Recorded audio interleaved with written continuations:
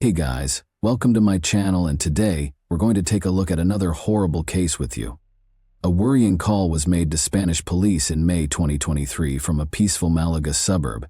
They found a young woman's body with several stab wounds in one of the units.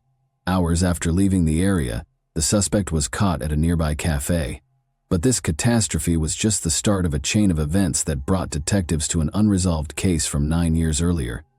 Even the most seasoned forensic specialists were taken aback by what they discovered beyond the wall of another flat. Sibora Gagani and her lover Marco resided in Spain's Laurel area, close to Torremolinos beaches, in 2011. Their existence appeared stable on the surface. Marco was a chef and Sibora was a waitress at a nearby restaurant. Sibora frequently called her mother Elisabetta to reassure her that everything was good at their tiny rental home. But beneath this seeming consistency were significant issues that were more apparent every month. Elisabetta felt the strained atmosphere in the home right away when she traveled to Spain to see her daughter. Even in her presence, Sibora and Marco began to argue. Elisabetta witnessed her daughter's attempt to rationalize Marco's outbursts of anxiety and jealousy by attributing them to transient problems. But Elisabetta was certain that the issues extended well beyond daily hardships. It was difficult to accept that Sibora had been someone entirely different just 2 years prior. Born in Tirana, Albania, on September 14, 1991, she has a reputation for being vivacious and upbeat from an early age. Following the split of her parents, Elisabetta, her mother, relocated to Italy with her kids, establishing a new life in Rome. People around Sibora took to her right away. Because of her enthusiasm and amiability, her classmates dubbed her Sibby. Sibora wanted to help her family even though she was struggling financially. She began working as a waitress in a nearby cafe at an early age, yet she never lost up on her goals.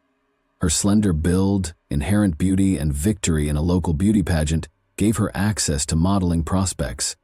Despite this, Sibora's greatest ambition was to become a teacher because she truly enjoyed working with kids. When Sibora turned 18, things started to shift. She met 31-year-old Marco at a cafe, and she was immediately drawn to his confidence and charm. She didn't know anything about him at the time. He had a sister, was divorced, and appeared to be looking to move on with his life. But there was a tangled past hidden behind this facade. Marco had already drawn the notice of the authorities on several times due to his aggressive demeanor and issues with controlled narcotics. Captivated by his charm, Sibora decided to ignore these red flags. After a year of dating, Marco proposed that Sibora and he go to Spain, saying that the country offered better employment prospects than Italy. Sibora persisted that she thought this relocation would usher in a new era when she and Marco could create a happy life together, despite Elisabetta's attempts to encourage her daughter to stop questioning Marco's motives. Spain initially appeared to be a promising country. Marco secured a job as a pizza cook, while Sibora soon secured employment as a waitress. Sibora seemed upbeat as she told her mother about her plans after they rented a comfortable house. Their stability did not last long, though. Marco blamed his bosses for his failures and started losing jobs one after another. He became increasingly irritable and jealous, and his violent outbursts turned from small altercations into major confrontations. Elisabetta was taken aback by what she discovered when she went to Spain to check on her daughter. Once vivacious and self-assured, Sibora now seems reserved and quiet. Marco made no effort to conceal his annoyance in Elisabetta's presence. Their confrontations became more heated, but Sibora persisted in standing up for Marco, telling her mother that things will get better. Those close to Sibora were perplexed as to why she chose to ignore these warning signs. Maybe she looked to Marco for the stability and support she had not experienced during her formative years. After relocating from Albania to Italy, her family had experienced hardship. Elisabetta put in a lot of effort to give her kids a better life, but Sibora had to take on responsibilities at a young age. She may have tried to fill that gap with her connection with Marco, but it just made things worse. For Sibora, life in Spain was getting more and more difficult. Her childhood dreams slowly turned into far-off recollections. Sibora Gargiani abruptly vanished in July 2014, leaving her family in distress. Her last known communication was a July 7 text message to her ex-partner Marco. Her social media accounts became silent, and she shut off her phone. This was not how she usually behaved. Before that, Sibora had told her mother that she felt free, had finally moved into a new apartment, and had broken up with Marco. According to her, it felt like a butterfly emerging from its cocoon. But everyone was startled by her abrupt quiet. The situation became even more bizarre when Marco showed up to Elisabetta's house in Italy out of the blue. He made an effort to come across as a man who was deeply troubled by what had transpired and remorseful. He told Elisabetta over coffee that he didn't know where Sibora might have gone. Marco claims that just before she disappeared, they had a disagreement and she left all of her possessions behind. Marco later claimed that Sibora had been spotted leaving with 2 luggage by a security guard at their apartment building. Concerns and suspicions were only increased by these contradictory remarks. Elisabetta remembered that Sibora had announced her intention to permanently break up with him only a month before. She had left Marco's apartment and was reconstructing her life after 3 years of attempting to save it. She made an effort to keep her distance from him throughout that time, but it didn't appear to have much of an impact on his interest in her life. Marco kept getting involved, displaying a disturbing tenacity. He abruptly called Elisabetta at the beginning of July to inquire as to whether Sibora had returned to Italy.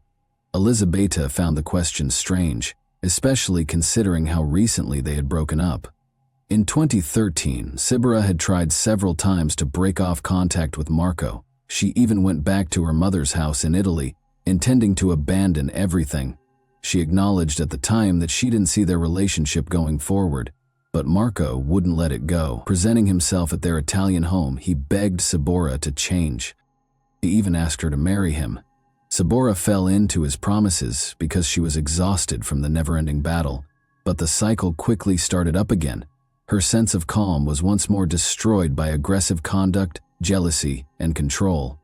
She once told her mother that she might have to entirely vanish if she ever made the decision to leave Marco permanently, because she thought he wouldn't leave her alone. Sibora visited Italy often in the months that followed, most likely due to the expiration of her Spanish residency permit. According to some stories, she traveled with a fake Italian ID. Elisabetta saw that her daughter was becoming more and more afraid. Although Sibora seldom ever talked about it, she merely stated that she was trying to find a way out of her challenging circumstance. Sibora attempted to start over by moving into a new apartment by June 2014.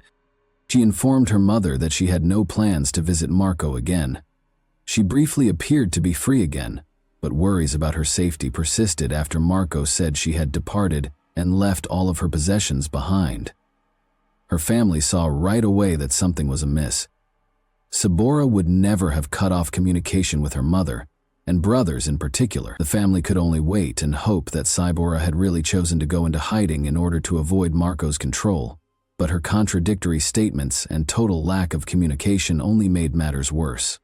Despite the efforts of Sibora Gagani's family and law enforcement, the inquiry into her abduction had not advanced much by 2015. Her mother, Elisabetta, had been the impetus behind formally reporting the incident to the police. Since Marco Zaboris was the last person to have seen her before she disappeared, she continued to believe that he was somehow connected to the incident. His actions during the probe, however, only served to heighten suspicions. Marco repeated his version of events while being questioned. After an altercation, he said Sibora had fled their house with only a few items. It was odd, though, since a lot of her personal belongings, such as clothes and identification papers, were still in the flat. Marco never called the police to report her missing, despite his claims. Rather, he claimed to have printed and distributed leaflets across their area in an attempt to find Sibora on his own. Additionally, he presented contradictory speculations regarding her location, at one time speculating that she may have visited Argentina or that she had been spotted with an unidentified male with whom she allegedly had an altercation. These claims lacked coherence and empirical backing. Because she didn't trust Marco, Elisabetta started looking for her daughter on her own. She contacted the media as well as a specialized group that assists in raising awareness of missing person instances. News outlets in Spain and Italy started to publish images of Sibora and appeals for help. No fresh leads were found, in spite of these attempts. Marco seemed to have a fairly normal life while Sibora's family persisted in their quest for answers. In an apparent attempt to avoid drawing attention to himself, he modified his look by shaving his head and growing a beard. He started 2 new relationships during this period, but both terminated with the ladies complaining about his violent conduct. Nevertheless, Marco continued to live in Spain, regularly going to the gym and joining a shooting club, which worried many who knew about his past. The family of Sabora persisted. Elisabetta begged the police to step up their inquiry on several occasions. Law enforcement started going through the case files in the interim, looking for any information that might have been missed. They examined Marco's allegations, which had seemed contradictory from the start. He claimed that Sabora had walked out with nothing, but he also claimed that she had departed with suitcases. There were also inquiries as to why he had not called the police right away after she vanished. The public's interest in Sabora's case gradually waned. Despite the tenacious efforts of her family still residing in Spain, Marco managed to adapt to life after her disappearance. To his neighbors, he seemed like a gregarious person who was interested in socializing and staying active. His reputation was still questioned, nevertheless, given his previous relationship with Sabora and the grievances from new partners. The investigation came to a halt as Sabora's family held out hope for any updates. With the help of worldwide missing persons databases, authorities increased their efforts, but to no avail. The uncertainty surrounding Sabora's fate continued to be an intolerable agony for those closest to her.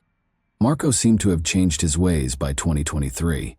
On the surface, he was living with Paula, his new girlfriend, and the two of them had a child. But beyond the surface of this ostensibly new beginning were the same problems that had beset Marco for years. His and Paula's relationship was everything but steady. She told her closest friends and co-workers that Marco had physically abused her. Marco, however, found it difficult to maintain a reliable employment, which made their financial difficulties even worse. Marco and Paula were offered positions by Victor Molina, the restaurant owner, whom Marco had met while working at a pizzeria.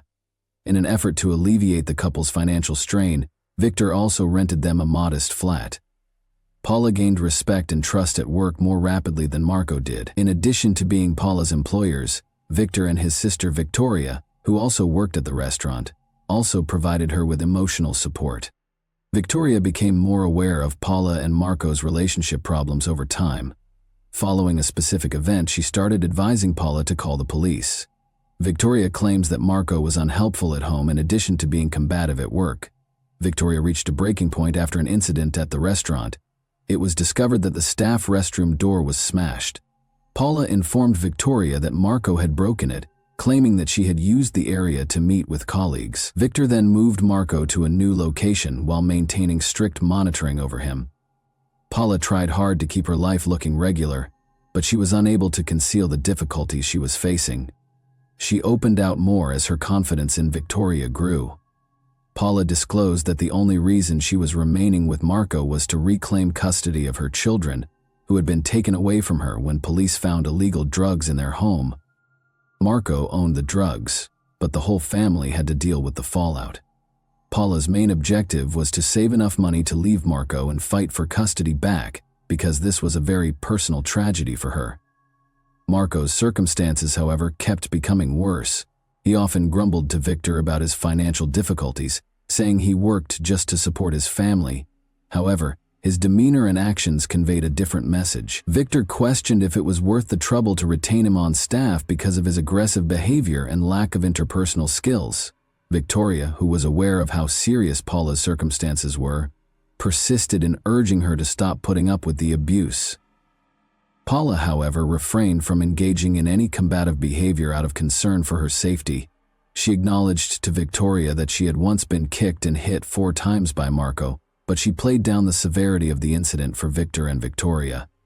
This was unmistakable proof that Paula's condition needed immediate attention.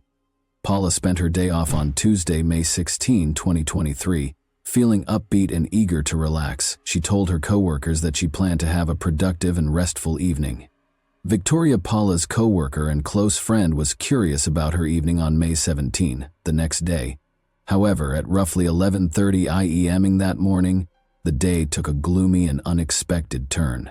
Although Paula and Marco frequently argued, the shouting that came from their apartment this time sounded much more furious. Paula's voice was clearly calling for assistance. Victor, Paula's employer and landlord, who happened to be nearby, could hear the disturbance so loudly that they were obviously worried. He and another restaurant staff hurried toward the residence. The two men arrived at the door and started yelling and knocking in an attempt to figure out what was going on. They heard mild sobbing coming from inside, but it quickly stopped. Marco opened the door a few moments later, his calm manner reassuring them that everything was well and that Paula had just gone to bed to sleep. But Victor felt really uneasy because Paula's voice was no longer audible. Recent occurrences added to the situation's alarming nature. Victor had dismissed Marco from the restaurant a few days prior after a string of concerning events, including the mysterious disappearance of a kitchen knife. Victor wanted to prevent more issues because he had become more and more suspicious of Marco. Marco was now at the epicenter of another worrying incident. While the other employee phoned the police, Victor went to get an extra key to the apartment. Marco acted unexpectedly and without explanation, but he seemed to be aware that the situation was getting worse. He walked out of the building and out of the flat. The flat was locked when the police got there. The mystery grew by the fact that everything inside looked as if the occupants had just departed. Victor, meanwhile, came back with the extra key and went inside the flat. They found Paula's body lying on the floor with several stab wounds. To ascertain what had transpired inside one of the apartments, it was clear that she had died a few hours before, and her clothing was covered with blood. Marco had already left when the police guarded the area, called in forensic experts to gather evidence, and began searching for him. While detectives searched for the culprit, Paula's body was sent for an autopsy to determine the precise cause of death. A few hours later, Marco was found in a nearby cafe, sitting peacefully at a table. During his arrest, he acted as if nothing had happened and did not resist. Marco showed up in court on May 20, 2023, 3 days after Paula's untimely death. He was accused of engaging in gender-based hostility as a felony with aggravating circumstances. A mental assessment and controlled substance testing were also mandated by the court. Marco was held during the hearing after being refused bail. Marco merely spoke in response to his lawyer's questioning, exercising his right to silence. Sibora Gagani, whose disappearance he had earlier hinted to, was not mentioned. But on May 17, the day of Paula's passing, Sibora's name returned to the public front a few days following his detention. During his interrogation at the station, Marco revealed something surprising. He said he killed Sibora Gagani during a 2014 argument and hid her body in the apartment they shared. Marco even volunteered to show investigators where her remains were found. Despite his admission, authorities decided to put Paula's death investigation first and postponed for a while checking Marco's claims regarding Sibora. Elisabetta, Sibora's mother, was devastated to learn of Marco's imprisonment and his revelation about her daughter. She had been fighting to restart the case for 9 years because she thought Marco was connected to Sibora's disappearance. After Marco's confession, Sibora Gagani's case was formally reopened and investigators set out to confirm his allegations. By early June 2023, they had inspected the flat where the pair had resided in 2014. The layout of the building where Sibora and Marco had previously lived was thoroughly examined by Spanish investigators working on her case. An extensive examination of the apartment turned up nothing noteworthy. Nevertheless, differences between the apartment's designs and actual layout were discovered. After making this discovery, the investigators turned their focus to a nearby apartment on the same level that had a nearly comparable design. One specific detail caught my attention. In the apartment under inquiry, there was a sizable area that, according on the design drawings, should have been a bedroom but wasn't there. On June 6, investigators gained authorization to enter the adjacent flat and breached the wall behind it. They found a big wooden box with lime in it. Police discovered the first piece of evidence, a plastic bag with personal belongings thought to be Sibora's, and a knife smeared with dried blood inside the box. One among the things was a bunch of withered flowers resting on top of a few garbage bags. A camping sleeping bag containing human remains was found inside one of the bags. To ascertain the identity and cause of death, the remains were sent for forensic examination. Investigators found tattoos on the body that matched descriptions in Sibora Gagani's missing persons complaint. But Spanish authorities asked Sibora's relatives in Italy for DNA samples to definitively confirm the identity. To get a sample of Sibora's mother, Elisabetta's saliva, cops showed up at her house on June 10. The remains were identified as belonging to Sibora Gagani by the DNA results. New information regarding Marco's behavior surfaced during interrogations in Spain in the week after the discovery. He claimed to have tried to dispose of the body by using acid, but this claim was not supported by evidence. The reopening of Sabora's case was triggered by Marco's confessions after his arrest for Paula's death, and investigators observed that he constantly changed his testimonies. Authorities kept looking into the circumstances surrounding her death in the interim. The news that Sabora's remains had been confirmed was a crushing blow to Elizabeta. She had lost hope after 9 years of uncertainty, but she had never given up on finding out what had happened to her daughter. Her life had drastically changed over the years. Sabora's father never found out the truth about his daughter and had died of illness. The birth of her grandchild had been Elizabeta's only source of comfort. Elizabeta thought back on her years of campaigning, pleading with the police to reopen her daughter's case after the remains were formally identified. Although she had at last received answers as a result of her efforts, she also felt a feeling of bittersweet closure. The evidence retrieved from the location where Sabora's bones were discovered was still being examined by forensic specialists. Forensic testing was done on the knife found in the plastic bag in order to find any biological evidence that could connect it to Marco. In the meantime, Spanish detectives worked with their Italian counterparts to add to the Sabora missing case information. Despite the evidence in Marco's own admission of his role in Sabora's killing, including disclosing the location of her remains, the inquiry into Paula's death was still underway, and Marco was already the main suspect. Marco eventually withdrew his confession. Marco's lawyer contended that his remarks should not be used in court because they were made under duress. Nonetheless, investigators insisted that there were solid grounds for additional charges based on the evidence, which included Sabora's personal things that was discovered in the hidden box. Sabora Gajani's family was able to finally bury her in January 2024, a few months after her bones were found. Her remains were given back to her loved ones for burial once all forensic analyses were finished. Friends and family came together to say their final goodbyes at the service, which was held in Italy. In remembrance, balloons bearing sincere words that represented hope and goodbye were released into the sky. The continuous judicial processes against Marco, who was charged with Paula's death, received the majority of attention at the time.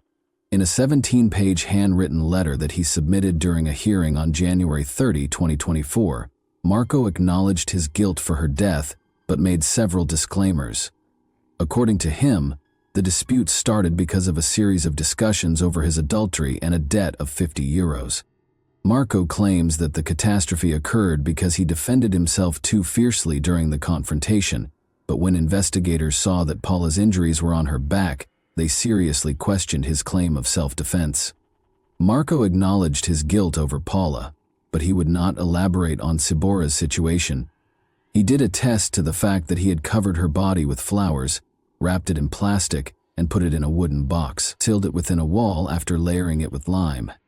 He tried to defend his actions by claiming that they were a response to his anxiety of the situation, but he denied any responsibility for her death. Marco presented a completely different story of Sabora's death during the trial, changing it abruptly. He said her death was caused by the Albanian mafia, with which he claimed to have been associated because of debts. Marco claims that he was unable to pay back the €25,000 he borrowed to start a brothel because the money was stolen. He claimed that 4 men showed up at his house, and one of them killed Sabora during a fight. Marco said that in order to prevent more repercussions, he was then compelled to dispose of her body while facing danger to his own life. Given that Marco had previously altered his claims several times during the investigation, this account of events caused serious skepticism among investigators. Marco's arrest in May 2023 following Paula's death was the first indication that he had lied to authorities. During the investigation, no proof was found to corroborate his allegations of mafia involvement. An examination revealed that Sabora had suffered many knife wounds, which, even in light of the state of her remains, amply demonstrated a violent crime. Years after Sabora was reported missing, her family was eventually able to get confirmation of her whereabouts. Although Sabora's father had died without ever finding out the truth, her mother Elizabeta disclosed that she had spent the previous 9 years holding out hope for answers. The trial for Paula's case was still going on by May 2024. In order to handle the counts of homicide and domestic violence, the court opted to hold a jury trial. Even though it had been reopened, Sabora Gagani's case had not yet gone to trial. More court proceedings were expected as investigators proceeded to examine Marco's assertions, particularly his suspicions of mafia participation. As seen by the experiences of Sabora Gagani and Paula, aggressive and manipulative relationships can have disastrous outcomes. The same individual betrayed Paula, who was trying to take back control of her life, and Sabora, who had hoped for a bright future. Their tragic outcomes serve as a sobering reminder of how critical it is to spot abusive conduct early and take action to stop future catastrophes. And that wraps up today's chilling story. If you enjoyed this video, don't forget to like and subscribe so you never miss a new upload. Also, let me know in the comments, what part of this story shocked you the most? Thank you for watching, and I'll see you in the next video.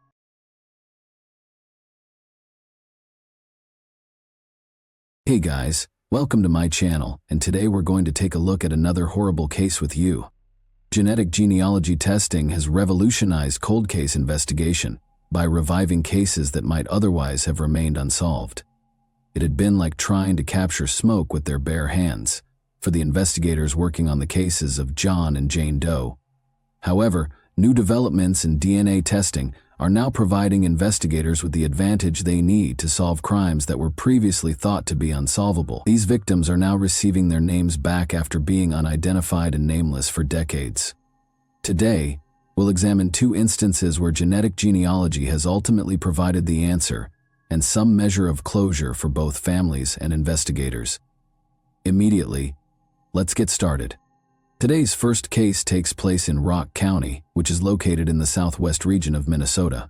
Rock County is one of the 4 counties without a natural lake, despite Minnesota's reputation as the land of 10,000 lakes. A Department of Transport employee was busy removing the concrete culverts beside Interstate 90 off Highway 23 in Beaver Creek Township on March 13, 1981, as part of a regular municipal cleanup. He was startled to see some skeleton remains when he brushed aside the wreckage. The employee phoned the police after speaking with his boss right away. The area was cordoned off when the police came, and everyone in the vicinity was questioned about the finding. According to the supervisor, the culverts were cleaned out once a year, with the most recent cleanup taking place on October 21, 1980. The remains might have been disposed of in the culvert at any point between October 1980 and 1981, Wyatt investigators hypothesized. After removing the deceased, forensic specialists and crime scene detectives set about gathering any hints that might have been left behind. The body was taken to the medical examiner's office in Ramsey County. The medical examiner found it challenging to identify the John Doe. From what was left of the nearly full skeleton, the body had been severely decayed and was hardly identifiable. According to the coroner's findings, John Doe was a white man in his 30s to 50s. 5 feet 6 to 5 feet 8 inches was his estimated height. There were no distinctive birthmarks or tattoos, and the state of the body made it impossible to establish weight, hair, or eye color. The coroner noted that there was a chance the person had been shot, but the cause of death was designated as homicide. No gun or shell casing was discovered in the area, but there had been a wound to the skull that was consistent with a small caliber firearm. DNA samples were retrieved from the remains, and plaster casts of his teeth were taken for his dental records. His fingertips had crumbled with decay, making it hard to get fingerprints. The victim was discovered wearing boxer shorts, green cotton work pants, and a leather belt. He wore 2 pairs of green socks on each foot and engineer boots in sizes 8 to 9 that were either light tan or white slip-ons. He was holding a locket with a picture of a baby inside and a black plastic comb. Based on this ambiguous description, police conducted a thorough search of the region and spoke with Department of Transport employees who had been there since October of last year. A police artist created a preliminary sketch using information from the medical examiner. Beaver Creek Township saw the creation and distribution of posters. They also asked drivers who frequently traveled the road if there was any strange behavior going on nearby. When asked about the John Doe who was discovered in the culvert, locals were unable to name anyone who fit his description. No one appeared to know who this individual may be, and a search of missing people databases in and around Minnesota produced no results. The case eventually became cold due to a lack of leads. Despite authorities routinely reviewing the case, no one had come forward to report someone missing in the region, and no new information emerged. As technology developed, Known criminals' DNA profiles were being converted to digital format so that law enforcement could obtain data more quickly and easily. In 1981, a profile of Rock County John Doe was created, and it was used to look him up in national criminal databases. But this was also in vain, because no victim records could be located. Decades passed with no new information about the case. After using this new technique to find and apprehend the notorious Golden State Killer in 2018, genetic genealogy started to transform criminal investigations. Other law enforcement organizations quickly noticed, thinking that this technology will undoubtedly revolutionize the process of locating unresolved cold cases. In August 2022, the Rock County Sheriff's Office reactivated the Rock County John Doe case in collaboration with the charitable organization, the Doe Network. Using the John Doe's autopsy photographs, they created a digital composite sketch that was posted to their website and all other databases of missing persons. The next step was to organize fundraisers and community projects to generate enough money to cover DNA testing. The sheriff's office met their goal and covered the cost of all the tests required to complete the assignment. Using DNA samples from the sheriff's office, Doe Network volunteers began tracking down family ties using the genealogy websites. In Omaha, Nebraska, they discovered a family match after searching through thousands of family trees for several months. After that, the team contacted the woman, who stated that she was open to meeting with any relatives she knew who had either gone missing or lived in Rock County. In early November 2022, officials traveled to Omaha after reaching out to Rock County Sheriff's Office investigators and agents from the Minnesota Bureau of Criminal Apprehension.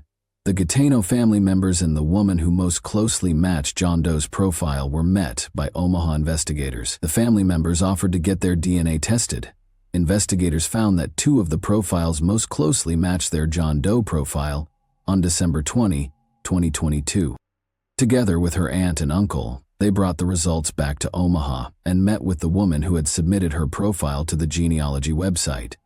Detectives learned during family interviews that the woman's aunt did in fact have a brother called Louis Anthony Gateno who vanished in 1971. They knew they had located their John Doe when they presented detectives with a photo of Louis. Since many of their relatives had passed away, the family was unable to share much about Louis's life. Sometime in 1946 would have been Louis's birthday. Investigators did learn from them that Louis had a history of robbing banks in the 1960s.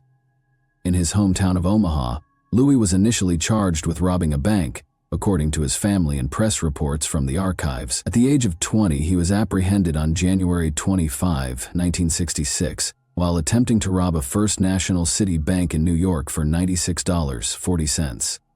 Reports state that Louis shot the counter after being overwhelmed by the bank teller. In the altercation, he had hurt his hand. According to the report, Louis admitted to detectives that he had been hopeless and despondent and that he just wanted his life to end.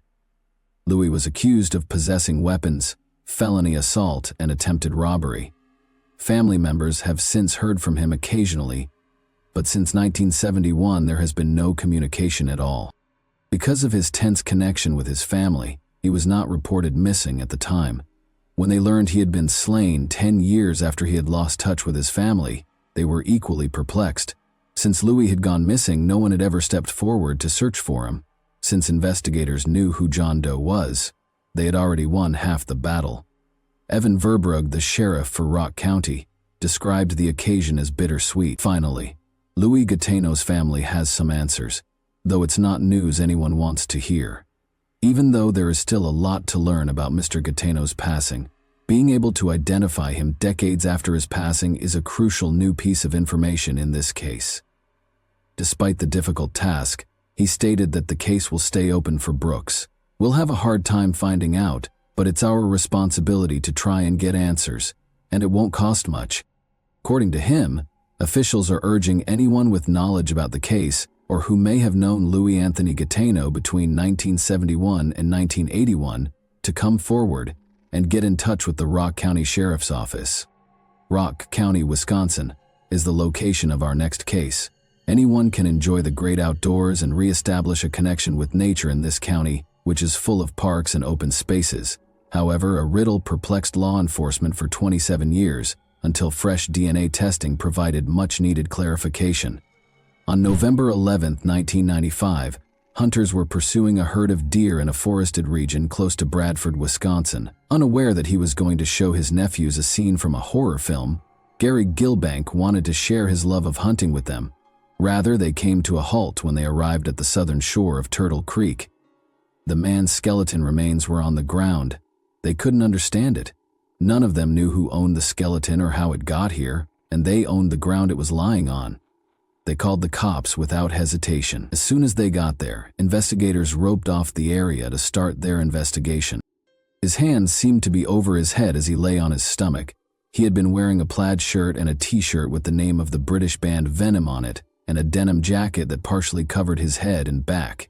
There was a Nike sneaker close to the body, and he was also dressed in gray camouflage pants. The other was not located. From the scene, investigators retrieved a container of Carmex lip balm, a Budweiser lighter, an Aquatech wristwatch, and a chrome pendant of a horned goat. After being taken out, the remains were taken to the coroner's office for additional analysis. The coroner started examining John Doe in great detail. The skeletons had shown no obvious evidence of trauma. He weighed 140 pounds and was reported to be between 5 feet 4 and 5 feet 6 inches tall. He was between 17 and 20 years old. The coroner identified him as a male Caucasian based on a dental study. He had only 2 fillings and had received good dental care. His wisdom teeth were still in place, however, 1 was impacted and 2 had partially erupted. Hair samples were collected for a toxicological examination. The coroner did not rule out that he may have been drunk or had used hallucinogenic drugs before his death, but the absence of any traces of cocaine, codeine, or morphine ruled out the likelihood of an overdose brought on by a chronic opiate addiction. Although his cause of death remained unknown, it was possible that he had fallen into the creek and succumbed to hypothermia. The coroner thought that he might have been drunk and lost his way before he lay down, and that he might have perished from exposure to the weather. Additionally, there had been conjecture regarding the precise moment of his demise. According to the coroner's estimation, he might have passed away around the fall or winter of 1994. Other than the hints they discovered on the John Doe at the site, investigators had no leads. They began a thorough investigation that took them in a number of directions. John Doe's skull was incinerated in the interim, and his remains and ashes were interred at the same Johnson Town Center Cemetery where John and Jane Does were buried. Investigators looked into every known accident that happened around the estimated time of John Doe's death in order to support the idea that he might have been drunk and confused. They thought he might have been a vehicle accident survivor who had gone missing following the collision. But there were no reports of a missing male who suited his description. In actuality, no one who fit John Doe's description had ever been reported missing. Based on the clothing he was wearing when he was discovered, investigators then went back and looked at every rock concert that had ever taken place in the vicinity. Interviews with heavy metal members revealed that none of them could recall anyone who matched John Doe's description. Here they had come to yet another dead end. They looked through government documents and school yearbooks to determine his estimated age, but they discovered that no minors during that time were listed as missing. Investigators were forced to start over after conducting interviews with the local school district's children yielded no leads either. Thereafter, the inquiry focused on multiple witness accounts of a man who the locals called River Guy. Witnesses reported seeing a young man in his early 20s sprinting toward the creek where the body was finally found on October 16, 1994, at approximately 5:30 p.m. According to witnesses, the River Guy had been drunk and upset that afternoon and was dressed similarly to the John Doe. These witnesses stated that the man had been stumbling toward the creek and had fallen into the water multiple times while attempting to ascend the slope. Along with mentioning being a fugitive and having been wronged by a woman named Mary, they also claimed he had yelled at onlookers to leave him alone. Until additional forensic examinations revealed that River Guy and John Doe might not have been the same person because of chronological differences, the theory was still one of the most compelling. John Doe's pace of decomposition suggested that he might have passed away around May 1995 rather than in October 1994, when River Guy was last seen, according to subsequent forensic estimates. Additionally, this refuted the original medical examiner's estimated time of death. A pendant discovered at the scene provided the next lead. In 2010, The pendant was linked to a craftsman in the Janesville area by detectives from the Rock County Sheriff's Office. The man has created a number of rock and metal-inspired pieces for admirers while being involved in the local metal rock scene. He admitted to the police that the pendant was one of his creations when they showed it to him. Nonetheless, he produced a number of like pendants and sold them to dozens of customers over the years. The craftsman failed to identify John Clinton Doe as a potential client when he was shown a composite sketch of him. As a result, the investigation encountered yet another obstacle. Together with a scientist from the Smithsonian Institution, the Rock County Sheriff's Office conducted an isotopic examination of the John Doe's bones in 2014. In forensic anthropology, isotopic analysis has been used to identify the provenance of unidentified human remains from bone tissue. A person's birthplace can be ascertained by forensic scientists. The scientist from the Smithsonian found that John Doe had been in the Midwestern region around the Great Lakes for a considerable amount of time. The states of Wisconsin, Illinois, Minnesota, and Michigan were among these regions. Investigators were able to focus their inquiry because to this information, after determining the potential birthplace of John Doe, detectives started over in 2016 and revised the composite sketches created by the FBI in 2014 and the Rock County Sheriff's Department in 2013. This time, before making it public, they added some color and regressed the sketch to the age of 16. The department believed it would help anyone who might have dealt with him that year remember him, said private investigator Jack Fries. The whole idea here is to get people to think about what was going on in the early 90s and in their lives. And do they have any connection with this guy at all? He stated. Despite the failure of their efforts, detectives were determined not to give up lightly. Jack Fries, a private investigator, spent the next 2 years trying to figure out who the young John Doe was. In June 2018, Fries and Detective Corinne Billhorn contacted the DNA Doe Project, a volunteer-run non-profit organization that uses the DNA recovered and preserved from the initial autopsy to assist in identifying unsolved John and Jane Doe cases. In collaboration with Flugen Genetics, Aerodyne Research Inc., Full Genome Corporation, and the National Center for Missing and Exploited Children, the team set out to identify the John Doe. Using the genetic genealogy and ancestry website GDMatch, the protracted trip started. John Clinton Doe's potential ancestors were located and identified by the research team. They had a rough identity in February 2019, but detectives needed to be absolutely certain. Investigators spent the following 3 years locating the John Doe family in collaboration with the University of North Texas.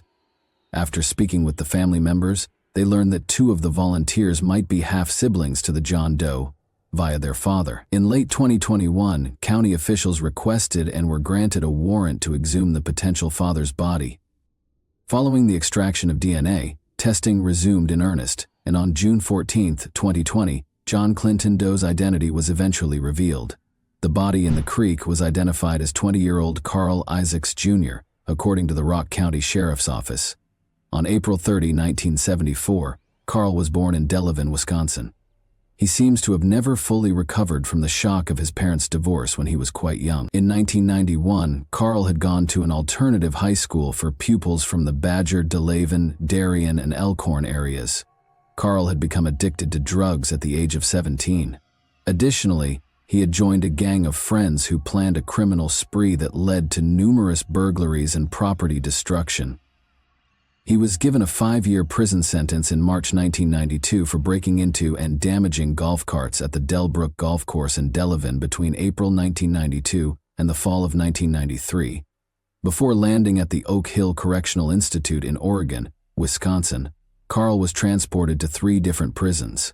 He had been discharged during that time to participate in a Madison halfway house drug rehab program. Under house imprisonment, he was also periodically permitted to visit his mother. Carl occasionally served as an informant for law enforcement and drug investigations.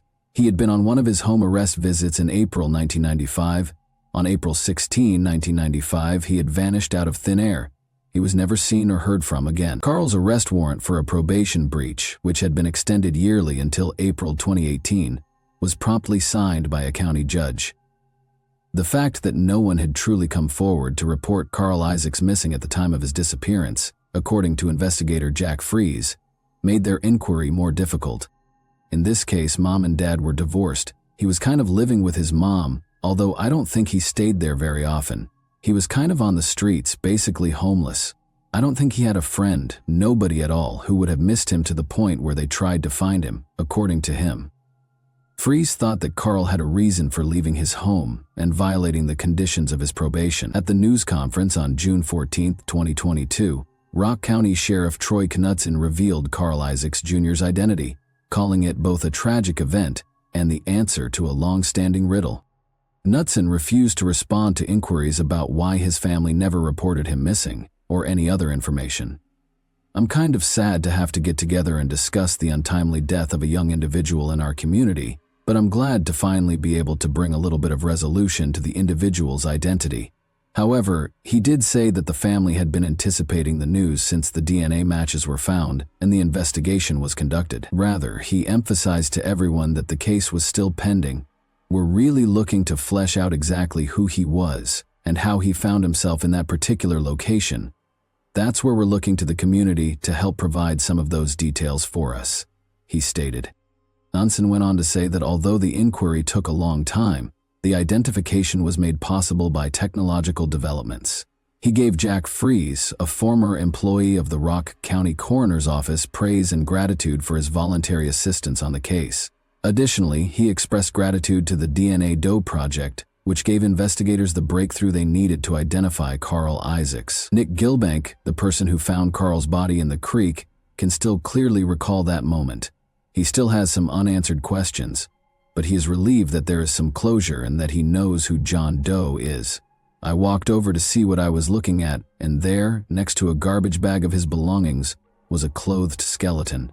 I remember kneeling down and picking up the shirt, and there was a skull, completely decomposed. I guess I'm glad they finally identified the remains, he stated. And that wraps up today's chilling story. If you enjoyed this video, don't forget to like and subscribe so you never miss a new upload. Also, let me know in the comments what part of this story shocked you the most. Thank you for watching, and I'll see you in the next video.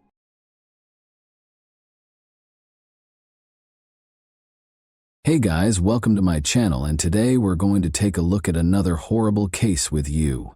The American summer peaked in mid-July 1980.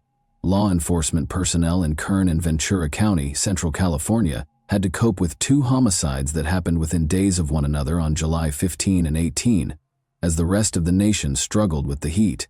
For decades, the murder mystery remained unresolved, until DNA technology filled in the gaps, giving police the advantage they needed to apprehend a deranged murderer. However, who were the victims, and how did they relate to each other?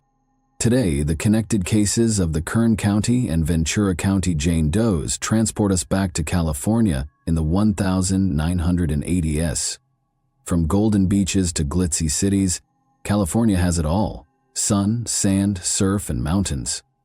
Unquestionably, the West Coast state draws visitors from all around the world throughout the year. California offers something for everyone, whether you want to spend a day mingling with celebrities in sun-kissed Los Angeles as you walk down the Walk of Fame, or spend an afternoon admiring the vibrant environment of Venice Beach.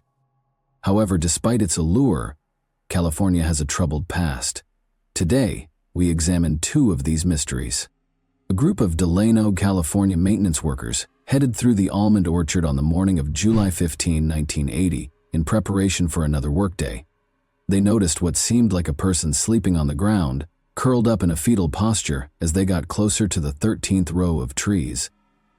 They had to do a more thorough inspection out of curiosity, and what they found shocked them so much that they hurried to call the police right away. The body belonged to a woman who had obviously been murdered.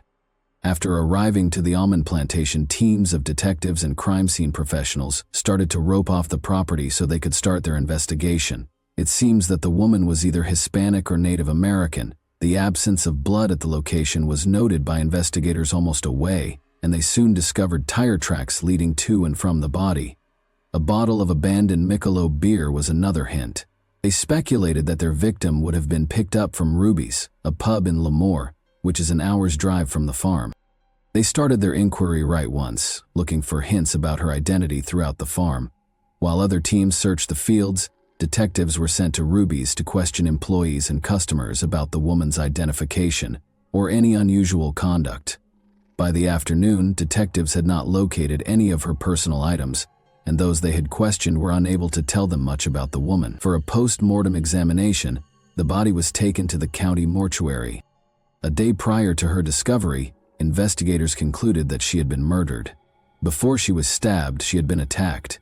With 9 defensive wounds on her arms and shoulders and 18 stab wounds to her chest, it was excessive. Investigators could see that she put up a strong fight against her assailant. Her essential organs had been perforated, and sharp force trauma was listed as the cause of death. Her fingerprints were collected and sent to the crime lab without any kind of identification. Nevertheless, no records were identified when her prints were run through other databases. In an attempt to identify her, the coroner started looking through the body for hints. There were scars on her abdomen, which the examiner thought might have been from an operation or childbirth, and there was scarring on her buttocks. She had 2 distinctive tattoos. One was a heart with the words, "I love you, Shirley," and Seattle. The other just said, "Mother and I love you." Because of an injury to her upper leg, she also wore a prosthetic left leg. She had lost all of her upper teeth, which appeared to have been extracted medically. Her blood alcohol level was 0.3%, according to the toxicology report, indicating that she had been inebriated. The idea that she might have been picked up from the bar Ruby's was reinforced by this. The examiner's findings were used to create a thorough profile. She was 5 feet and 4 inches tall, weighed 115 pounds, and was thought to be between the ages of 25 and 35. She was Native American and had black hair that was slightly curled. There were indications on her physique that she may have given birth at least once. According to the tattoo, she was born in Seattle, Washington, and Shirley was either her real name or the name of a loved one. She was dressed in a pink top, blue jeans, blue socks, and white shoes when she passed away. Her body was given the placeholder name Kern County Jane Doe and held in the county mortuary until she could be identified.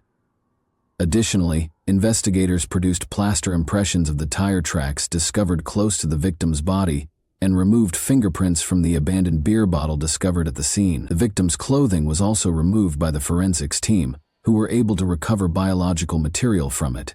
In order to screen for potential DNA that might have been transferred during the attack, they also asked the medical examiner to submit the victim's nail clippings.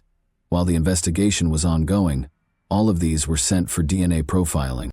However, she was only the initial casualty in what would turn out to be a multi-decade mystery. Authorities were notified of another homicide in nearby Ventura County 3 days after the Kern County Jane Doe was found. On July 18, 1980, the body of another woman was found in the Westlake parking lot of Thousand Oaks High School. Investigators discovered that the woman was either Hispanic or Native American when they got there. She had multiple apparent defense wounds on her arms and had been partially undressed. Since there was not much blood found close to the crime scene, a search revealed that she had been slain somewhere else. A trail of blood from the edge of the tarmac surface to the body's location suggested that she had been dragged from a car and taken to the parking lot. Investigators knew that nearby Kern County had seen a similar attack 3 days earlier. At the time, investigators did not think the 2 crime sites were connected, despite their obvious parallels. Investigators searched the surrounding area but were unable to find any hints because they could not find any tire tracks or the victim's personal things close to the crime site. When questioned, the school custodian who discovered the body was only able to say that he had discovered her while performing his regular tasks at the school. At the moment, detectives could not help but notice that she was also pregnant. Her remains were forwarded to the county coroner for additional analysis. The woman was killed 12 hours prior to her body being found, according to the medical examiner at the coroner's office. She had died by strangulation after being stabbed 16 times. The victim had also been viciously attacked. She had battled her attacker to the very last, as evidenced by the wounds on her arm. According to the coroner, she was in the 20-30 age group. She weighed between 100 and 115 pounds and was reported to be between 5 feet 1 inch and 5 feet 3 inches tall. Investigators were given a thorough profile by the coroner, which included a description of the woman and identifiable body marks. With some Hispanic, Caucasian, Sub-Saharan, and Asian descent, The victim was predominantly Native American. She had penciled eyebrows because she had chopped off her natural brows, brown eyes and black hair with bleach blonde tips. She had her ears pierced and had extensive dental work done. She had a number of birthmarks and scars, including a scar on her left knee and 2 scars from vaccinations on her left arm. She was 5 months pregnant with a boy, they were able to ascertain. Before the attack, the infant had seemed to be healthy and had received the right prenatal care. Additionally, an episiotomy scar indicated that she might have previously given birth to at least 1 child.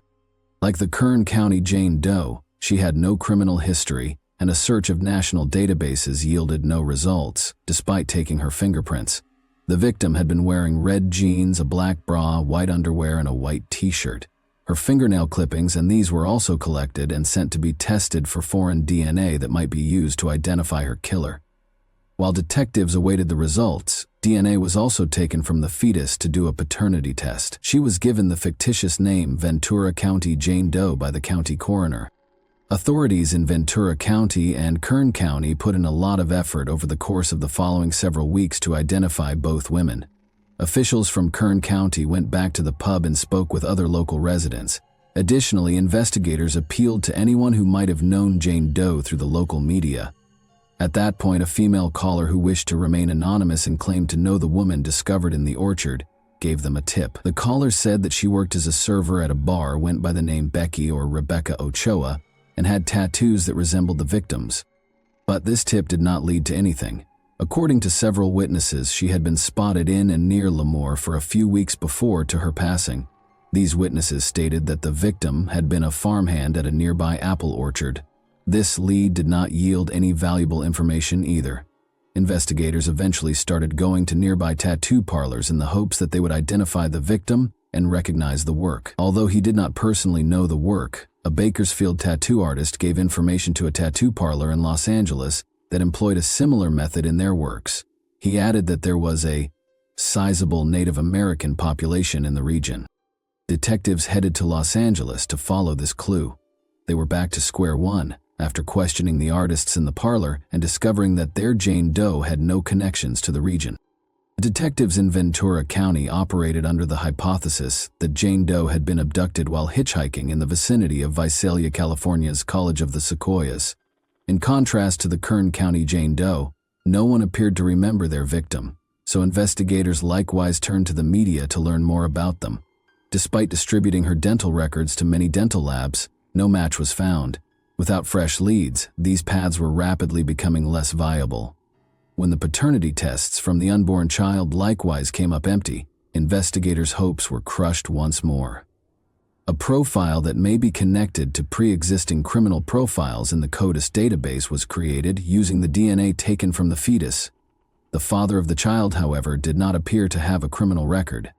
In the 1980, cSDNA testing was still in its infancy, and detectives had tried every available avenue to identify both women. Despite being buried in county cemeteries, the investigators never forgot the Jane Doe's story and kept trying to re-identify them. It was found that the foreign DNA from both ladies belonged to an unidentified male.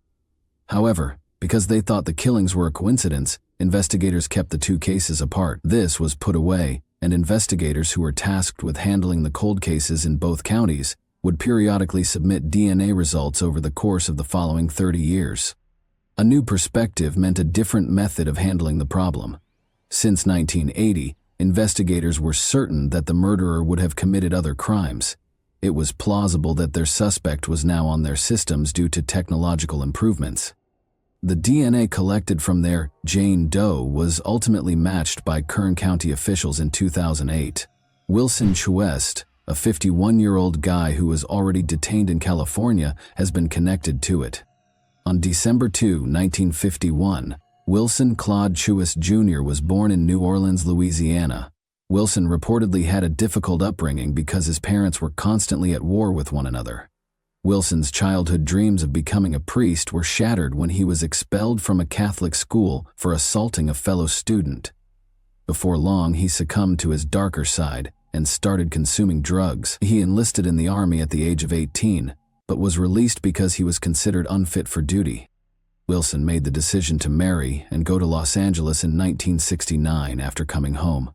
Wilson's move to crime revealed rifts in the marriage, despite the fact that the pair appeared content and even had a daughter. In October 1977, he committed his first significant offense. A young woman who had been standing on the side of a road in Los Angeles had been offered a lift by him. After she climbed in, he kidnapped her and took her to a faraway place. Wilson then attacked her and tried to kill her by strangulation. When she went unconscious, he figured she was dead. She regained consciousness after he abandoned her body in a ditch and reported him right away to the closest police station. Wilson, unable to avoid the allegations, struck a bargain with the prosecution and was accused of kidnapping in November 1977.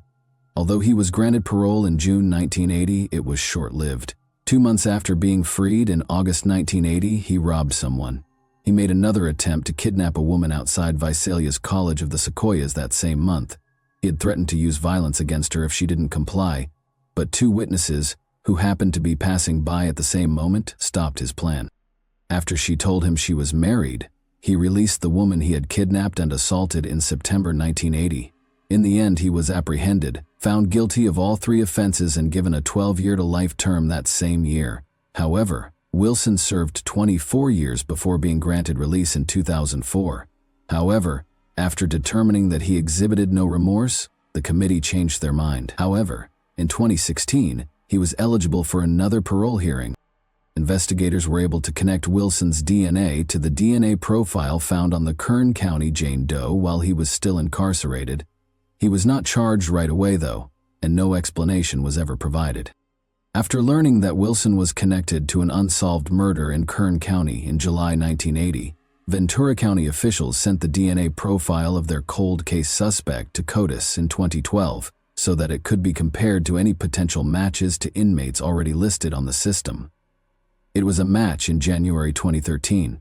DNA from their Jane Doe's clothing and fingernails had also connected her to Wilson Shuis. Investigators in both counties were perplexed by it because they had spent years looking into 2 instances that had striking parallels but were never connected. However, the struggle for justice was far from ended. DNA had not been able to identify both Jane Does, despite having connected Wilson to both killings. One of the lawyers decided not to pursue the cold case with unidentified victims when the case was handed to the Ventura County District Attorney's Office. However, John Barrick, a senior deputy district attorney, was unwilling to give up. Wilson was to be prosecuted for the killings of Jane Does in Ventura County. "I don't have to prove their identity under the laws of murder. All I need to do is demonstrate that they are human," he thought. "I felt it was worth the effort because if we don't, these women, even if we don't know their names, will never receive the justice they deserve, and there's a good chance Wilson will escape, and that is not a person who deserves to be out among law-abiding citizens," Barrick stated. On September 23, 2015, a court order sent Wilson Shuis to Ventura County while he was still in detention. He was charged and arrested on 3 counts of murder while he was being detained at the county jail, the deaths of Jane Does and her unborn child. Wilson initially denied any involvement in the attacks and killings of the 2 ladies. Barrick and a number of prosecutors from Ventura County and Kern County spent the next 3 years trying to make Wilson pay for his crimes by presenting a strong case. He was put on trial on May 14, 2018. In court testimony, 3 of the women who survived his attacks characterized Wilson as a predator. Their accounts were similar in that Wilson had approached them and enticed them into his vehicle. Patrick Scott Bell also came forward as a witness. In 1980, Patrick was a teenager who frequently stayed with Chowis, a family friend. He described to the court how Wilson had admitted to him that he had murdered an unidentified woman and disposed of her remains. He added that one evening, he and his brothers had assisted Wilson in cleaning his car, and that when their mother questioned them, Carolyn Bell had made up the story that Wilson had struck a deer. Carolyn Bell confirmed this confession in court, as well as in a prior 2013 interview. Prosecutors used tangible evidence discovered at the Kern County crime scene following the confessions. Wilson had previously been identified by DNA and fingerprints recovered from the abandoned beer bottle. Additionally, a positive match was found in the DNA taken from the Jane Doe's clothing and fingernails. Andrei Ninjev, Wilson's defense lawyer, made a feeble claim when he claimed that his client and the women had agreed to intimacy. Additionally, he contended that there was no tangible proof of Wilson's presence at the Ventura County crime scene. On May 31, 2018, Wilson was convicted of killing both adult victims following a 2-week trial. The jury returned a guilty verdict with a unanimous vote. They were unable to convict him of the unborn child's murder, though, because the legislation the prosecution cited to support their case had not been amended since 1994. Wilson's age and the dearth of witnesses who could testify on his favor prevented the death sentence from being sought. Wilson was given 2 consecutive life sentences without the chance of release on July 12, 2018. The California Substance Abuse Treatment Facility and State Prison in Corcoran is where he is presently completing his term. Wilson was found guilty and charged with killing both Jane Does, but this did not help detectives get their names back. However, since the 1980s, DNA testing has made significant progress. Steve Rhodes, a cold case investigator in Ventura County, was aware that suspects in cold cases that had been unsolved for decades were being identified using a novel genetic genealogy testing technique. It could undoubtedly assist in identifying the victims. It had placed the Golden State Killer in jail. Both Kern County and Ventura County officials sent their DNA samples for genetic analysis in collaboration with the DNA Doe Project, DDP, an all-volunteer organization that uses genetic genealogy to identify John and Jane Does. To date, one of the victims of serial killer John Wayne Gacy has been positively identified by the DDP. Southern Texas, Central Mexico, Northern New Mexico, Indigenous California, and Guatemala are among those mentioned on their website and Facebook page. Family members have yet to identify her. Investigators were able to identify her unborn child's father in 2021. He is thought to be a Honduran immigrant with connections to the Central American population in Los Angeles' Koreatown neighborhood. Investigators couldn't get in touch with him to find out anything about their Jane Doe. However, they are aggressively looking for any leads and are encouraging family members to come forward and provide their DNA. Finding anything useful for the Kern County Jane Doe was a little more challenging because the DNA recovered had deteriorated over time. In May 2019, she started her inquiry. The victim was indigenous, according to the DDP, and her parents were probably from Mesquakis, Alberta, Canada. The issue was that very few Native Americans had given genealogical websites their DNA profiles. To aid in the case's resolution, a request was posted on the DDP Facebook page for anyone of Indigenous heritage to submit their DNA. Violet Sousa, who had spent decades looking for her missing aunt Shirley Ann Sousa, saw this appeal. In February 2020, Violet sent her DNA to GeneMatch. In April 2021, the DNA Doe Project announced that Shirley Ann Sousa had finally been identified after tests revealed that Violet was, in fact, a close relative of the Kern County Jane Doe. When she was slain, she was 35 years old. On February 6, 1945, Shirley was born in Alberta, Canada, on the Samson Cree Nation Reserve. Each of her 7 siblings belonged to a close-knit family. When Shirley's father died, she was just 14 years old. Due to their inability to manage the duties involved in ranch maintenance, the family experienced financial troubles. In order to provide for her family, she ultimately made the decision to leave the reservation in pursuit of employment. Shirley ended up relocating to Vancouver, British Columbia, instead of her original plan to relocate to Edmonton, which is nearby. She would later marry Adam Miskew here in 1963, and the 2 of them had a girl and 2 boys. However, things did not get any simpler. Her marriage failed after a few tumultuous years, and her 3 children were removed and placed in foster care before being adopted. She ended up destitute after failing to reclaim custody of her kids. In order to deal with her depression, Shirley resorted to substance addiction and drinking. Her family had observed the shift in her behavior, but she occasionally went back to Alberta. When she returned for her brother's burial in 1977, it was the last time her family saw her. She mentioned that she would be seeing a friend in Seattle, Washington, but she stated that she did not want to go back to Alberta. Shirley's mother allegedly encouraged her daughter to get a tattoo that would help people recognize her and help them find her in the event of an emergency. Shirley continued to correspond with her family, but after June 1980 she stopped. After decades of searching the Vancouver region, Family members finally turned to visiting cemeteries since they thought she had passed away. Violet Sousa claimed that after the finding, she had promised her grandma that she would track down Shirley and bring her back to the family. On May 26, 2022, her remains were transported by air to Edmonton Airport. Members of California's Tule River tribe performed songs and offered blessings during a ritual before her casket was given back to her family. They were joined in bidding their final goodbyes by representatives from the Kern County Sheriff's Office. Violet felt relieved that she could finally keep her word. Shirley Ann Sousa was buried on May 27, 2022, in Riverside Cemetery, where her family is buried. In order to enable Indigenous people to perform their own forensic investigations, Violet now advocates for them to receive training in DNA research. She is still collaborating with investigators to use a genetic genealogy database to assist other Indigenous families in locating their missing loved ones. "I want to give people in similar situations to that hope," she said. Even though the task looked unachievable in 1980, investigators' relentless pursuit of justice, along with developments in DNA testing and technology, has finally brought a killer to justice and offered peace to a family that had been looking for their loved one for far too long. Over half of the war has already been won. However, there is still hope for finding the Ventura County Jane Doe as technology advances. The instance of today has demonstrated that unwavering perseverance can produce incredible outcomes. How do you feel about the advancements in technology that have helped locate and provide closure to families who have been looking for answers regarding the location of their missing loved ones for years? And that wraps up today's chilling story. If you enjoyed this video, don't forget to like and subscribe so you never miss a new upload. Also, let me know in the comments what part of this story shocked you the most. Thank you for watching, and I'll see you in the next video.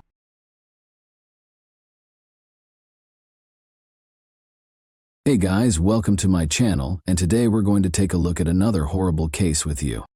The date was March 24, 1961. It was cold in Keystone Islands, North Miami. Frances DeMari, 32, called the Miami-Dade police just after 3 in the morning. She said that 2 unidentified attackers had murdered her husband, 52-year-old Joseph DeMari. Who were the attackers who murdered Joseph? Was this a random act of violence, or was it part of a planned hit? Today, we're examining Joseph DeMari's complex cold case, which was finally solved in 2023 and dates back 62 years. So, let's go straight to the riddle without any more ado. Northeast Miami-Dade County, Florida, is home to the city and suburb of North Miami. There are a little over 60,000 people living there. North Miami saw a significant increase in organized crime in the 1950s and 1960s, including several mafia families. During this time, the DeMaris were also thriving in North Miami, and the mafia, also known as La Cosa Nostra, had a big impact on the city's underground. Joseph J. DeMare was born in 1910 and raised in Boston with his younger brothers, Joseph and Dominic. He had a strong relationship with his brothers that lasted into adulthood. The 3 brothers opened a fresh vegetable sales company in 1928. After beginning with a pushcart, they eventually set up shop in Boston. As a result of their increasing sales, they relocated to Quincy Market in 1930. By 1939, their company had grown all over the country. To satisfy the demands of grocery chains, the DeMare brothers partnered with tomato producers in other states, including Florida, Texas, and California. In order to guarantee a year-round supply for their clients, they were also the first in New England to import tomatoes straight from Cuba. The brothers made the decision to engage in farming as their firm prospered. In Florida and then California, they began growing tomatoes in open packing operations. They spread to other places, such as South Carolina.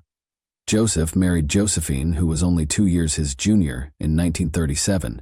Joseph, Josephine, and their 3 children, Richard, James, and Joseph Jr., migrated from Boston to North Miami in the early 1940s. Joseph and his brothers had established a living selling fresh produce there. Before relocating to Keystone Island in North Miami in 1953, Joseph DeMare resided in Miami Beach. Linda, Joseph's only child, was born. Sadly, his cherished wife Josephine died shortly after, in 1956, from breast cancer. Joseph DeMary married Frances, a woman who was 20 years his junior, 3 years later in 1959.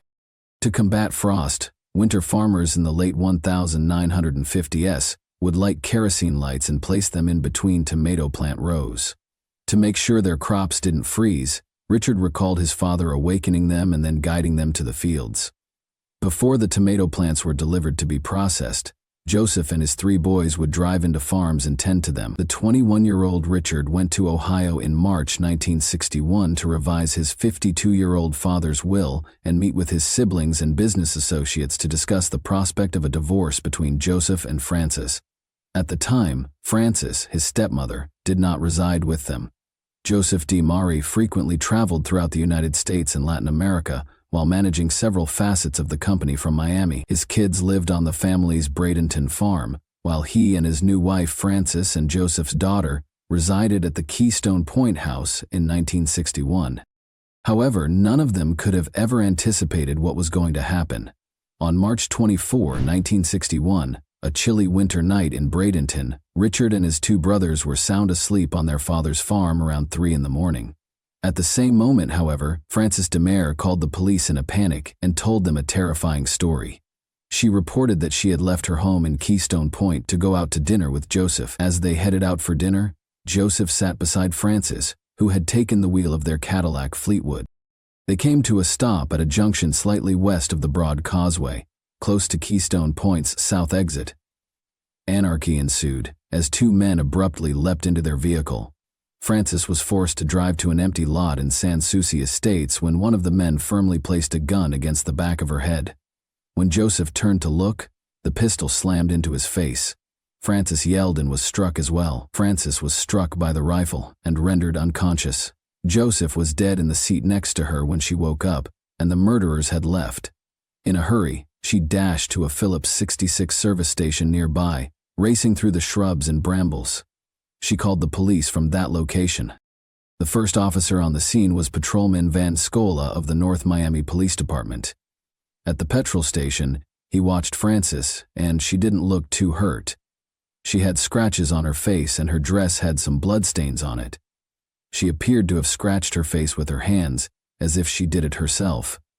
Frances told him she couldn't see the shooting because she was knocked out or rendered unconscious. Shell casings were found in the Cadillac's rear seat during the investigation.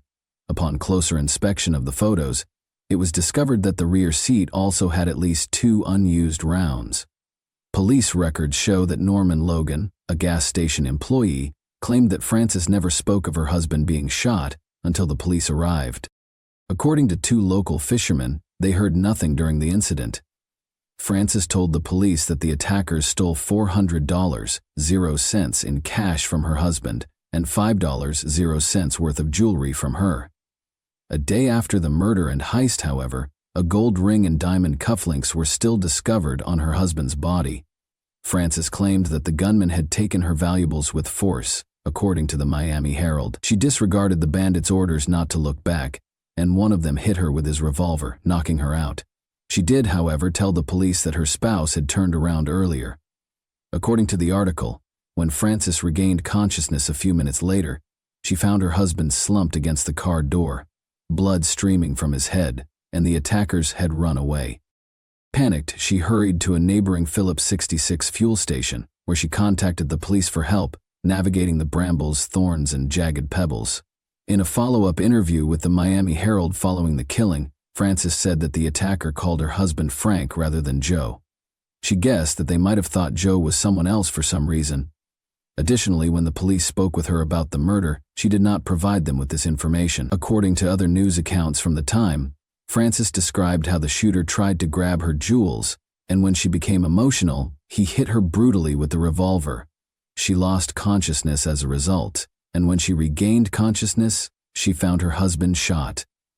Once more, the cops did not bring up the hysterical aspect of this during their interrogation with Frances. Frances arrived to the petrol station and told the owner's son, Norman Logan, that the 2 men had gotten into the car, one in the front and one in the back, according to another Herald piece. On the night of the murder, however, Norman had made it plain to the police that Frances had not brought up the murder until they got to the gas station. Francis's explanation of the shootout at the murder scene contained numerous inconsistencies. Was this because, during all of this, she was under pressure from someone? There was no mention of Joseph's brothers. Were they concealing something? The DiMare firm would only be split between the two surviving brothers after Joseph's death, which was a motivation the police extensively examined at the time. However, Francis wasn't finished yet. That same week, she gave the Herald another exclusive interview in which she repeated the events. This time, she clarified two males abruptly got into the back seat of the vehicle as they got closer to the Causeway Bay Shore intersection. There was no other traffic on the causeway, but a car was following. With Francis behind the wheel, one of the men pressed a pistol to the back of her head and instructed her to do as they said. They told her to keep going directly in the direction of Sans Souci Estates. They told her to turn right off of Bayshore Drive after she had driven about a block. Joe, her husband, became curious and asked the men what they wanted. In response, one of the attackers declared that they wanted to take his money. Francis and Joe were instructed to keep their heads forward, but Joe kept turning back in an effort to defy them. At one point, he turned and was struck hard in the face. She noticed that he was bleeding when he turned to face Francis. He turned around shortly afterward, and they hit him again. Francis started to shout in return. She was then struck twice on the head by the assailants. She was resting on the gravel outside the automobile when she came to conscious again. Her attackers had stolen all of her valuables, which was worth about $5,000.00. At the time, Joe had about $400.00 in cash, which she later found had also been stolen. The men, Francis was convinced, were no amateurs. Despite not having a clear view of them, their calm and meticulous manner persuaded her of their experience.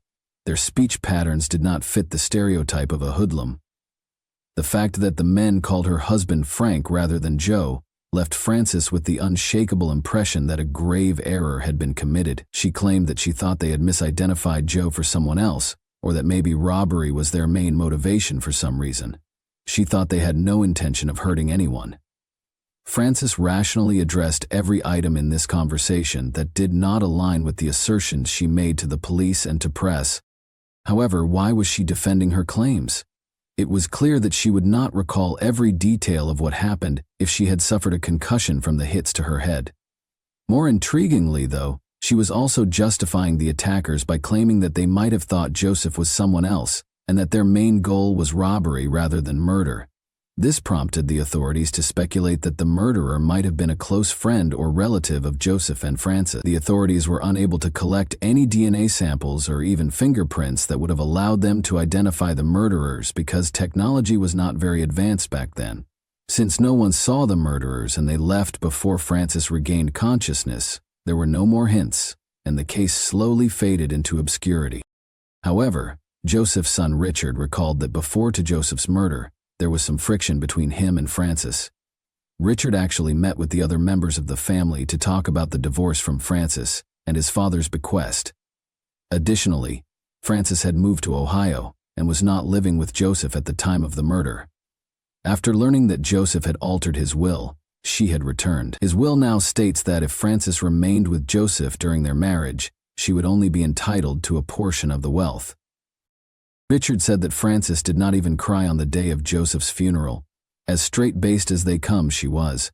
Although she claimed to have been hit by the pistol's butt on her forehead, there were no visible wounds there, and she was more concerned with getting her hair done for the funeral than the actual event. Following the funeral, Francis got $250,000.00 from Joseph's bequest and gave all of Joseph's children a 24-hour notice to vacate. Additionally, Francis was married again a few weeks after Joseph's funeral. Unexpectedly, this was the lawyer who would represent Francis in her divorce case. In the 1980s, some 20 years later, Richard resumed his investigation into the case with the assistance of volunteer and lawyer Paul Novak. Novak had first-hand knowledge of crimes that occurred in and around Miami. Following careful deliberation, Novak suggested that Richard forward the case to a forensic scientist. Given that Joseph was a prosperous businessman and that organized crime had been rampant in Miami throughout the 1960s, and that numerous crimes were connected to one another, Novak and Richard believed this might be a mafia hit. Nearly 30 years after Joseph's passing, In 1991, Richard DeMare saw the case from a different angle.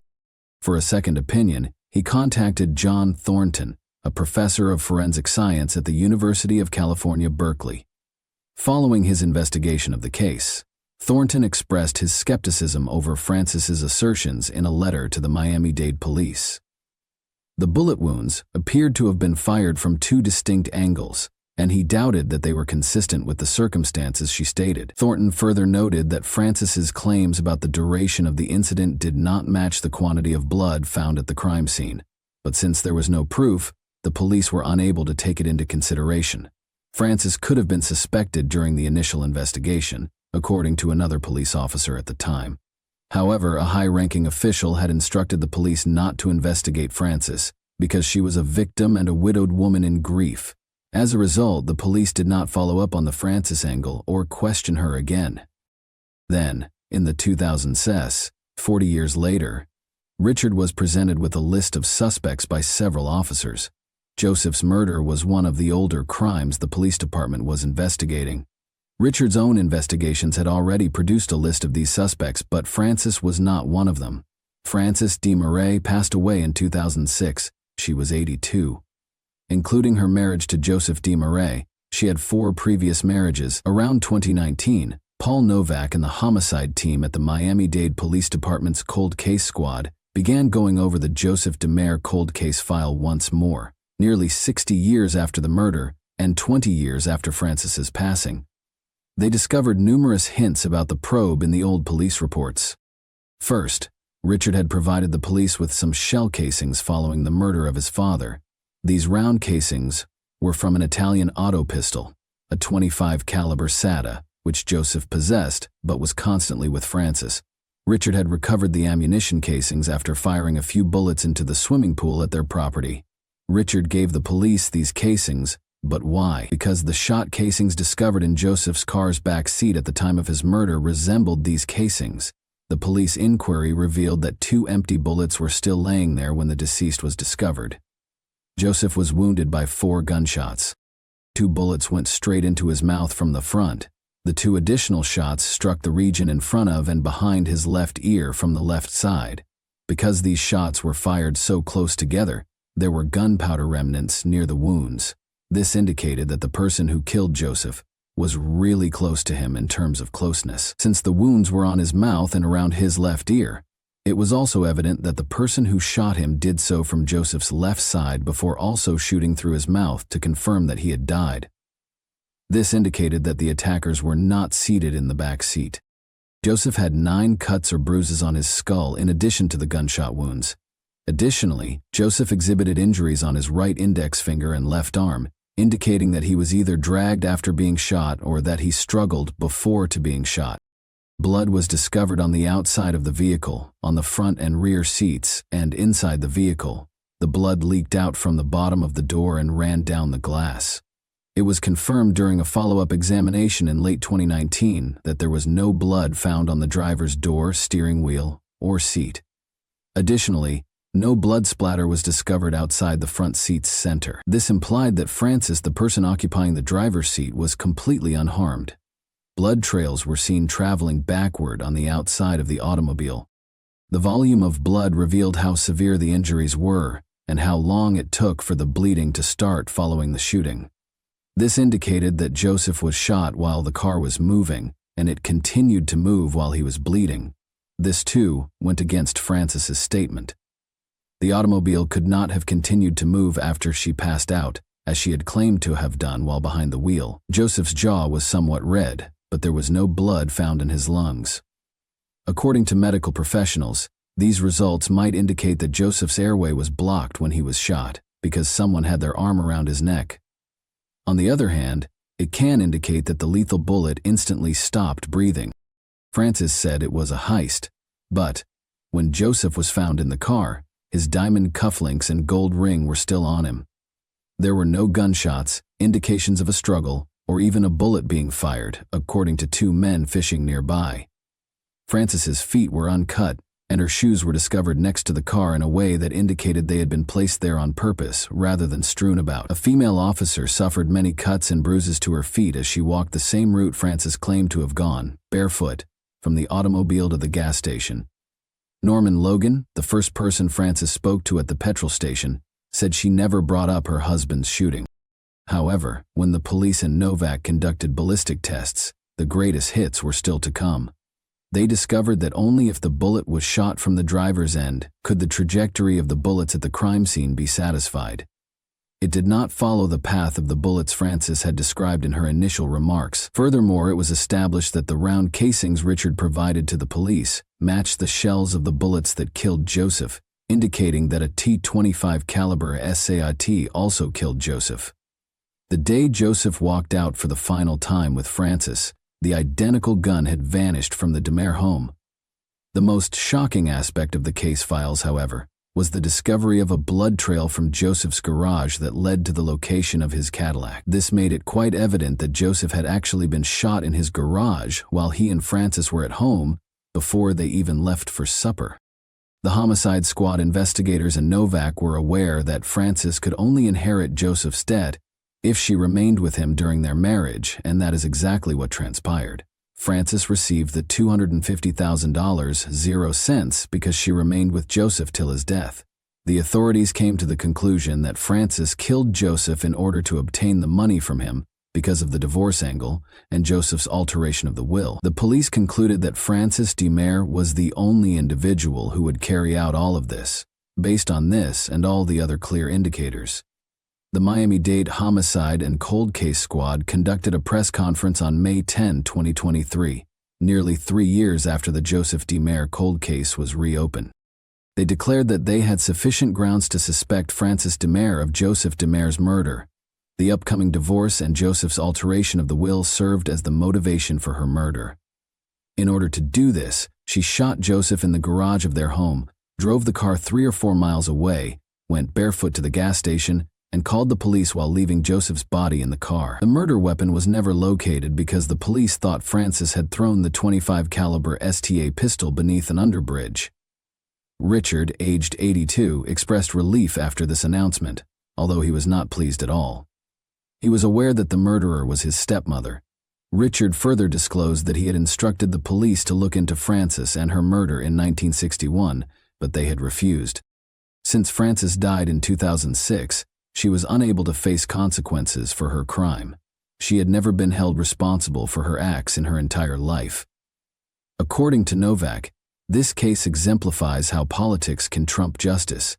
It is still unclear whose senior official gave the order for the police to leave Frances alone. Since then, the DeMare business has expanded greatly, going global. They state on their websites that the DeMare firms still adhere to the principles of excellence, honesty, and hard work that the brothers created. They think that the next generation of the DeMare family and their hard-working staff will carry on their tenacity and resolve. Even though his stepmother would never receive justice, Richard, who was also affected by same ideals, might find some comfort in the knowledge that she pursued justice for his father. Why, in your opinion, wasn't Frances given more attention during the preliminary inquiries? Do you believe that a more extensive plot was concealed? And that wraps up today's chilling story. If you enjoyed this video, don't forget to like and subscribe so you never miss a new upload. Also, let me know in the comments, what part of this story shocked you the most? Thank you for watching, and I'll see you in the next video.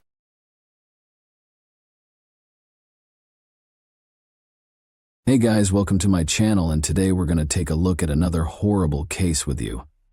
At midnight on August 15, 2020 in Perth, Western Australia, the suburb was completely dark, with the only light coming from the streetlights flickering here and there along the deserted road. In the faint light of a solitary lamp, a home on the outskirts stood motionless and silent. Yet within, there was a muffled bustle. Loud shouts and weak shadows danced over the walls. It was more than just an argument. It was something ferocious, passionate, and disturbing, even primordial. The air was broken abruptly by a loud bang that sounded like something big hitting the wall.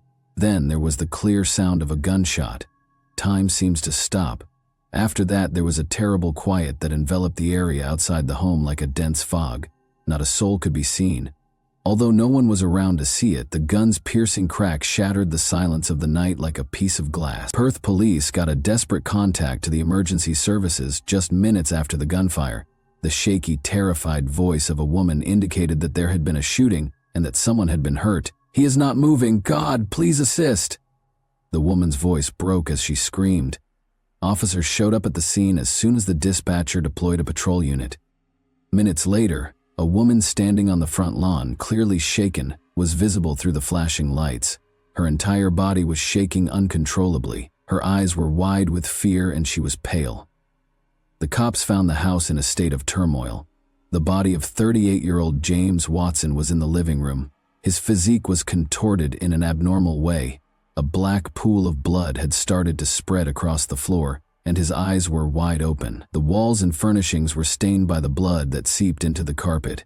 Signs of a scuffle were immediately observed by the cops. There were toppled chairs and obvious signs of impact on the walls and furniture. Before the gun was fired, the whole room was in a state of chaos, suggesting a violent altercation.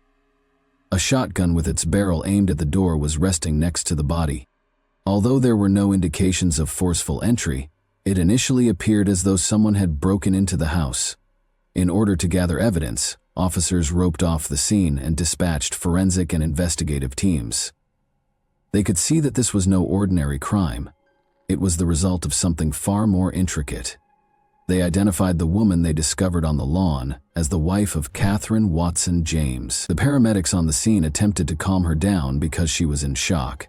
When she was taken to the police station, she was too upset to talk clearly, and her hands were covered in blood. She was limited to saying, "I didn't mean to. I had no idea how it would turn out." Investigators started looking for solutions. Asking the neighbors questions was the first step. But before to the gunfire, nobody had heard anything out of the ordinary. Mark Ridley, an elderly neighbor, reported that he's seen Catherine and James coming home together that night. He didn't give it much thought, although they appeared nervous. His statement was removed by the police, although it yielded no important clues. In the meantime, forensic specialists inside the home discovered an unsealed envelope containing multiple documents and photos, adding to the mounting evidence that the conflict had begun long before the gunshot on the kitchen table. Upon closer examination, the investigators discovered that several of the photographs depicted intimate moments from the family's lives, even if they didn't initially appear to be very significant. These pictures might be the key to figuring out why the tragedy happened. Investigators tried to piece together what had happened that night. After a stressful dinner at a restaurant, Catherine and James went home at around 8 p.m. Nothing had foreshadowed the impending disaster, but the supper had been unpleasant, according to people who knew them. James said he had to go and take care of something at one point, but Catherine urged he stayed. She informed him that they needed to talk about something. Catherine recommended that they unwind with a drink and spend the evening in silence after they arrived home. Leaving James in the living area, she took the envelope and headed upstairs. James remained downstairs as if oblivious to what was about to happen. After a while, Catherine returned downstairs with the papers firmly grasped in her hands. She put the envelope on the table in front of him, her face expressionless, and waited for his response. James's face transformed when he saw the envelope. Despite his best efforts to maintain composure, the anxiety in the room was evident. Despite her silence, Catherine's expression spoke a lot. There was a thick quiet. Right at this point, everything changed. They got into a furious debate that swiftly turned into a yelling contest. At one point, Catherine refused to let go of the documents and clutched onto the envelope when James tried to retrieve it. A damaged chair appeared as detectives inspected the room where the shot was fired. Been employed as a weapon. Photographs and documents, some of them blood-stained, were scattered on the floor. Every piece of evidence suggested that James and Catherine were fighting over the documents. Investigators came to the conclusion that James was attempting to seize something from Catherine when the gun was discharged. Catherine had fired the shotgun, as evidenced by the marks on the carpet and the shotgun's location. Police discovered a number of fascinating things when they gained access to James and Catherine's phones. In contrast to his regular conduct, James had shut off his phone around 10:30 p.m. James had gone at that time, according to surveillance footage from a camera outside their home, but he returned 10 minutes later. It was still unclear what he accomplished in those brief minutes. Still in a state of shock when she was taken to the police, Catherine was unable to provide a detailed account of what had happened. She said that they had begun to argue and that things eventually got out of hand. She said she couldn't recall how she got the shotgun in her hands. Although it was evident that she was under a lot of stress, detectives felt that there was more to her story. Investigators started looking into the Watsons' relationship in further detail. The couple had been married for 10 years, didn't have any kids, and seemed to lead a peaceful existence. However, Catherine became suspicious when neighbors saw that James had been spending less time at home lately. Even close friends and neighbors had seen the strain in their conversations, while no one knew exactly what was going on between them. The inquiry also found that Catherine had gotten in touch with a private investigator only a week prior to the incident. It was unclear why this was the case. It was unclear exactly what she was looking into, but it was possible that she was obtaining evidence against her spouse. The results of the forensic examination of the weapon discovered at the scene were given to the police later that night. When James's fingerprints were found on the shotgun, they appeared strange, as if he had handled it just once. This made investigators question whether the firearm may have been utilized by someone else at the crucial moment. Perth police visited Catherine and James Watson's house again the morning following the incident. As investigators attempted to piece together a more coherent picture of what had happened, forensic teams continued to collect evidence at the crime scene, which remained sealed off. The specifics cast doubt on the simplicity of this narrative, which at first glance seemed to be a spontaneous flash of hostility during an argument. The investigation's main detective, Richard Hale, made the decision to go over the surveillance film once more to make sure nothing had been missed. There was a little discrepancy between the frames of the video, which showed James leaving the house at 10:30 p.m. and coming back 10 minutes later. He was seen talking to someone in a car parked by the curb in the video. The face of the person James was speaking to was indistinguishable from the shadowy figure that the camera captured. Hale started looking into who might have been outside the house at that time, after realizing that this might be a significant lead. Detectives kept questioning Catherine in the meantime, but her mental condition remained unpredictable. She asserted that everything happened too fast and that she couldn't remember how things got out of hand. She spoke incoherently, and her eyes were empty. When he questioned her about the car that was captured on the surveillance camera, Detective Hale saw a momentary shift in her demeanor, as though she was trying to conceal something. The contents of the envelope discovered at the side were being carefully examined by detectives at the same time. Indeed, a professional investigator had taken a number of the photos inside. James was pictured with a young woman, but her face was never fully visible. The investigators' report listed a number of locations where they had met, including a motel on the outskirts of the city, a shopping mall parking lot, and a cafe in downtown Perth. The report, however, omitted the woman's identity, although it was still unclear how these photos related to the crime. Hale came to the conclusion that Catherine had hired the private investigator to track her husband. Investigators chose to go to the private investigator's office, who was listed in the report.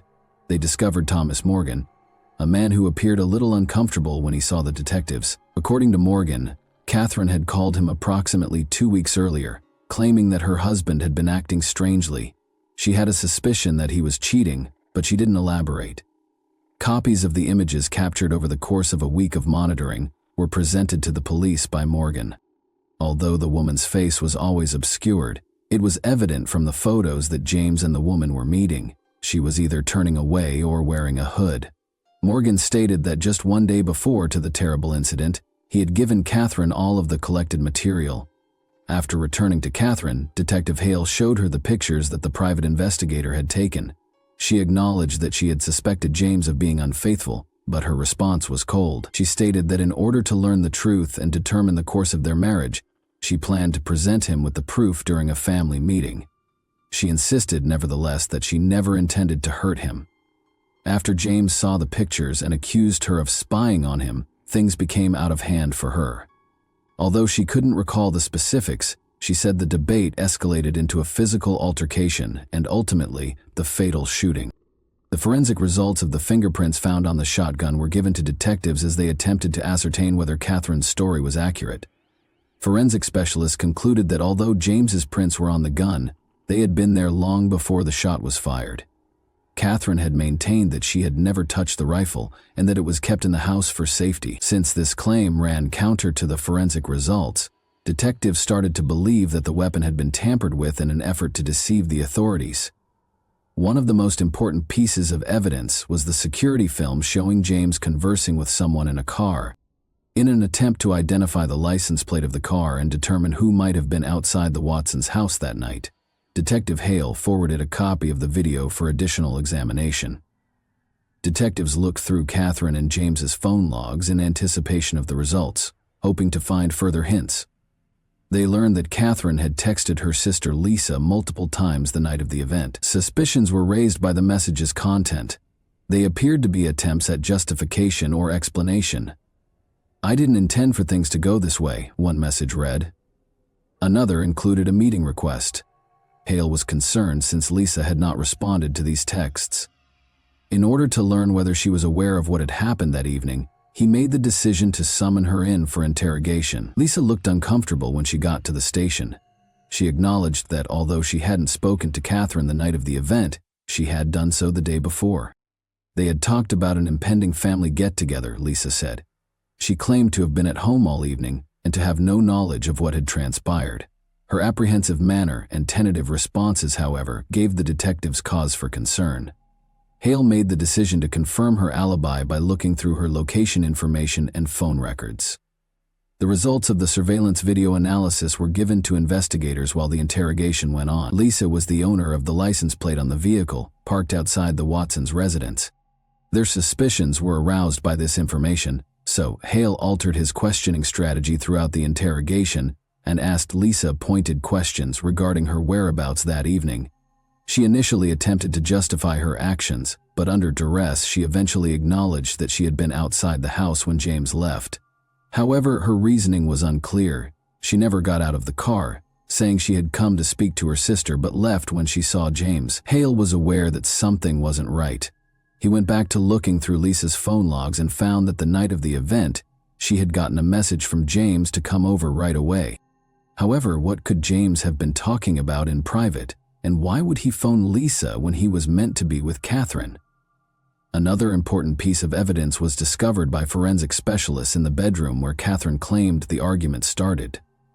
Blood traces that did not belong to Catherine or James were found on the door handle. Detectives began to think that a third party had been involved in the fight as a result of this. Lisa's blood was identified through a DNA study. Despite Lisa's prior protestations, investigators now obtained evidence that she had been inside the residence.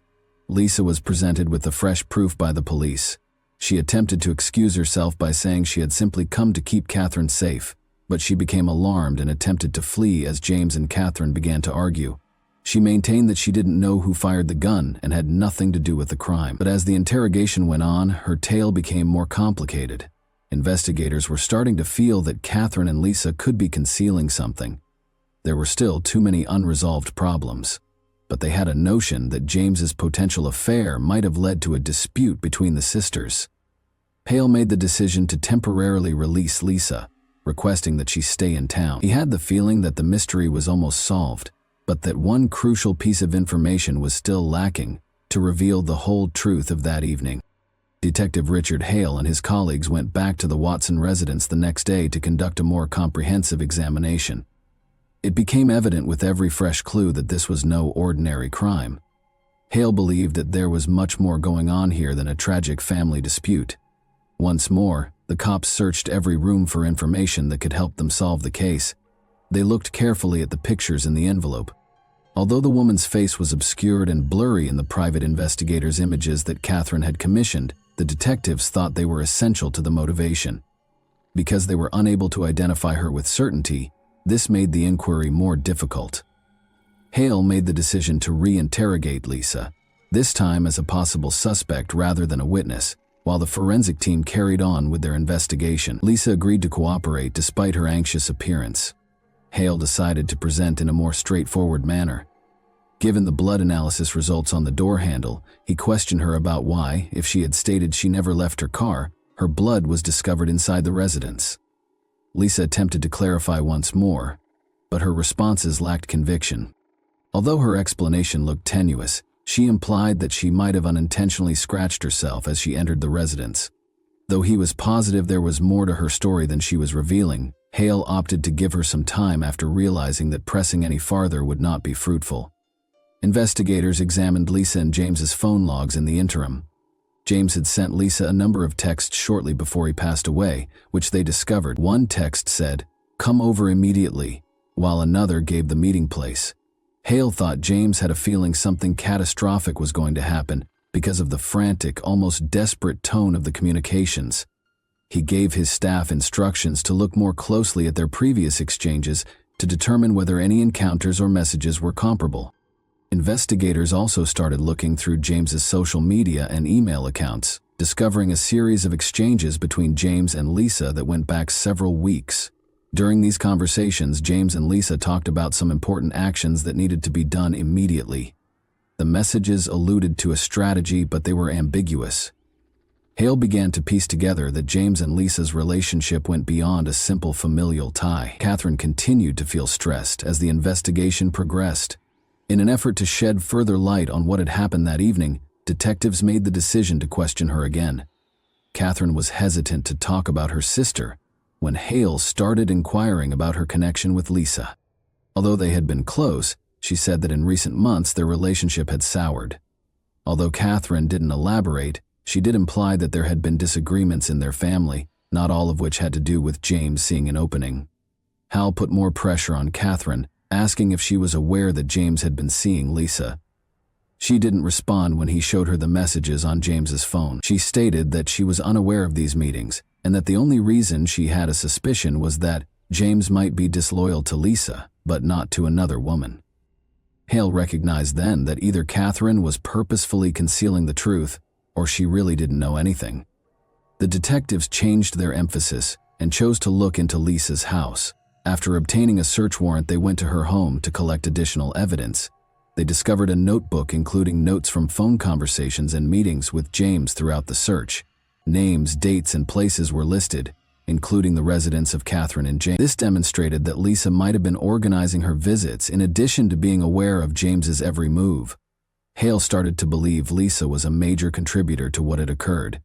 After more investigation, a picture of Lisa and James together at the beach was found in Lisa's home. They looked really close, and the photo seemed to be fresh. This turned into a crucial lead.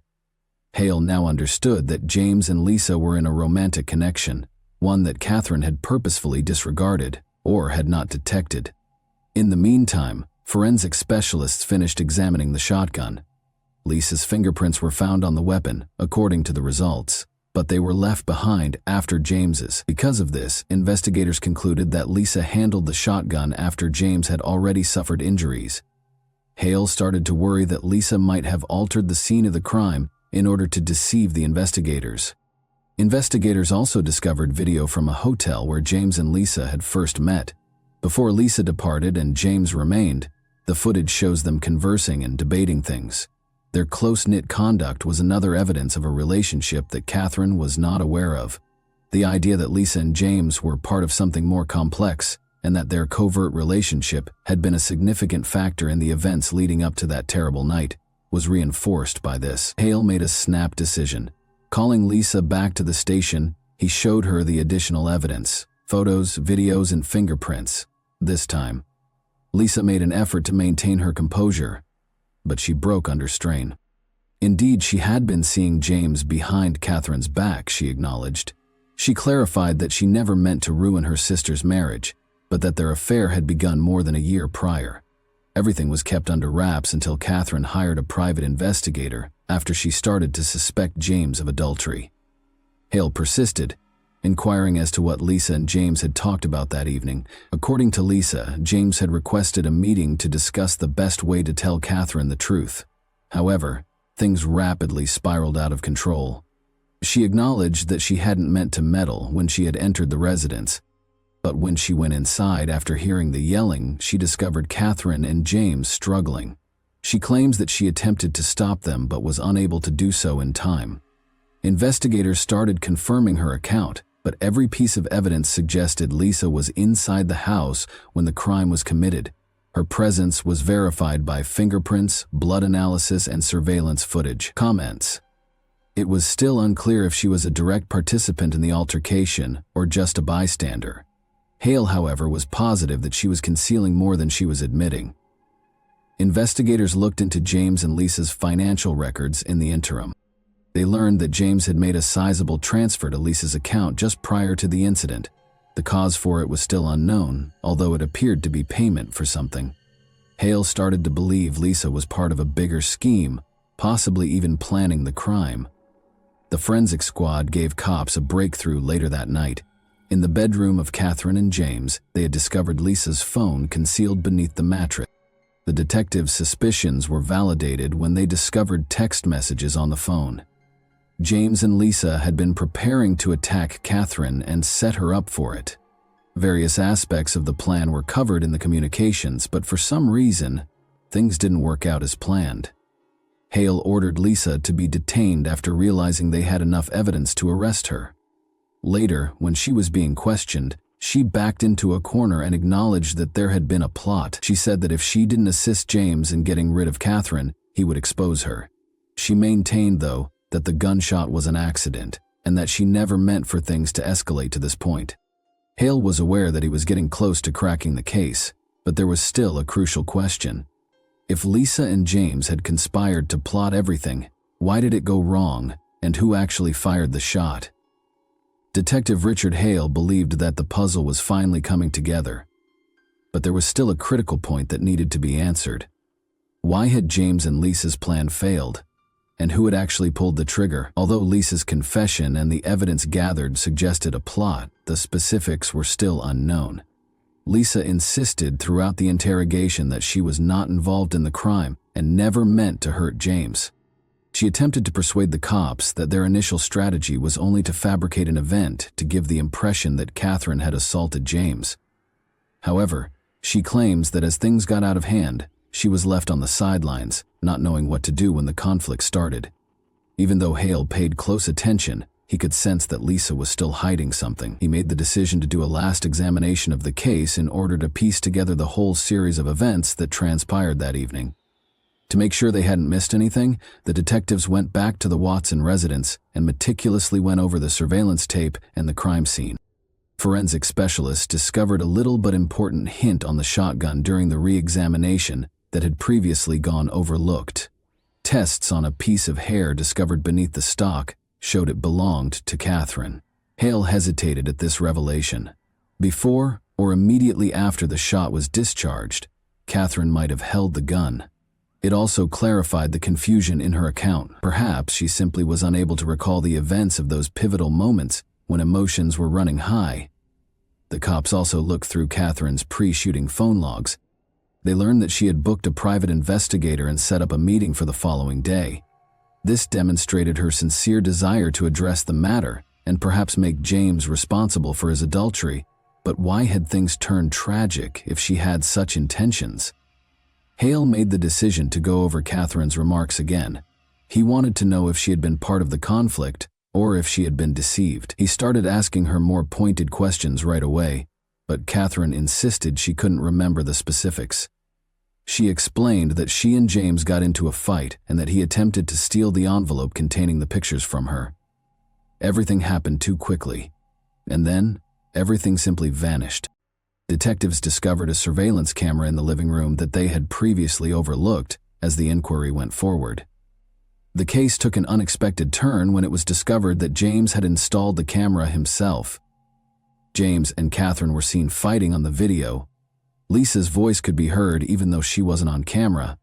She was telling James to stop and that they needed to find a peaceful solution. There was a violent altercation when Catherine pushed James aside when he attempted to take the envelope from her. Catherine lost control of the situation, as seen on the video. Lisa rushed into the room to try to break up the fight as James seized her wrists. Despite placing herself between them, she managed to hold the shotgun. She seemed to want to defuse the situation, but it didn't work out that way. The pivotal moment was caught on camera when Lisa accidentally pointed the shotgun toward James in an effort to frighten him while she was in a panic. The gun went off as James made a quick movement. Lisa stood motionless, but Catherine fell to the ground. She gazed at James, who was lying on the ground, still holding the shotgun, for a few seconds. Her expression twisted in sheer horror. She dropped the weapon slowly and sprinted out of sight. Shocked and shaking, Catherine slowly stood up and urgently called emergency services. She spoke in a scared, tremulous voice. Detective Hale instantly realized what had happened. Lisa had fired the gun in a moment of utter terror, perhaps without even recognizing what she was doing, as she was stuck in the heart of the growing fight. When the situation reached a breaking point, James and Lisa's plan to conduct an attack and hold Catherine accountable had failed. The disaster was unavoidable, since Lisa lost control due to her overwhelming anxiety. Hale made the decision to charge Lisa with involuntary manslaughter in order to wrap up the case. She sobbed and insisted that she never meant to hurt anyone, but there was no denying the proof. Although her actions were motivated by panic, the investigators acknowledged that she had known she was carrying a gun and had the option to not use it. Catherine was still in disbelief after discovering the whole truth. She understood that her sister was the one who had eventually caused James's death, not just a co-conspirator. Catherine agreed to cooperate with the inquiry, despite her grief, giving the authorities all the evidence they needed to close the case.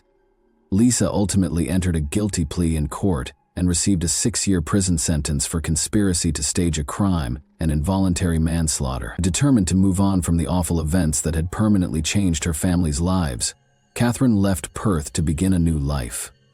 None of the players had anticipated how the narrative would conclude. Deception, manipulation, and covert activities culminated in a disaster brought on by bad choices and a loss of control. And that wraps up today's chilling story. If you enjoyed this video, don't forget to like and subscribe so you never miss a new upload. Also, let me know in the comments what part of this story shocked you the most. Thank you for watching, and I'll see you in the next video.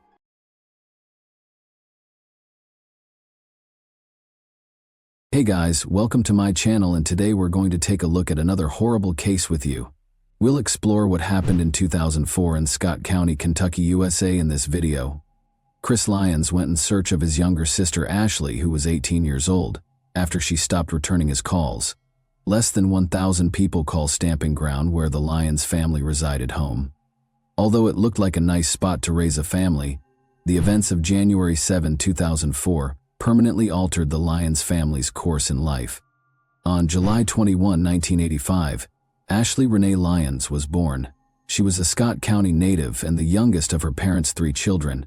She graduated from Scott County High School in 2003, where she was very involved in the FFA program, and she was a member of Cedar Grove Baptist Church. Future Farmers of America is represented by the letters FFA. Through agricultural education, FFA is a vibrant youth organization that transforms lives and equips members for success in the workplace, personal development, and premier leadership. Chris, Ashley's brother, was just a year older. They owned a modest auto repair business. They grew up fixing everything with an engine, even cars. Ashley enjoyed fast cars in particular. Ashley's best buddy, Bobby Gibson, however, was aware that Ashley had other interests outside cars. Roger Macbeth was the object of her affection. Although they remained close friends, the infatuated youngsters broke up soon after the prom. Ashley continued to believe that Roger was the greatest despite their breakup. When she graduated from high school, she was ecstatic because she thought a better life was ahead of her. Nevertheless, young people's lives don't always go as planned. Ashley discovered that Roger was the father of her unborn child. She told her relatives about it. Her entire family was behind her, anticipating the birth of the child. But January 7, 2004 was a life-altering day for many. Although the day began flawlessly, it ended terribly. Ashley learned she was expecting a son at her doctor's checkup. Sharing this news with her mother, Carol, made her joyful. She even decided on a name and intended to give her son the name Landon. Ashley was eager to tell everyone about this wonderful news. She showered and did her hair and makeup after giving her mother the ultrasound image. Ashley announced her trip to Lexington to her mother, Carol, and brother, Chris. Based on the map, Lexington is roughly 20 miles away from Stamping Ground, and it would have taken Ashley 35 to 40 minutes to get there. She mentioned that she was going to a restaurant there to meet Roger and his folks. Ashley was going to present the ultrasound image to them. That night was chilly. and snow was predicted for later. Carol, Ashley's mother, offered to use her car, but Ashley declined, stating that she would return before the snow started and that she wouldn't be gone for long. Sadly, that night altered the Lyons family's life forever. Carol recalled that day and stated that her daughter's final words to her were, "I love you, Mom. I'll be back soon." They heard their home phone ring after supper. When Chris responded, he heard Roger's voice inquiring as to Ashley's whereabouts. "She's already gone," Chris said. Roger informed Ashley that he would not be able to meet. He claimed to have called her, but she didn't pick up. Chris thought Ashley had gone to the restaurant and left her phone in the car. No one was able to contact Ashley during the course of time. She didn't pick up when her mother called her multiple times. Ashley still wasn't home at 8 p.m., but she indicated she wouldn't be gone for long when she left. Carol informed Roger's mother over the phone at around 9 o'clock in the evening that Ashley had not come home from their rendezvous at the restaurant. Carol was taken aback by Roger's mother's response and became even more concerned. She claimed that because the meeting had to be rescheduled, they did not see Ashley that day. Carol was appalled to hear this. Where was her daughter if she wasn't at the restaurant? Carol sensed something was wrong. Ashley wasn't picking up her phone after all. As she sought to determine Ashley's whereabouts and whether she was okay, a lot of ideas were racing through her head. Chris and his father decided they couldn't wait about 10 o'clock, so they went in search of Ashley. They were aware of the restaurant where Ashley was to meet Roger and his parents. They didn't see Ashley's car when they got there. After several hours of searching, they were unable to locate Ashley. Chris knew Ashley enjoyed Scott County Park, so he made the decision to check it out eventually. She frequently went there with Roger when they were dating, and she fed the ducks there all the time. Scott County Park is roughly 10 miles away from Stamping Ground according to the map. Chris and his father were traveling through the park when they noticed an automobile that looked like Ashley's. The lights were on and the automobile was moving.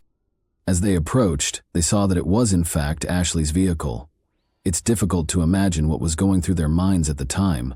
The driver's side window was down as Chris rushed to the vehicle. Ashley had her head down as she sat in the car. She was not responding and had on a seatbelt. Chris began shaking Ashley as he opened the door.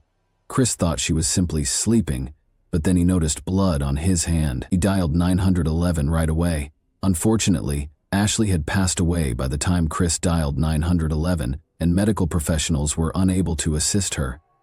Ashley's mother soon received the most devastating news she had ever heard. She was shocked that Ashley was no longer there. The investigators arrived at the crime scene while Ashley's family was in the throes of grief. Ashley's body was left in the car until the detectives looked over the scene for any evidence, because she had already passed away before the ambulance came, and it was clear that a crime had caused her death. The driver's side window was down, the radio and heater were on, and the engine was running when they initially arrived on the scene. Ashley's cause of death was promptly ascertained. On the ground beside the vehicle were 3 shell casings measuring 9 millimeters. Ashley suffered head and neck injuries from bullet wounds. Despite searching the area, the authorities were unable to locate the weapon used in the crime. It said a lot that Ashley was shot through her car's open side window. The window was down, which seemed suspicious because it was cold that night. She was sitting in a way that suggested she was not attempting to flee or defend herself. After combining all of this information, the investigators came to the conclusion that Ashley was acquainted with the shooter. Ashley slid down the side window when someone she knew came up to her car because it was cold and the heater was on.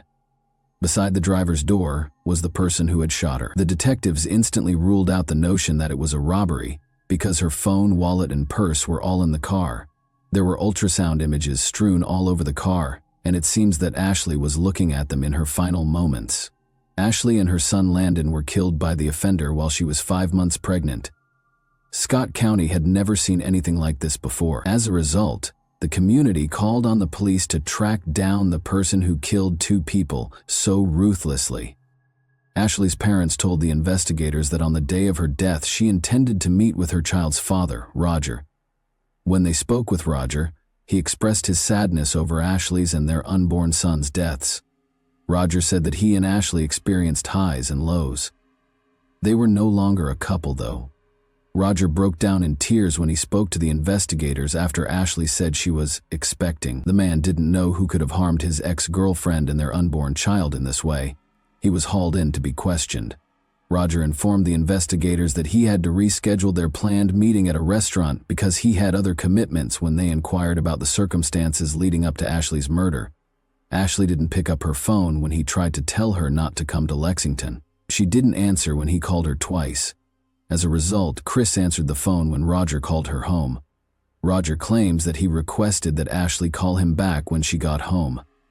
What Chris had informed the detectives about his sister's plans for that night aligned with Roger's account.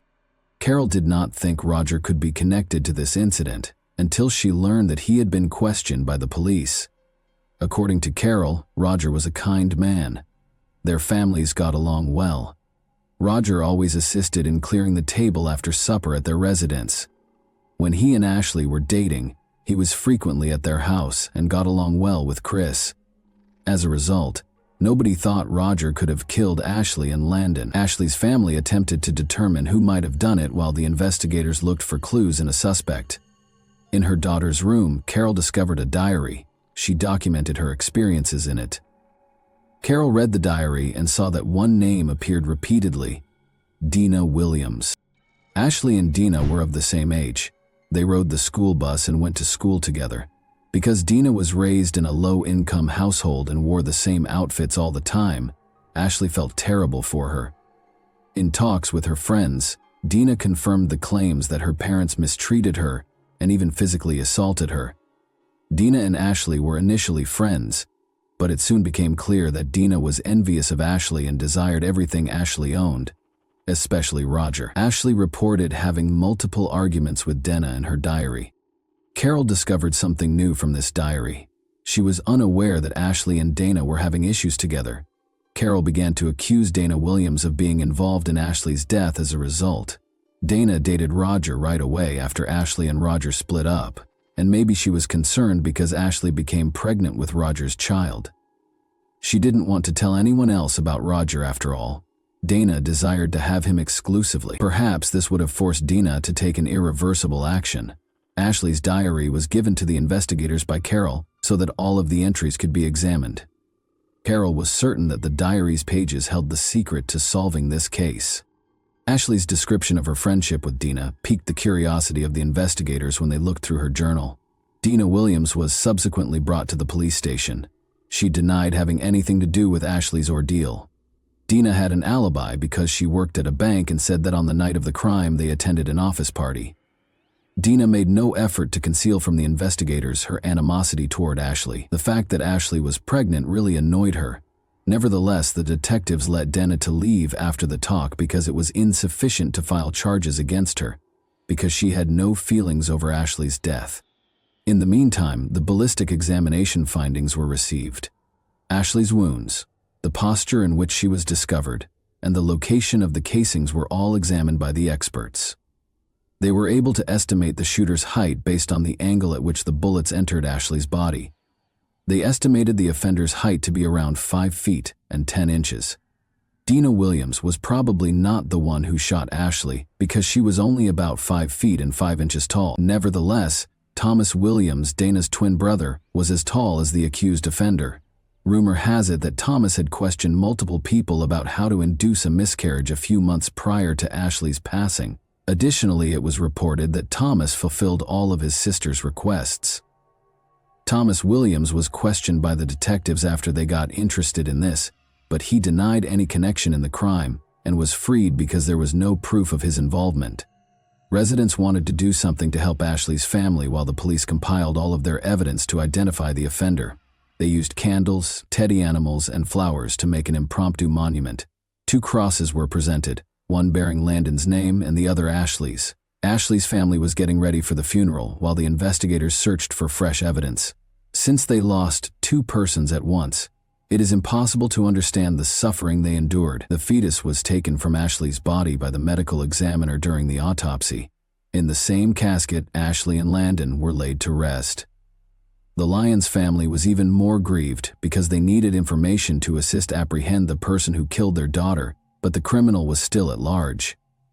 The $3,000 0 cents incentive that Ashley's parents offered later increased to $5 0 cents. People began phoning the police and sharing information that they believed could aid in the inquiry.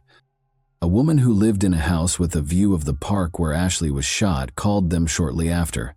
She claimed that she might have caught a glimpse of the criminal standing at the window. Next to the individual she saw, this woman observed someone sprint out of the park and jump over the fence.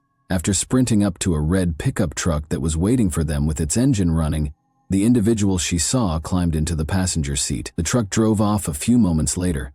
The witness described it as a red Chevrolet pickup vehicle. Investigators had to search for at least 2 criminals if the woman's encounter with the person was indeed connected to Ashley's death. After all, the driver of the red pickup vehicle might have been complicit in the crime. Everyone who knew Ashley knew who was behind the red pickup vehicle as soon as they heard about it. Such a car belonged to her ex-boyfriend, Roger, who was also the father of her unborn kid. Roger's truck was taken by the cops right away. Despite a careful search, they were unable to locate any proof. There was no proof against Roger, and he refused to speak to the investigators. However, the officers came to a clear conclusion because they knew that at least 2 people were involved in the crime. Ashley was liked by everyone. Who wasn't delighted that she was expecting? If Ashley vanished, who would be pleased? Dana Williams was the only person, aside from Roger, who could hope for this to happen. The rationale behind the investigators' decision to speak with Dana and her brother Thomas again. Thomas was the first person they questioned.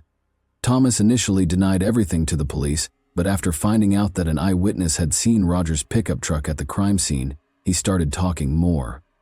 In response to the question of who shot Ashley Lyons, he said without hesitation that it was Roger McBeath. In the end, Thomas Williams agreed to cooperate with the inquiry in order to receive a less sentence. He admitted that he had handed the revolver to Roger, who then shot Ashley. Additionally, Thomas informed the detectives that Roger dropped the weapon into Elkhorn Creek after killing Ashley. Although the 6-hour dive search was successful, it took a long time for the police to locate the crime weapon. The police discovered a gun, which the ballistics analysis verified was the weapon used in the crime. Ashley didn't match the perpetrator's height, therefore the investigators understood that Dina wasn't the one who shot her. But when they asked her again, she admitted to being the getaway driver. Roger McBeath, Dana Williams, and her twin brother Thomas were taken into custody by the police on the night that Roger committed the crime.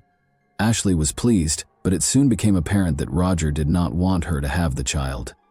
Her family encouraged her to have this child since she wanted to become a mother. Roger therefore devised a cunning scheme. To entice Ashley to Scott County Park, he asked her to join him and his parents at a restaurant. After being driven there by Dina Williams, he approached Ashley's vehicle brandishing a revolver.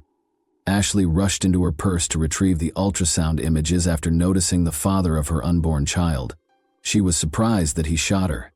Ashley and Roger's own son were killed when Roger pulled the trigger 3 times. Subsequently, he hurried out of the park, climbed into the pickup truck, and instructed Dina to press the throttle pedal. They came to a halt and threw the firearm into the river. The people of Stamping Ground were astonished to learn who was responsible for this tragedy. They were surprised that someone they knew could commit such a heinous act. The fact that other persons were participating in this was equally disturbing. A not guilty plea was entered by Roger McBeath. The authorities erred in their preparation for McBeath's trial, which eventually affected the outcome. However, I'll explain this to you at the conclusion of the video. Thomas Williams was given a 7-year prison sentence by the court for his role in this crime. Williams acknowledged in the plea deal that he took $1,000, 0 cents, from Roger McBeath, Jr. to harm Ashley Lyons in a way that would result in her miscarrying. Williams then consented to provide McBeath the gun used in the murder, but the act was never completed. In 2005, Dana Williams entered a guilty plea as part of the plea deal according to court documents. According to the prosecutor's requested sentence of 20 years in jail, Williams will be eligible for parole after completing 17 years, or 85%, of her sentence. Prosecutors would call a number of witnesses during the trial who stated that Williams had desired Ashley Lyons dead, had conspired with McBeath to poison Ashley, and had offered $1,000, 0 cents to beat Ashley up in order to induce a miscarriage. Prosecutors claimed in the court filing that after their initial plans failed, Williams and McBeath turned to more extreme means. Williams claimed that public defender Rodney Barnes, her lawyer, informed her that a jury would likely have convicted her guilty.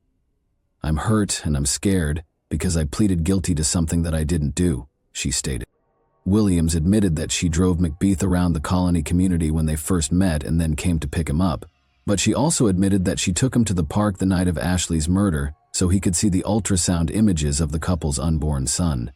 During her trip, she heard 3 gunshots, but she was unaware of their nature at the moment. At McBeath's trial, the jury listened to a recording of Roger calling Ashley Lyons on his phone and telling her that he loved her and was sorry he had missed their meeting at the park.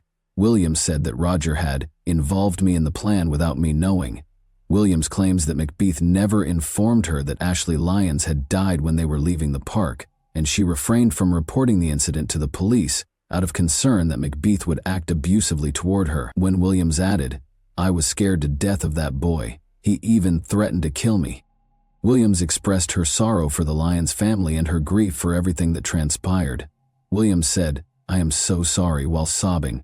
However, McBeath's parents, Roger Sr. and Rita, said that Williams was lying and described her as a chronic liar who frequently acted in the heat of the moment. "I wish I could go back and change this." According to the pair, Williams accepted the plea offer in order to take the easy route out because he was envious of Ashley. "She was obsessed with my son," Rita McBeath claimed. Roger McBeath Sr. claimed his son was shocked when they received the news of Ashley Lyons' death, but Williams remained unmoved. "She was the one who had the motive," he said. "It didn't bother her," in reference to Williams. "It didn't bother her a bit." Dina Williams was given a 20-year prison sentence by the court in August 2005. In 2021, she was granted parole. Williams claimed in the written motion that she was too young and susceptible to being influenced by her ex-boyfriend McBeath. Williams added that she was unaware of McBeath and Lyons' relationship. Williams added that she had already completed about 70% of her sentence for her involvement in the crime, and that she was not the primary perpetrator. In the court document, Williams stated that she had taken classes on anger management, resident legal aid training, landscaping, horticulture, and being a certified Braille transcriber, among other programs, while inside.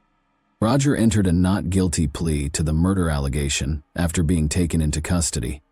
Although the jury found him guilty, he was able to get his conviction reversed by the Kentucky Supreme Court, because the defense was not permitted to examine the jail informant, who had overreached himself by questioning McBeath about the shooting while he was in custody. Police ordered jail informant John Romano to refrain from questioning Roger McBeath about the alleged crime. The informant was given permission to speak with McBeath about common topics like movies and sports. Without using leading questions, the detectives anticipated McBeath would begin discussing the crime on his own. In 2009, the Kentucky Supreme Court reversed the verdict, ruling that prosecutors had utilized unlawfully obtained evidence. Roger was retried and entered a guilty plea to tampering with physical evidence and involvement in murder. After that, the court sentenced him to 42 years in prison with a 16-year parole eligibility period. Alongside his prior sentence, the court also sentenced him to 5 years in prison for involvement in evidence tampering. In December 2023, McBeath's parole hearing was held. "She was my high school sweetheart. She was the mother of my child. She was someone I loved," stated McBeath. After declining his parole eligibility, McBeath told the parole board he was not interested in parole. "I'm not here to convince y'all to grant me parole. I know I don't deserve it," McBeath said, "but I do want to use this time to say that I'm truly sorry for what I did. I want to tell Ashley's family that I'm truly sorry for what I did. And there's not a day that goes by that I don't think about it." He is still incarcerated as a result. The Angel Garden at Scott County Park, where Ashley Lyons passed away, now features ceramic angel statues in her honor. Following Ashley's passing, Carol and her husband Buford Lyons assisted in enacting a state and federal statute against fetal homicide. A pregnant woman who is abused is charged with 2 offenses under the bill, one against the lady and one against her unborn child. And that wraps up today's chilling story. If you enjoyed this video, don't forget to like and subscribe so you never miss a new upload. Also, let me know in the comments what part of this story shocked you the most. Thank you for watching, and I'll see you in the next video.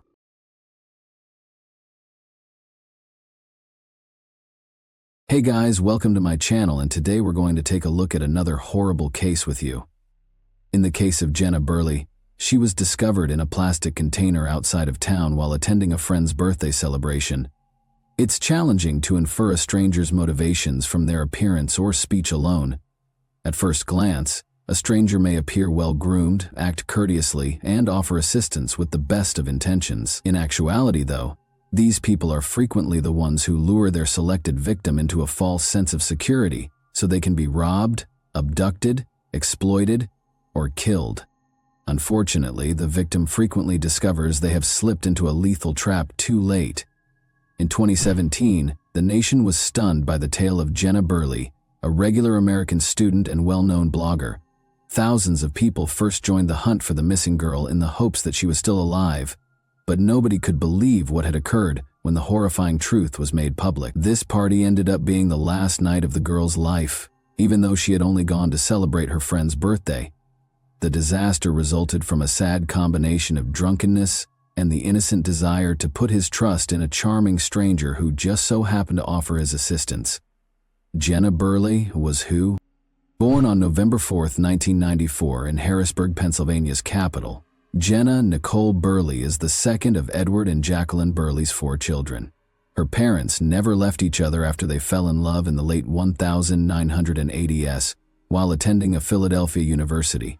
The couple then got married in the fall of 1991, and their first child, a daughter called Janelle, was born in 1992. Our story's heroine was born 2 years later, and shortly after, their sons, Jeffrey and Jacob, came into the world. The Burley family was committed to serving others.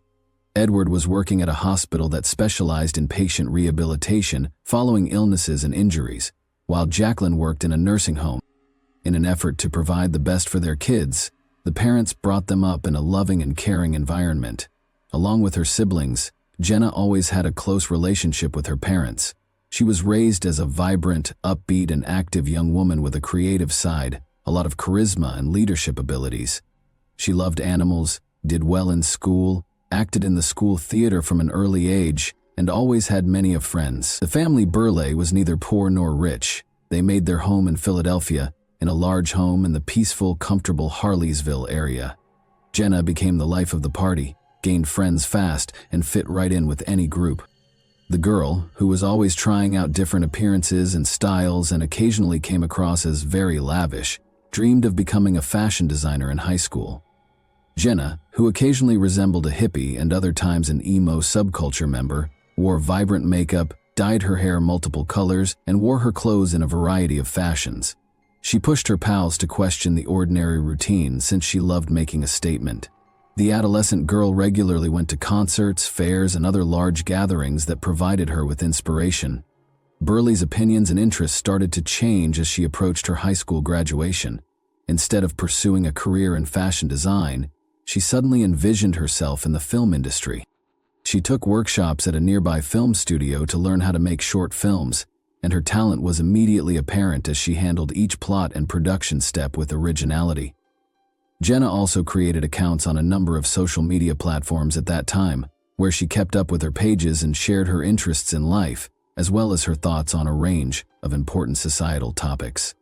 The senior in high school immediately had a sizable fan base, and her viewership expanded swiftly as well. Following this lively, artistic girl who was always experimenting with her appearance and inspiring others to embrace self-expression seemed to be enjoyable. Before she knew it, Jenna had gained a following of several thousand people and was a fairly well-known blogger. The 18-year-old recent high school graduate studied media arts at a prominent college in sunny Florida in 2013. The student continued to actively maintain and grow her blog while studying, sharing anecdotes about her experiences with significant injuries, protracted despair, parties, and other forms of entertainment with friends, her involvement in the community and school life. After just one semester of college, Jenna returned home on December 20, 2013 to spend Christmas with her family. The weather was severe, and snow had already fallen on Philadelphia at that point. Jenna wore utterly improper shoes and failed to account for the stark contrast from Florida, which led to her slipping and falling and severely breaking her ankle before she ever made it to the house. A double fracture with displacement was discovered by X-ray, necessitating surgery and the installation of specific pins and plates. Burley was literally confined to a wheelchair for several months, since she was unable to bear any weight on her foot. She then had to go to regular physiotherapy sessions and relearn how to walk. In this time frame, additionally, she contracted pneumonia, which made her recuperation much more difficult and time-consuming. The girl was quite disappointed that she had to take a leave of absence from school in order to concentrate on getting better. She only found comfort in social media, where Jenna engaged in active communication with her followers, and in her personal blog, where she shared excerpts from her ideas and journal entries. Nearly every day, Jenna uploaded new videos in which she addressed a variety of subjects and answered questions. She was an outspoken opponent of zoos, dolphinariums, and other establishments that keep animals in captivity and use them for entertainment. She also raised awareness of the challenging situation of the homeless, pointing out that those in warm, temperate regions had it much easier than those in Pennsylvania, where those without a roof over their heads run the risk of freezing to death on the streets. Additionally, Jenna, who was already actively involved in charitable work on a regular basis, started planning fundraisers to provide necessities to homeless and animal shelters. Jenna started creating her own jewelry while she was recovering, selling it online and giving away all the money to help those in need. She emphasized that what may appear to be junk filling a closet to some could be a true treasure to someone less fortunate, and she actively urged her followers to donate unwanted stuff to charity. Jenna ended up staying at home for over a year rather than just a few months because the recuperation process took so long. She enjoyed the puppy she got from a local shelter during this period, and she wrote about it on her blog every day, sharing tales of their daily adventures. However, despite her outwardly positive attitude, Jenna experienced a severe depressive episode in the fall of 2014. She openly acknowledged that she needed professional assistance from a psychiatrist because she was unable to manage on her own any longer. Speaking candidly about her struggles with mental health, Burley shared her doctor's advice and talked about the support she received from her family and pet. During this time, the blogger's following increased many times as a result of the fact that many young people could identify with the difficulties she detailed and appreciated her candor. Jenna traveled to sunny California in the beginning of 2015 with her father and younger brother Jacob. In her social media posts, Jenna expressed how much better she felt, and the joyful pictures taken from the beach made it obvious how close she was to her family, the everlasting student. Jenna chose to transfer to a school in her hometown rather than go back to Florida when she recovered completely and traveled with her family. She enrolled in Montgomery County Community College, a Philadelphia suburb, and decided to live at her parents' house. Burley, meantime, kept up her blog and created quick films on a variety of subjects. After graduating with a bachelor's degree in the humanities, Jenna made the decision to attend college, enrolling at Temple University's School of Film in 2017. Jenna decided to remain at her family's house rather than move into a dorm, because the campus was only a half-hour drive away. She no longer needed to rely on family members for transportation to class, because she had upgraded her room and purchased her own vehicle by that point. Jenna was 4 to 5 years older than her peers when she started university, having already reached the age of 22. Still, they were in agreement, celebrating, going to concerts, hanging around, and having a good time. The birthdays of each other. It is important to note that Temple University, one of the biggest universities in the nation, is situated nearly in the heart of the city. There are a lot of stores, malls, eateries, bars, and other establishments all around the university. Thus, life is busy here. You could say that after lessons, students always have a place to unwind and rest. Jenna was involved in an automobile accident on her way to school a few days after classes started in late August. Her automobile was severely damaged, but luckily she was not hurt because she was wearing a seatbelt. From that point on, she was typically driven to school in the mornings by her father or one of her younger brothers. Sometimes, if Jenna stayed in the city late, she would spend the night at a friend's house, but she always told her parents in advance. Fatal mix-up on Wednesday, August 30, 2017. At the party. Davis, a close friend and classmate of Jenna's, was going to one of the bars to celebrate his birthday.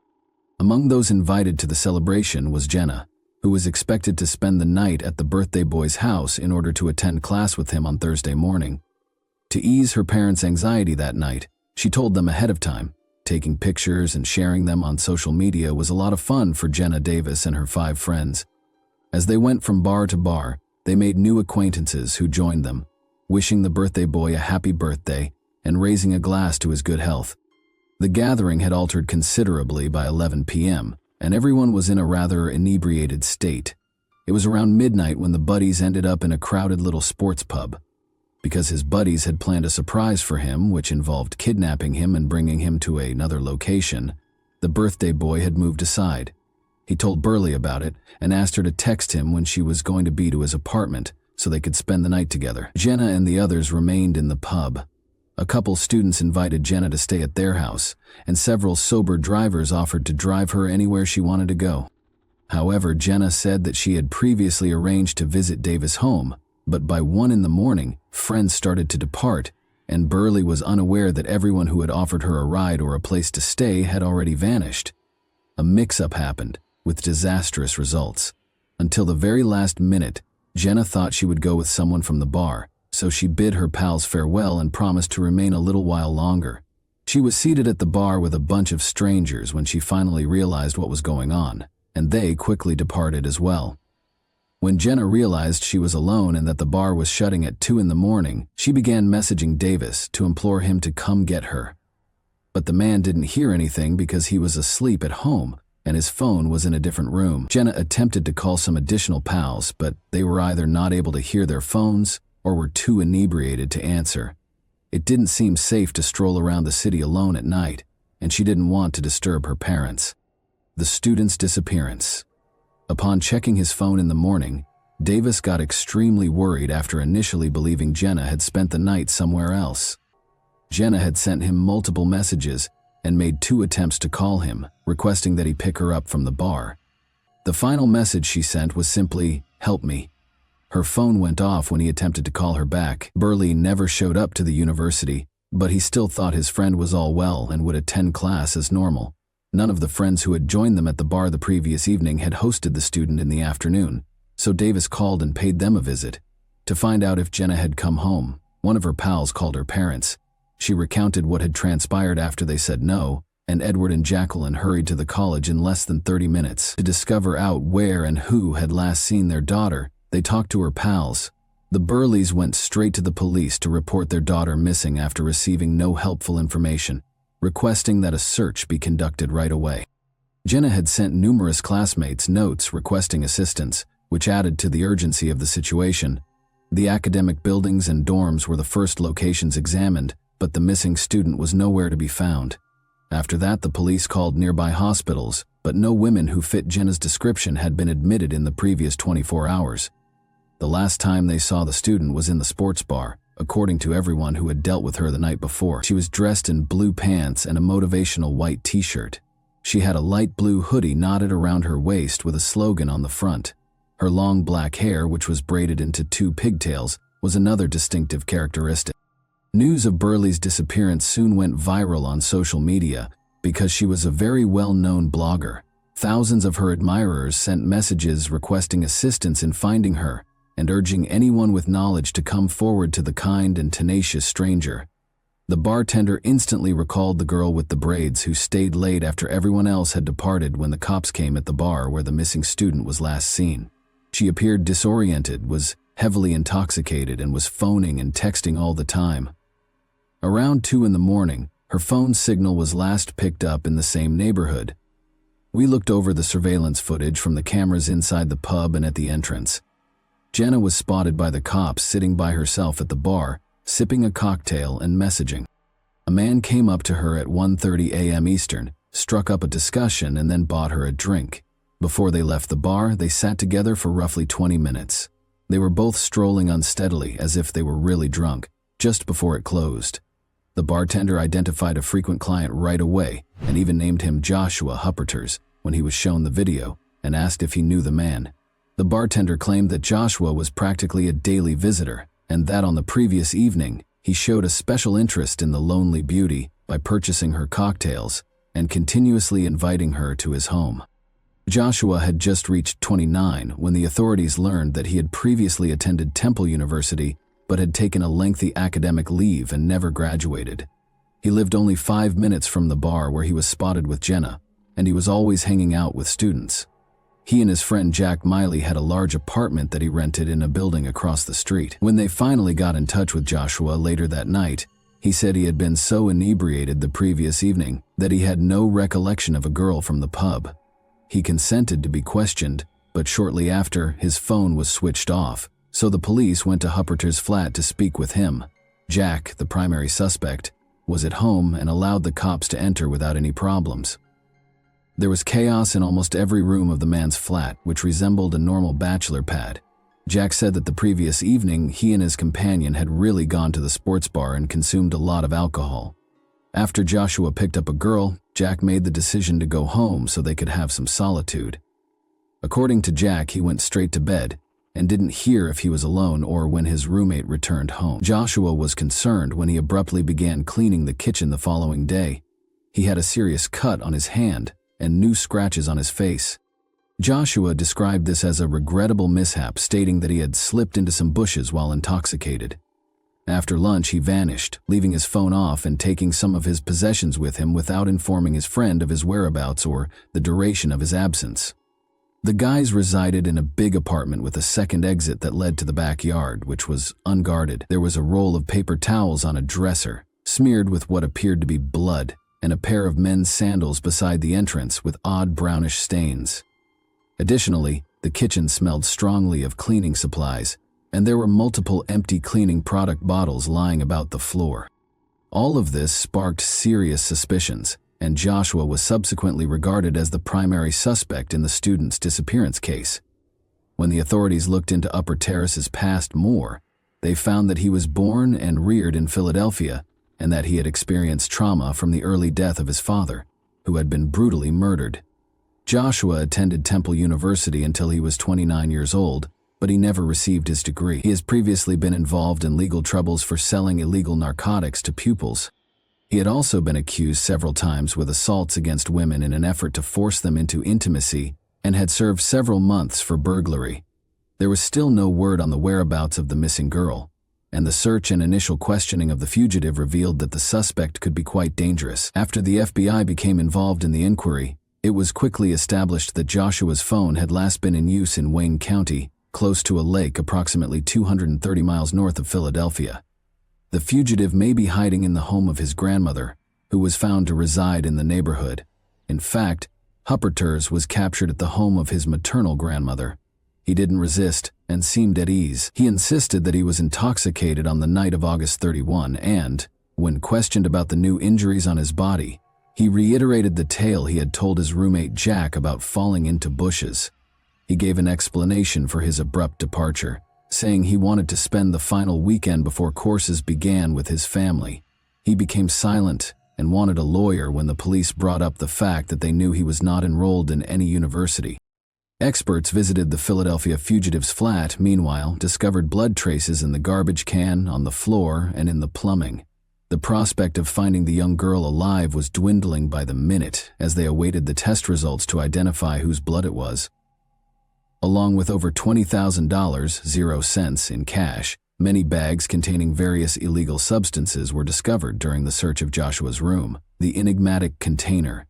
Investigators kept searching Hupperter's house, including the garbage cans, which were fortunately still empty, and the backyard, which was reachable by the second door in the corner.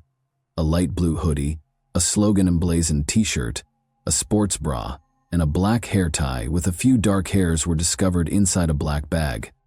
The clothes that were discovered in the trash were very similar to what Jenna was wearing on the day she vanished. Even worse, there were bloodstains on the objects, which made it look quite unlikely that the girl was still alive. Still, the suspect said nothing, and the hunt went on. Hupperter's stepfather suddenly called the police on September 2 to report that the man had visited his mother's Jenkintown home on August 31. He had arrived in a taxi with a heavy, large, opaque plastic container. Joshua clarified that it held his books as well as a few personal items. The following morning, he took another taxi and left the container at the garage. Given his stepson's criminal history, the stepfather thought this was suspicious because the container was abnormally weighty and had an odd smell. Without alerting his wife, the old man made the decision to call the police. Although he was unaware of Joshua's subsequent whereabouts, he overheard him requesting that the driver refrain from recording the journey on the app and pledging to pay with cash. By the time the stepfather, Hupperter's, had been caught and a search of his grandmother's home had turned up nothing untoward, the gruesome discovery in the shed had been discovered. Authorities believed the enigmatic plastic container may have been sunk in a lake, but the container's destiny was still unknown. They thought about using divers to help with the search, but things took a surprising turn. Joshua discovered that the spouse of Joshua's grandmother had a little shed far from the home, almost obscured by trees and plants. Although he hadn't used them in a while, the man kept fishing equipment and an old boat there. He chose to inspect the shed on September 3 and discovered that the door's lock was broken. He went in fearing robbers, but everything was in its proper place, aside from an odd container that had never been there before. He flinched in terror when he opened the container.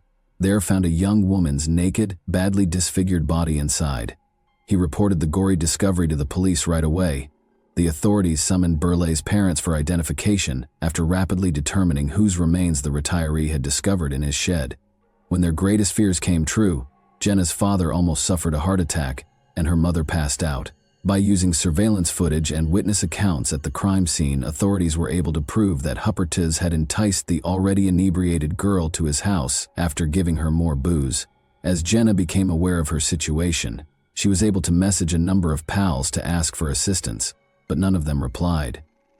Joshua tried to coerce the girl into intimacy in the flat, but she retaliated violently, scratching the criminal and severing his hand with a kitchen knife. But he beat her head repeatedly against the floor and was able to knock the knife out of her hand. After taking advantage of Jenna and rendering her incapable, he used his bare hands to strangle the poor girl. After that, he cleaned up the crime scene as best he could and put her body in a container he had discovered in the storage area. According to the autopsy, Jenna's death was caused by mechanics, asphyxiation. She had several bruises, abrasions, and even bite marks on her body. She also showed symptoms of personal assault and a traumatic brain damage. Her blood was discovered on the apartment's paper towels and shoes. The defendant's blood and semen were detected on her clothing, and her hair was on the hair tie in the garbage bin. Huppert's guilt was never in question, but he refused to accept a plea bargain or acknowledge it during the trial and punishment. In addition, a backpack with his documents, money, and a few necessities was found during a search of his grandmother's home, suggesting that the offender had planned to escape but was apprehended just in time. Only a year and a half after the horrifying crime, in the spring of 2019, did the criminal and attacker's trial start. By asserting that the murdered girl had willingly entered Joshua's room and provoked him, the defense lawyers made a valiant attempt to place all the guilt on her. But everyone in the room was indignant at the defense's remarks. The defendant was found guilty on all counts following 9 days of hearings, and he was given a life sentence with the chance of release only after 60 years. And that wraps up today's chilling story. If you enjoyed this video, don't forget to like and subscribe so you never miss a new upload. Also, let me know in the comments, what part of this story shocked you the most? Thank you for watching, and I'll see you in the next video.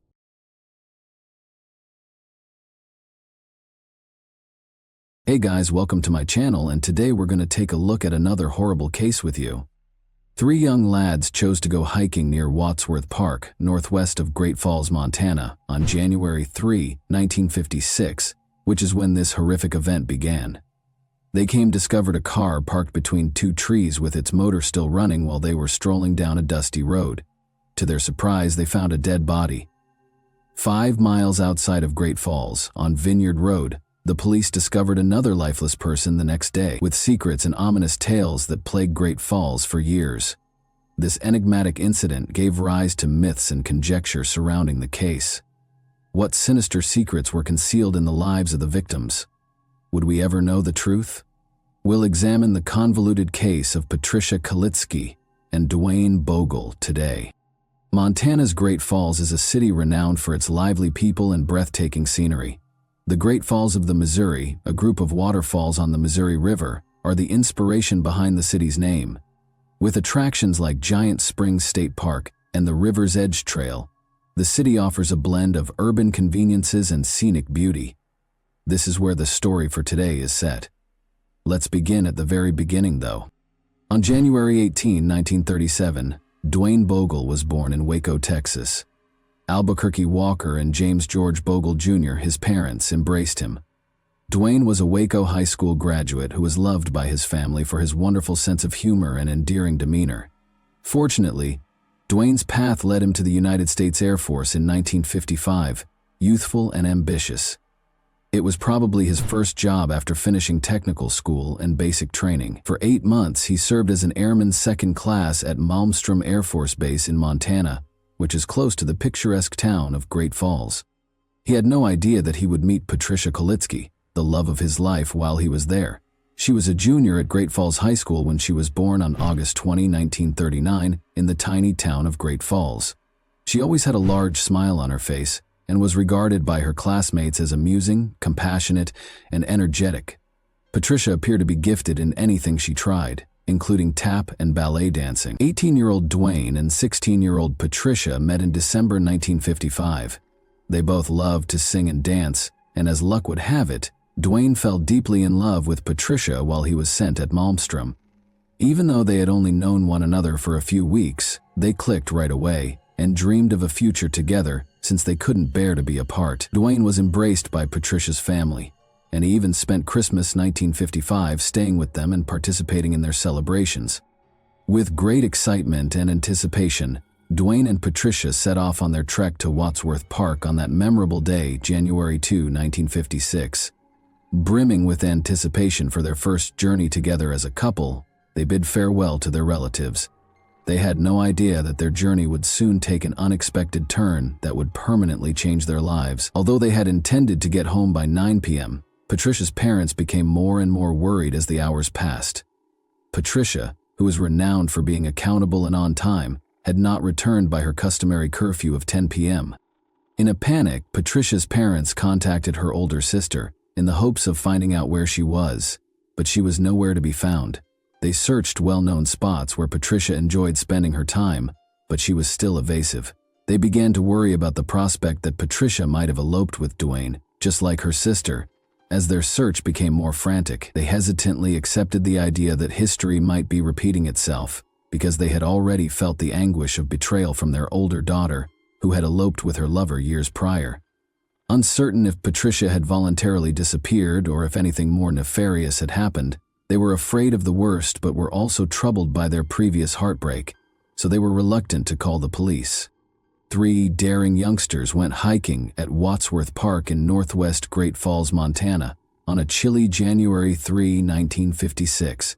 They encountered an odd and unnerving sight while strolling along a dirt path. The radio was playing loudly in a car that was still running and parked between 2 trees. The emergency brake was applied, and its headlights remained on. The motorist appeared to have disappeared moments earlier. Curiosity drove the youngsters to approach the car with caution. They were shocked to see a dead man partially trapped beneath the car, laying face down. They saw that what appeared to be his own belt had been used to firmly bind his hands behind his back. The guys alerted the authorities right away, and they hurried to the area to look into it. Being cautious not to disturb any possible evidence, they thoroughly searched the entire area. They discovered a gunshot wound to the back of the man's head when examining his body. His body showed no further symptoms of injuries, which was surprising. This implied that the murderer's sole goal was to take his life quickly without causing him more pain. A key piece of identification, the driver's license of 18-year-old Dwayne Bogle, was discovered by the police during the automobile search, and it served as a major lead in the investigation. Robbery was one of the many hypotheses that whirled through the police's heads. The fact that the car's engine was still running suggested that the murderer had made a quick escape after stealing items. Then, however, they had a horrifying suspicion. They thought there had been a crime more heinous than robbery. Since kidnappings were happening regularly at the time, there were worries that Dwayne might have been singled out for attention. The terrible decision to take Dwayne's life seemed to be the outcome of the criminal's initial plot going horribly wrong. The cops thoroughly examined the entire region because they were determined to locate any hint, but the predator had been able to entirely hide his tracks, so there was no sign of him. The heartbreaking news of Dwayne's murder was subsequently relayed to his family by the police. Dwayne's parents were overcome with astonishment and sadness at hearing the startling news. They were unable to understand how someone could hurt their cherished kid, who was always happy and adored by others. For them, it was an extremely painful moment. When Patricia's parents heard the news, they came forward and gave the police important information. They disclosed that Patricia had not come home either, and was also with Dwayne.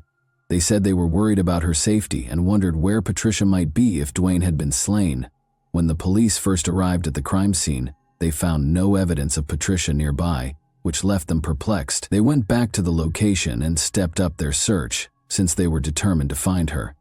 The following day, January 4, 1956, a road worker found Patricia's lifeless body 5 miles outside of Great Falls, on Vineyard Road. The tragic site was about 8 kilometers from the discovery of Dwayne's body. It was clear Patricia had probably been abducted. Sadly, her body had rolled to the location from the gravel road above, as shown by a trail of blood down the rocky valley. She had also been shot in the back of the head, just like Dwayne. The authorities had no idea that this was only the start of a dark and terrifying story. The police made the decision to look into what happened and find out where Patricia and Dwayne were last seen. They learned that on the night of January 2, 1956, the pair had been spotted together having a drink at Pete's Drive-In restaurant. The restaurant employees said that they arrived at 8:30 p.m. and departed just after 9 o'clock. During their visit, they were the only ones in the automobile. The authorities assumed Patricia and Dwayne had driven there voluntarily, because the area where Dwayne and his automobile were discovered was a well-liked destination for couples.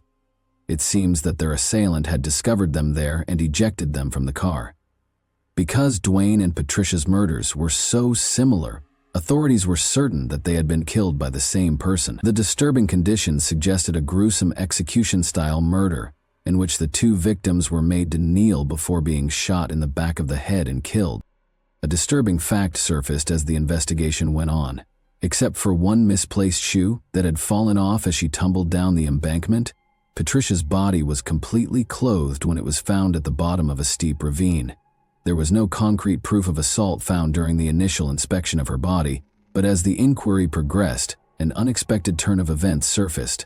Additional testing and analysis revealed an entirely different image. The revelation occurred when Patricia's body was found to have injuries associated with assault, defying the first conclusion. Additionally, they were able to obtain a swab from her in the hopes of identifying the murderer. Unfortunately, no definitive results could be obtained at the time due to technological restrictions. All of the test results and supporting documentation, however, were meticulously saved in case the mystery could be solved in the future. And further dimension of intrigue was introduced by the coroner's assessment. In fact, it was thought that Dwayne had survived the shooting for a few hours. It was thought that the shooting itself happened sometime between 10 p.m. and midnight, and Dwayne passed away tragically between 2 a.m. and 4 a.m. Authorities started a thorough investigation because they were committed to finding the murderer. The Great Falls Sheriff's Office's T.J. Leeper went above and beyond by purchasing a polygraph machine with his own funds that might provide crucial hints. To make sure it was used properly, they sent in a Seattle specialist. 10 officers dedicated their time to the case, working around the clock. They started looking for anyone who would have a reason to hurt Patricia or Dwayne. Catherine, Patricia's mother, revealed a troubling exchange she had with Dwayne on January 2, 1956, the day before his lifeless body was discovered, adding to the growing suspicion. The authorities were intrigued by this information and pondered whether the friend might be linked to the murders of Patricia and Dwayne. They managed to locate the friend and spent 4 hours questioning him. When they were unable to locate any proof connecting him to the killings, the police eventually forced to let him go. Furthermore, it was established that he was in his Texas house when the murder occurred. Unfortunately, the authorities were unable to identify a specific personal reason for Dwayne and Patricia's killings. Their investigation options were limited by this obstacle, so they turned their attention to those who had consumed alcohol the night before the killings and attempted to track down those who carried firearms. When all seems lost, 2 witnesses came forward with shocking information. They reported to the police on January 10, 1956, a man who was spotted returning home at midnight with a gun in his hand, in addition to having one. A glimmer of hope that they might have finally gotten a break in the case was generated by this information, but when they confronted the individual and spoke with him, their hope swiftly evaporated. He insisted that he didn't even own a gun and strongly denied ever leaving his residence that evening. Based on the 2 men's testimonies, the police had almost enough reason to arrest him. In a startling change of events, nevertheless, The witnesses did finally confess. It was discovered after hours of hard interrogation that they had been lying the entire time because they hated the man. They viewed this continuous probe as a chance to get what they wanted. The police were shocked and enraged by this discovery, knowing that they had to start over in their hunt for the real criminal. Sheriff Leeper had to close the full-time investigation into the case in March 1956, 2 months later, without being able to identify the murderer. The sheriff expressed his dissatisfaction and sadness for not apprehending the individual responsible for Patricia and Dwayne's deaths, but the lack of progress was discouraging. The inquiry went on, but in January 1957, the sheriff addressed the Great Falls Tribune on the 1-year anniversary of the killings. He expressed his will to continue. "I guess it's just one of those things, but we're not giving up. Maybe this year we'll catch him. He must have made a mistake. They all do. Someday, we'll find out what it was, and then we'll have them." Their families and the communities to which they belonged were profoundly affected by Dwayne and Patricia's deaths. Henry, Patricia's father, had emotional numbness and struggled to accept Patricia's passing. In an interview with the television program Hard Copy, Patricia's sister Darlene revealed that their father Henry was unable to deal with the loss or talk about Patricia. Darlene decided to treasure the good times she shared with her sister as a way to find comfort. Both families understood that nothing could bring Patricia and Dwayne back, no matter how much it hurt. It was really hard to understand the loss, and it seemed impossible to find closure. Catherine, Patricia's mother, revealed that for years following the murder, she and Dwayne's mother corresponded by mail. Because of their shared loss and sadness, the two families were able to connect through their correspondence. Meanwhile, the case had remained unsolved. Detective Bill Madison brought a new perspective to the 2001 investigation into the murders of Dwayne and Patricia. He found a swab from Patricia's autopsy that had been kept for more than 45 years in evidence storage. The swab was transferred to the Montana State Police Crime Lab for processing using the latest developments in DNA technology. Patricia had been beaten, as the lab shockingly discovered a cell in the swab that did not belong to Dwayne. Over the course of the following few years, investigators compared the cell's DNA to that of over 35 previously recognized suspects. But the DNA on the sample did not match that of any of the suspects. The swab's DNA was also compared to national criminal databases by the investigators, but no matches were discovered. They investigated suspects such as Boston mobster James Whitey Bulger, who had resided in the Great Falls region at the time of the killings. Bulger was previously arrested in 1951 for the assault of a 15-year-old girl. Edward Wayne, a convicted serial murderer who killed 2 couples years after Dwayne and Patricia's deaths, was another possibility. He denied any participation, although the authorities suspected he might have been in the Great Falls region at the time. When Bulger's and Wayne's DNA did not match the swabs, they were both disqualified as suspects. After 18 more years of investigation, a breakthrough was made, motivated by the method employed to solve the Golden State Killer case in 2018. Assigned to the Patricia and Dwayne murder case, Detective Sergeant John Kenneron was adamant about pursuing the investigation. In order to obtain further DNA evidence from the swab obtained at Patricia's autopsy, he collaborated with forensic scientists. They embraced a state-of-the-art technique in 2019 called genetic genealogy with GED match technology. Forensic genealogists were able to compare the DNA profile discovered at the crime site with profiles in public genealogical databases. Thanks to this novel technique, they were able to create a family tree and find distant relatives by examining the common DNA. Making the connections between various people and their genetic connections was similar to solving a jigsaw. The investigators were about to reveal the suspect after carefully creating the family tree, but there was a terrifying turn to the tale.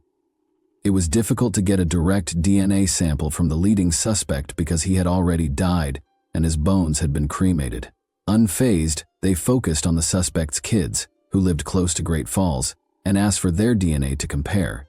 To their surprise, the children's DNA revealed that the cell discovered during Patricia's autopsy had come from their father. When the children learned that their loving father was to blame for the deaths of 2 individuals, it was a heartbreaking discovery. Kenneth Gould, who also resided in Great Falls, was formally identified by the Cascade County Sheriff's Office as the murderer of Patricia and Dwayne on June 8, 2021. Following a comprehensive investigation and DNA analysis, The authorities were certain that Kenneth Gould was the murderer of Patricia and Dwayne. However, Gould cannot be tried or formally identified as the murderer because he had already died. Rather, they were limited to designating him as the case's most likely suspect. This historic announcement was made over 65 years after the untimely deaths of Patricia and Dwayne, making it the oldest case ever solved in history, utilizing the cutting-edge method of genetic genealogy. The local horse trainer, Kenneth Gould, was born and raised in Great Falls, Montana. He married 16-year-old Lula Bell Brown in 1952. At the age of 24, began a family and raised 5 kids. He lived very close to Patricia's home and was often spotted riding horses in the neighborhood around the time of the murder. Gould lived close to the location of the incident, but his name was never in the police files and he had no obvious relationship to either Patricia or Dwayne. Oddly, Gould sold his family's land in February 1956, a month after the killings, and started a string of movements throughout Montana before landing in Missouri in 1967. He never went back to Montana after that. At the age of 79, Gould's adventure came to an end in 2001 when he died in Oregon County, Missouri. His life continued to be entangled with the mystery surrounding the killings of Patricia and Dwayne, raising doubts about his potential involvement and the motivation for the killings. People can have secrets they never tell anyone, Cascade County Sheriff's Office Detective Sergeant John Caneron said in reference to the case. Many of Patricia and Dwayne's loved ones had already died and were unable to hear the news because so much time had passed between the murders and Gould's identification. Darlene, Patricia's lone surviving sister, suffered from severe dementia. When Gould was eventually found, the case's conclusion caused Dwayne and Patricia's family to experience a range of emotions. Gould's identification triggered emotions and rekindled old emotional wounds among the relatives, despite their relief at having answers at last. Karen Bogle McCarthy, Dwayne's niece, told the New York Times that her generation benefited from the use of contemporary technology in the case's resolution. Jim Bogle, Dwayne's younger brother James, has a daughter named Karen. As a child, Jim Bogle had always admired Dwayne.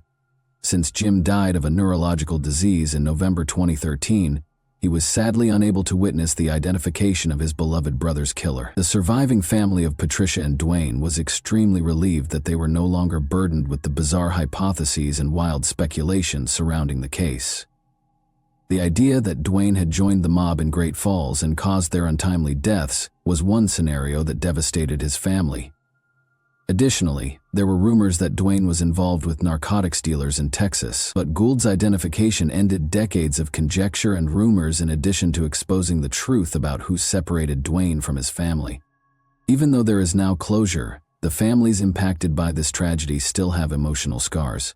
How do you feel about this case? What do you believe might be the driving force behind the murders of Patricia and Dwayne? And that wraps up today's chilling story. If you enjoyed this video, don't forget to like and subscribe so you never miss a new upload. Also, let me know in the comments what part of this story shocked you the most. Thank you for watching, and I'll see you in the next video.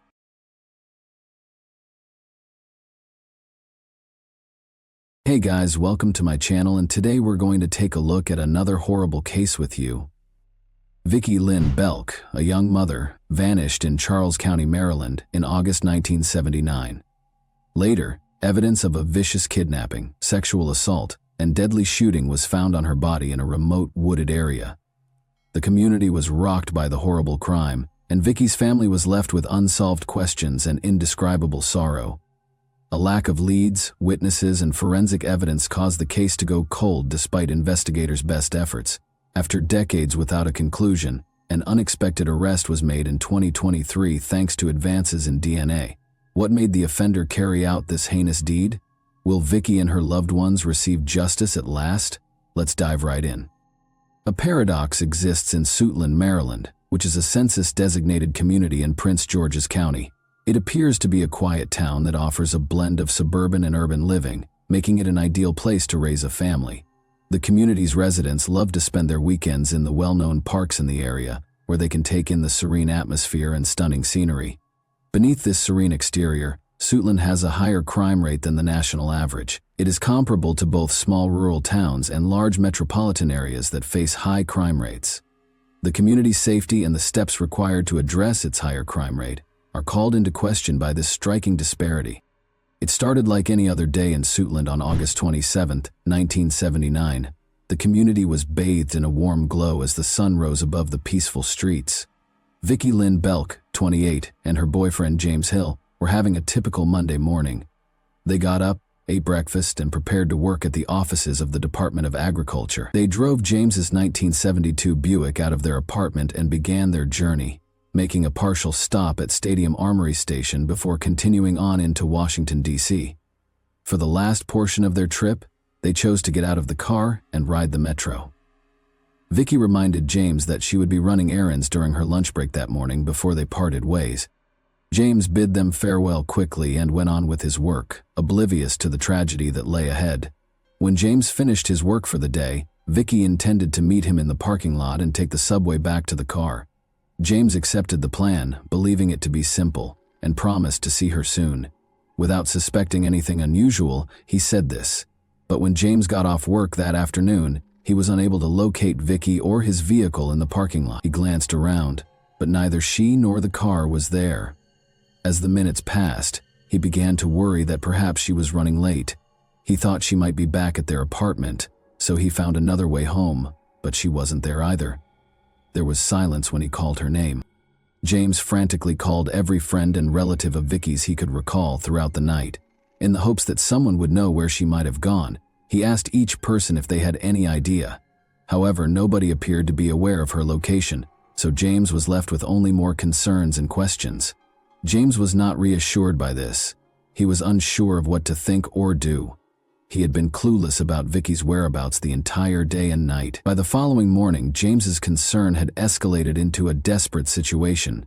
He called the Prince George's County Police because he was so concerned.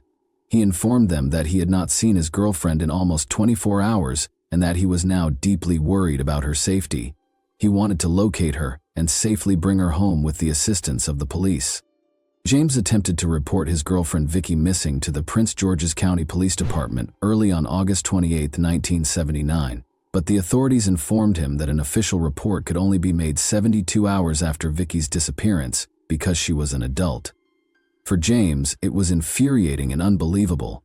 How come the police didn't act right away? All he could do was wait and hope that Vicki would come back, which was an agonizing thought. As he considered all the horrible things that might be happening to her, each minute seemed to drag on forever.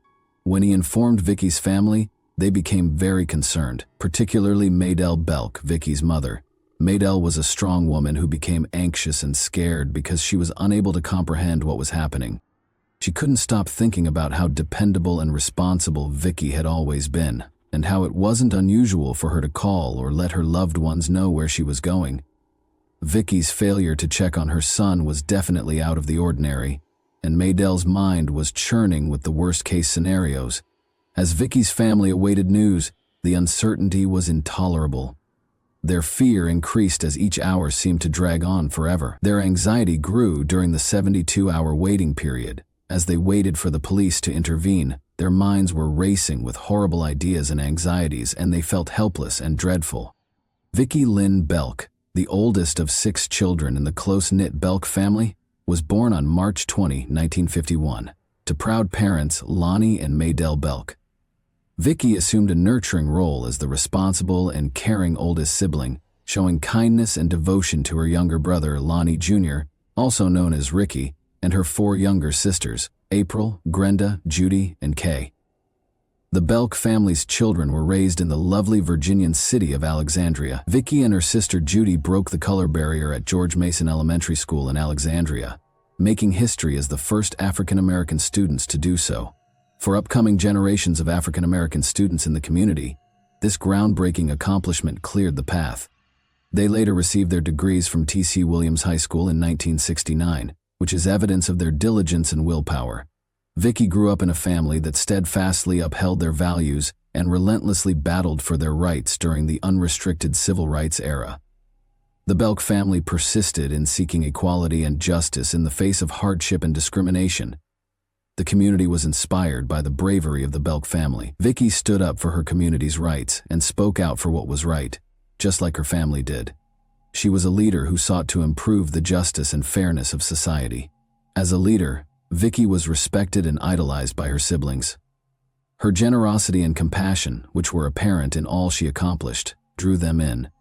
Vicky persisted and became the first person in her family to earn a college degree in spite of many challenges and few opportunities. She graduated from St. Augustine's College in Raleigh, North Carolina, with a Bachelor of Arts in Education in 1974. Vicky's skills and knowledge were recognized. Vicky began a successful career by breaking down barriers and accomplishing great things, and in 1979, at the age of 28, she landed a prestigious job as a management analyst in the Department of Agriculture's Office of Operations and Finance in Washington, D.C. Vicky, a single mother, put a lot of effort into raising her young son, Lamont Belk. She also had a time-consuming and hard-working job in Washington, D.C.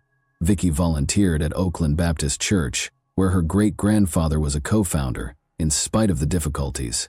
She had a strong religious and community commitment. Vicky's family always found time for one another, despite everything, because they were so close. Judy, Vicky's sister, married at Oakland Baptist Church in August 1979. To commemorate this momentous day, the entire family gathered. Vicky was a key player in the wedding preparations and served as Judy's maid of honor. James Hill, her boyfriend and co-worker at the Department of Agriculture, accompanied her to the wedding. Following the wedding, Vicky resumed her usual activities. She still put in a lot of work, looked after her son, and spent time with James. Nobody was aware of Vicky on August 29. Every lead seemed to end in disappointment for her family and friends who had been looking for her. They had no idea that their hopes would soon be dashed by a terrible discovery. At 7 p.m. on that fateful evening, a teenage boy from the area rode his bike down Metropolitan Church Road. In Maryland, he was riding close to the intersection of Route 227 when he noticed something. It was hard to see as he rode because of the long shadows cast by the waning daylight. However, he noticed something.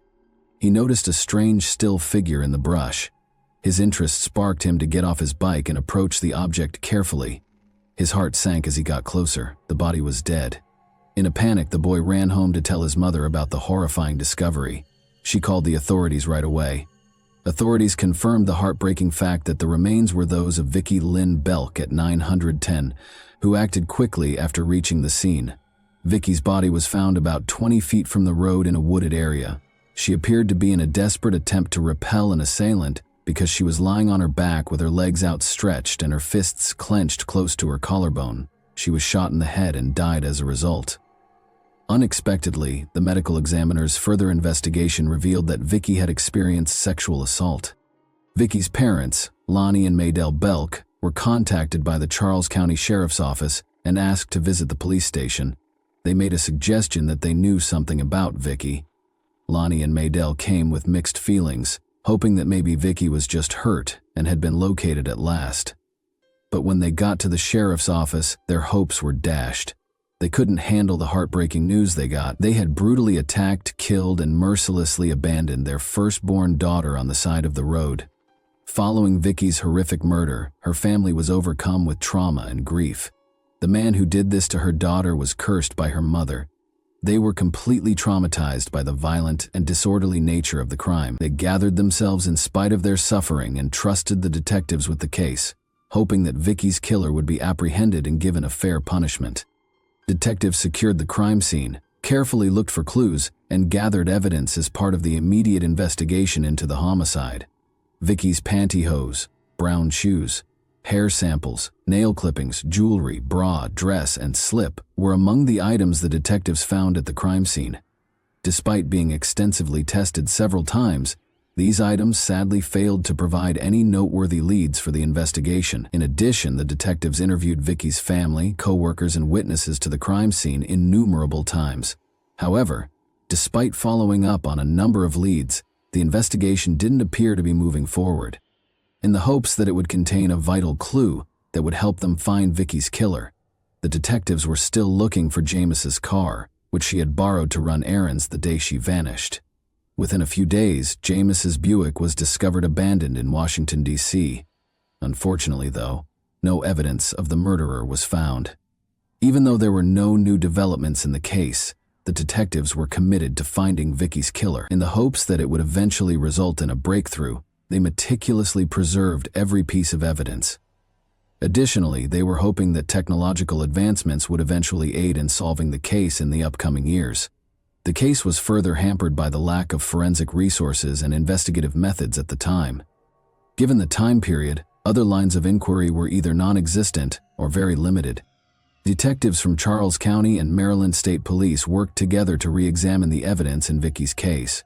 To make use of cutting-edge technologies, they also collaborated with Sorensen Forensics in Salt Lake City, Utah, and Bode Technology in Lorton, Virginia. Together, they sought to solve the case and provide fresh insight into Vicky's killer. But they once again found themselves disappointed. The identity of Vicky's killer remains a mystery, as the investigation into her assault and murder gradually came to a standstill. DNA testing technology was not developed until the 1980s, and it was not in use when Vicky was tragically killed in 1979. After it surfaced, authorities started building a nationwide database of fingerprints and DNA samples from people accused of crimes. But until the 2000s, despite continuous research, no notable advancements were made. Advances in DNA technology by the early 2000s enabled detectives to re-examine the evidence in Vicky's case. Investigators were able to develop a possible suspect profile after re-examining Vicky's dress and finding a foreign bodily fluid. Even though testing technology had advanced, it still needed a lot of work. The created profile was judged inappropriate for comparison with suspects or database entry. Over the years, detectives continued to retest Vicky's possessions using new technologies, unfazed by previous failures. But in spite of their best efforts, no noteworthy progress was made, and the case was once again unsolved, leaving Vicky's family with unresolved questions.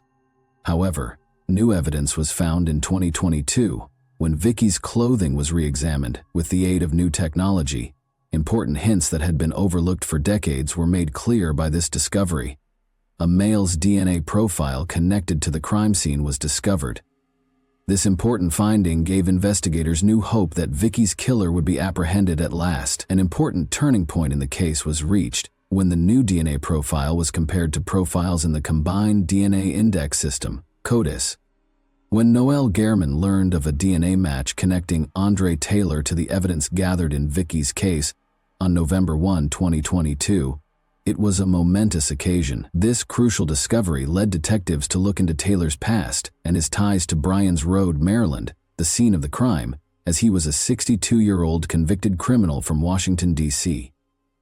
Detectives found that Taylor's address on his arrest records from the 1980s was Bryan's Road, 4 miles from the location where Vicky's body was found. The investigation also showed that Taylor's DNA was added to the national database after he was arrested and found guilty of violent crimes in Washington, D.C. This important discovery strengthened Taylor's connection to the case even more. Once Taylor was identified as the suspect, the next task for the investigators was to find him. Detectives worked in conjunction with law enforcement partners from the D.C. Metropolitan Police Department Homicide, the U.S. Homeland Security Investigations, and the U.S. Baltimore Field Office of the Secret Service to find him. After months of unrelenting search, investigators eventually found Taylor in Washington, D.C., where he was living in a nursing and rehabilitation center. In order to get proof, detectives kept a close eye on him and gathered more details about his past. In March 2023, detectives visited Andre at the nursing home with a warrant in order to obtain a saliva sample for a new DNA comparison with the evidence from the crime scene. Detectives weren't worried about Andre running away because of his poor health and amputated leg. Even though the unexpected visit made him aware of his suspect status, the results of lab tests would not be available for weeks, and authorities were certain he posed no flight risk. Andre Taylor's life took a turn for the worse as he grew older. Even though Taylor had never met Vicky Belk, his actions would eventually bring him back to her case decades later. After killing a man during a street robbery in April 1989, Taylor was charged with murder. The prosecution contended that Taylor should be detained without bail, citing his lengthy criminal history.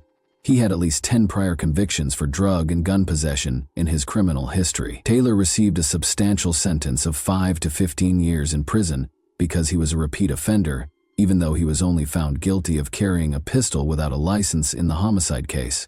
Following his release, Taylor made several arrests in the 2000 system and kept circling back and forth through the criminal justice system. Taylor's DNA was added to the federal database at some point during this time. This crucial entry would ultimately connect Taylor to Vicki Belk's murder, providing her family with some closure and justice for her heinous murder. A grand jury heard the case from the Charles County State's Attorney's Office on June 16, 2023, and after considering the evidence, found Andre Taylor guilty of 3 serious charges: first-degree rape, first-degree murder, and second-degree rape. 6 days later, on June 22, Taylor was arrested in Washington, D.C. by a team of detectives from the Charles County Sheriff's Office, the United States Marshals Service, and the Metropolitan Police Department. Taylor was first detained in a Washington, D.C. detention facility before he consented to return to Charles County on June 27. Vicki Belk was 28 years old, and Andre Taylor was 18 when she was murdered in 1979. There is no proof that Andre Taylor and Vicki Belk were acquainted, according to a careful analysis of the original report and follow-up investigations since 1979. Furthermore, the Belk murder and the circumstances surrounding Taylor's arrests in Washington, D.C. are completely different. On June 22, 2023, Vicki Belk's family celebrated a momentous occasion. Vicki's family and detectives spoke to the media during a press conference after Andre Taylor was detained without bail. Although the tearful reunion brought back painful memories, it also brought closure. The family was content and joyful. "I thank God that we are alive and well to witness this historic occasion," Vicki's son said. "I was 7 years old in 1979. Vicki's family expressed their appreciation and treasured memories, saying, "Thank you to the court for holding this person in custody." Through their accomplishments and the establishment of the Vicki Belk Scholarship Foundation in 1980, they paid tribute to her legacy, in spite of the pain. About 100 students have benefited from the foundation, perpetuating Vicki's passion for youth and education. It wasn't over yet. Andre Taylor's sentencing was still pending for the family. Will this be the next one? After 45 years of waiting, will the family finally find peace? Will the memory of Vicki Lynn Belk be buried at last? In the decades-old murder case of Vicki Lynn Belk, a Charles County jury found Andre Taylor criminally liable for her untimely death and returned a guilty verdict on July 18, 2024. According to Assistant State's Attorney John Stackhouse, the 45-year-long incident resulted in generational trauma. Belk's son was raised without a mother figure. Her daughter had to be buried by her parents. Not knowing who killed their daughter, her parents were forced to lie on their deathbeds. There was never an opportunity for her grandchildren to meet their grandmother. However, throughout this case, I have never witnessed a family with such grace, grit, and determination. After decades of evading justice, Andre Taylor was finally held accountable for his horrible crimes. Taylor acknowledged raping Vicki Belk during a detective interview, but he denied having anything to do with her death. Nevertheless, indisputable proof revealed his guilt and connected him to the crime. A 4-decade wait for justice ended on August 25, 2024, at 12:30 p.m., when Andre Taylor was sentenced to life in prison for the horrific first-degree murder of Vicki Lynn Belk. He would be imprisoned for the remainder of his life because the consequences of his crimes had finally caught up with him. I can't thank the assistant state's attorneys enough for their tireless efforts to bring justice to this case, said State's Attorney Tony Covington, who praised the team. The Belk family had been waiting for justice for 45 years, and this was the culmination of a long and agonizing journey. Even though Vicki wouldn't return, it provided closure and explanation. Vicki's legacy would endure, proving the strength of tenacity. And that wraps up today's chilling story. If you enjoyed this video, don't forget to like and subscribe so you never miss a new upload. Also, let me know in the comments, what part of this story shocked you the most? Thank you for watching, and I'll see you in the next video.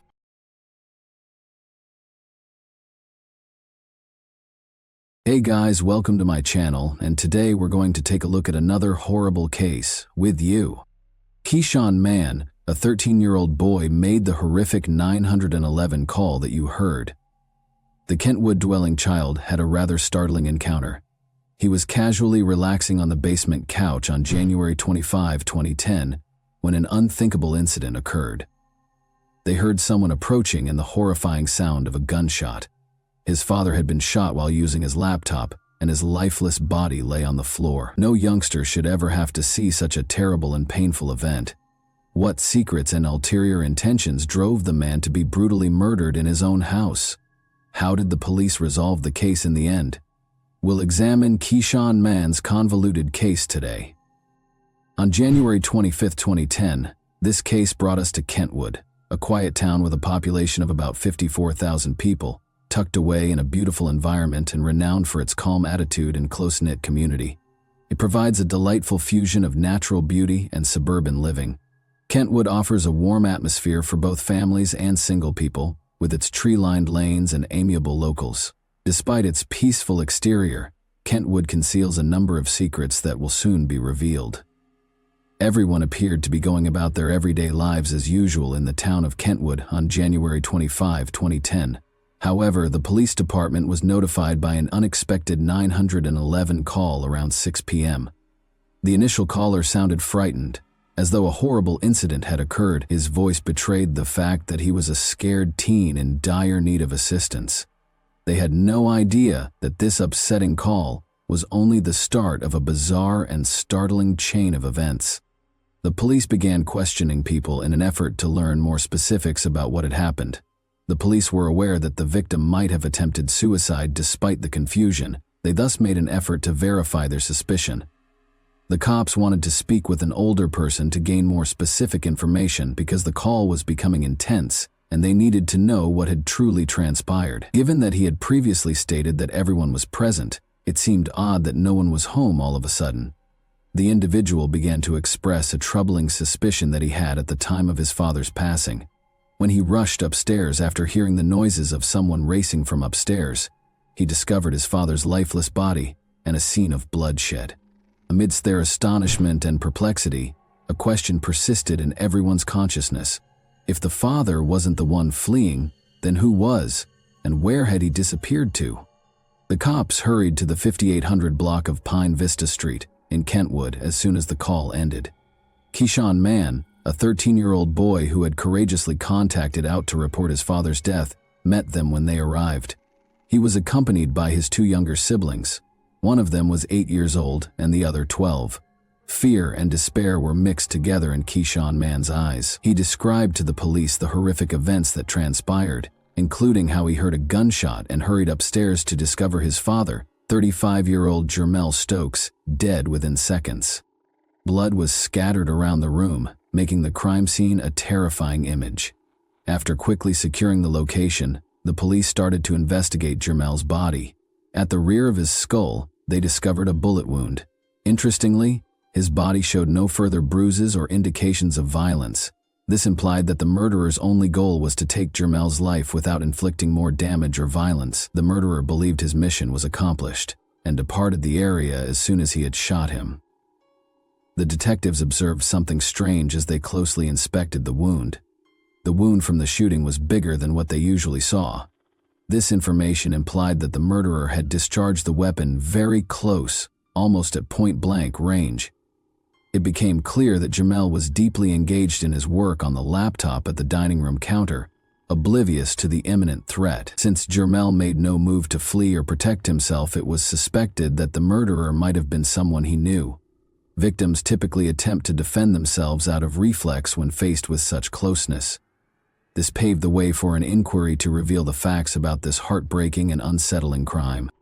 In an effort to uncover any clues the murderer may have left behind, the police inspected the residence and the whole crime scene. They found 2 handguns when they searched Jermell's room's cabinet. Although they thought both firearms were Jermell's, one of them looked unsettling because it had traces of gunpowder and a missing bullet, indicating it had been shot lately. The other rifle looked undamaged and was loaded. This sparked suspicions because it didn't seem likely that the murderer would have had time to place the gun back in the closet before departing if he had used it to murder Jermell. Keyshawn Mann's claim that Jermell was gunless during the 911 call raised additional doubts. The detectives questioned how Keyshawn Mann could have been so certain that Jermell was armed. In an attempt to find any evidence that would provide them with information about the predator, the rifle was sent for testing right away. At that point, Lakeisha Mann, Jermel's fiancée and Keyshawn Mann's mother, came home after hearing of Jermel's passing. Despite being in the same town, the fiancé took a long time to return home, which the police thought was odd. If the spouses learn of their partner's death, they typically return quickly. In an attempt to learn more about Jermel's past, potential enemies, or any clues as to who might be responsible for his death, the investigators made the decision to question her, but she said she didn't know anything about his past. It was discovered that Keyshawn Mann was Jermel's stepchild rather than his biological kid. The investigators felt as though something was being hidden because of the contradictory responses and unclear facts. They understood that they needed to learn more about the family's history. According to the authorities, Keyshawn Mann's mother had a tumultuous divorce from his father, her first spouse. But the public was not privy to the specifics of their relationship. She was a single mother who yearned for respect and love, which is how she met Jermel Stokes. He became her son's friend and father figure, especially Keyshawn Mann. Lakeisha and her 3 sons quickly moved in with Jermel after they made the decision to advance their relationship. However, Jermel already had children from several different women. According to paternity and child support paperwork, he had 4 and 9-year-old children with one lady, 10 with another, and 11 and 12 with a third. According to state police records, Jermel was previously charged with a felony in 1993 for carrying a concealed weapon. In 2003, he also entered a guilty plea to a misdemeanor charge of taser possession. Aiming for a new beginning and a blended family, Jermel started a new chapter in his life with Lakeisha and her 3 sons. Despite his difficult past, his new family life appeared to be going smoothly. Jermel tried to build a close relationship with Keyshawn Mann as a stepfather, despite the fact that he was not his biological child. He filled the vacuum created by Keyshawn Mann's biological father's absence by acting as a father figure. Since there had been no prior reports or information indicating any problems or conflicts, there were no signs of any troubles inside the family. At first, the police inquiry into Jermel Stokes' murder revealed no background or apparent reason that could account for the terrible incident. No suspicious information or hints regarding the family were discovered. The case was obviously mysterious because no one was a suspect, even if it wasn't immediately apparent. Detective Mattis couldn't get rid of the idea that every murder must have a purpose. Even though the detectives first ruled out the family's involvement, they were ignorant of the harsher facts and hidden secrets that were concealed beneath the surface of their seemingly ideal family. The police turned their attention to identifying the person who might have killed Jermel out of a personal grievance or motivation. First, they asked the neighbors whether they could remember anything out of the ordinary or if they had witnessed someone fleeing the residence on the night of January 25, 2010. Still in shock after the terrible incident, the neighbors acknowledged hearing a gunshot but did not see anyone running away. In an attempt to find more leads, the police continued to question Jermel's acquaintances and family, but they were unsuccessful. It was difficult for the detectives to accuse anyone because there were no obvious hints to follow, no evidence left behind, and no signs of blood or fingerprints at the crime site. The stunning fact that left everyone startled was finally revealed by the firearms testing findings. His own stepson, Keyshawn Mann, had fingerprints on the gun that killed Jermel. Those who knew the family well were shaken by the unexpected news. Since Keyshawn Mann had been the one to phone the police in distress to report his father's shooting, this discovery provided a confusing twist to the case. The difficult challenge of figuring out the reasons behind this sudden change in circumstances now lay before them. With reference to Keyshawn Mann's 911 call, the police started to piece the puzzle together. At first, Keyshawn Mann said that everyone was seated on the couch when the murder occurred, suggesting that the family was present at the time. However, when authorities asked to talk with an elder member of the family, nobody was home, which caused suspicion. The police came at a conclusion based on these discrepancies. They thought that Keyshawn Mann saw the ideal chance to execute his plan on January 25, 2010, just before 6 p.m. when his mother was out. Silently, he took his gun out of the cabinet, fired at his father, and put it back where it belonged. Unaware that his decision to put the gun back would be used as strong evidence against him, he called the police in a panic and fear to report the murder of his father. They had not yet learned the reason behind Jermel's murder, though.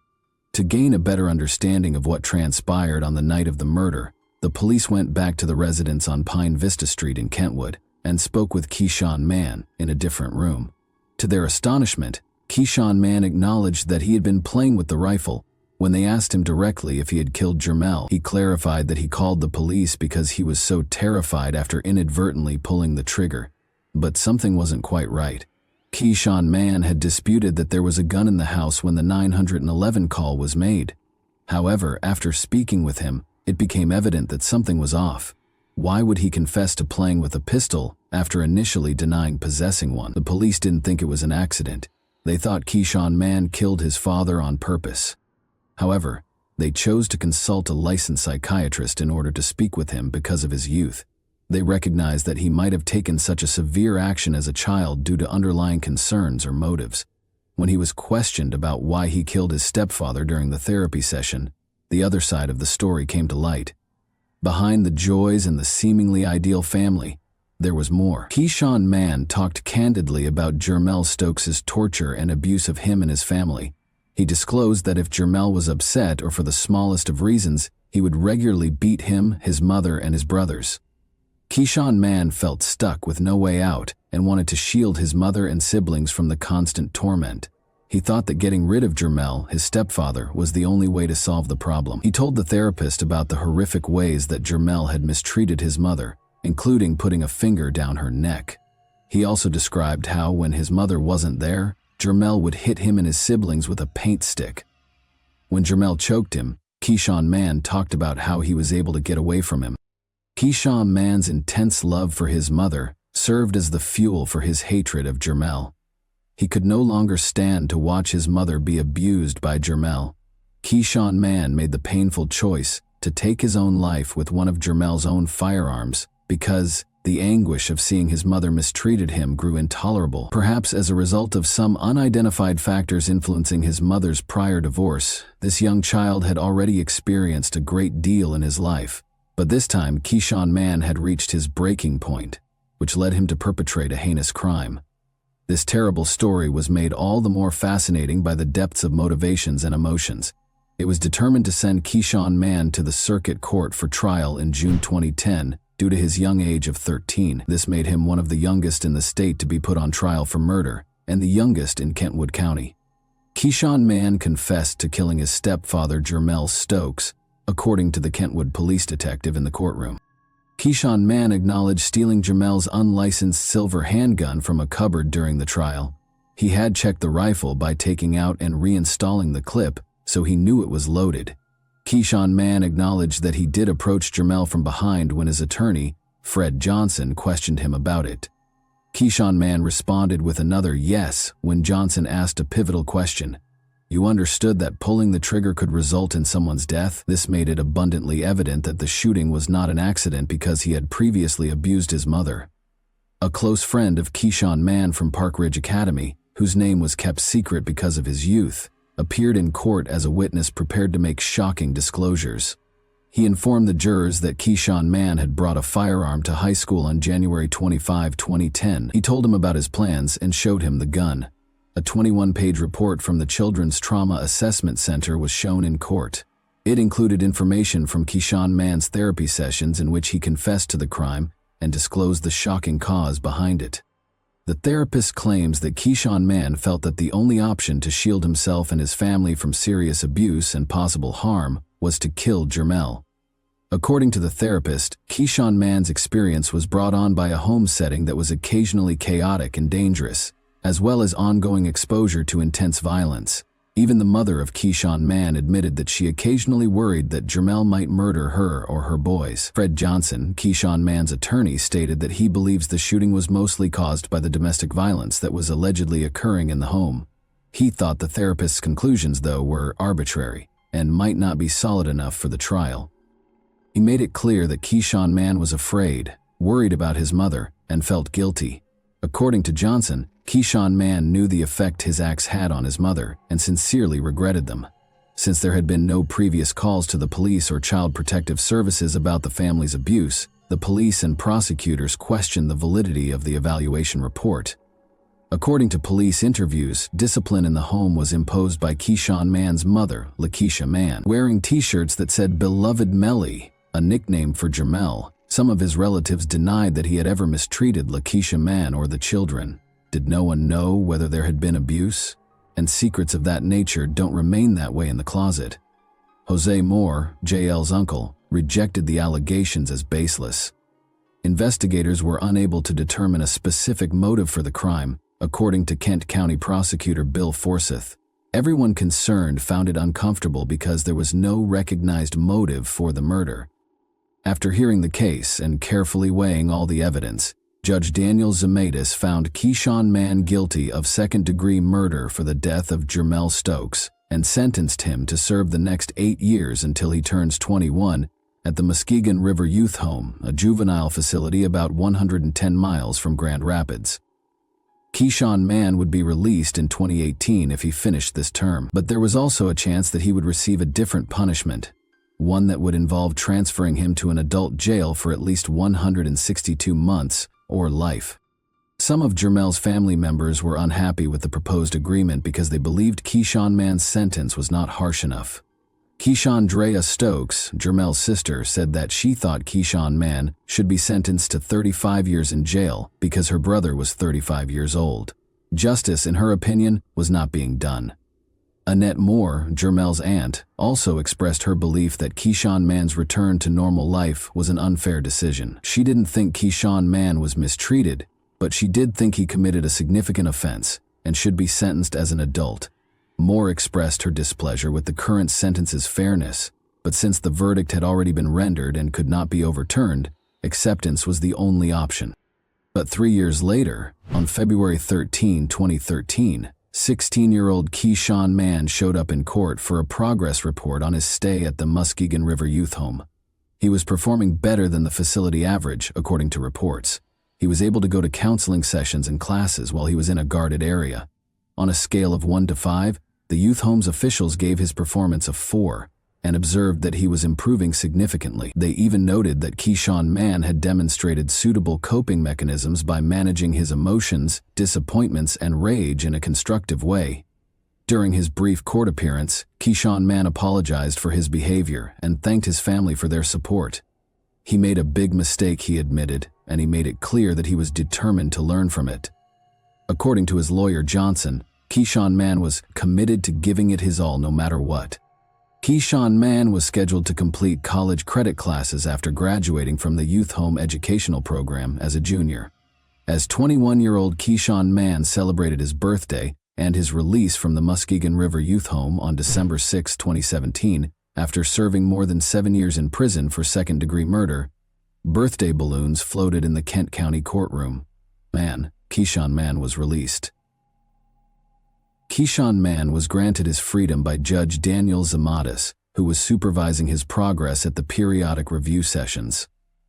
At the final hearing, the judge spoke to Keyshawn Mann and said he was certain he was ready to start a new chapter of achievement in the community. When the judge gave the announcement, Keyshawn Mann and his mother Lakeisha exchanged heartfelt embraces as friends and family crowded the courtroom. Vicky Seidel, the assistant prosecutor for Kent County, commended Keyshawn Mann for setting a good example for other youth in the program. She claimed that he had carried out his duties and characterized him as an example for the inmates. For almost 18 months, Keyshawn Mann had been enrolled in online courses at Mid-Michigan Community College. According to his family, he had plans to continue his education, possibly attending Grand Rapids Community College in 2017. Kent County Probation Officer Dan Corey reports that Keyshawn Mann's meeting with his father, Jermel Stokes, to resolve the matter went smoothly. Mr. Stokes said he hoped Keyshawn Mann would have a fruitful life. Though it had been a tough 7 years, Keyshawn Mann agreed that his life had significantly improved. He conveyed his appreciation for the chance to improve himself, given that Keyshawn Mann was only a small boy at the time. Jermel's aunt also pardoned him for his behavior. She felt that Keyshawn Mann should be given the opportunity to start over, since she understood that his actions were motivated by fear. How do you feel about this case? Do you believe Keyshawn Mann should have been given another chance? And that wraps up today's chilling story. If you enjoyed this video, don't forget to like and subscribe so you never miss a new upload. Also, let me know in the comments what part of this story shocked you the most. Thank you for watching, and I'll see you in the next video.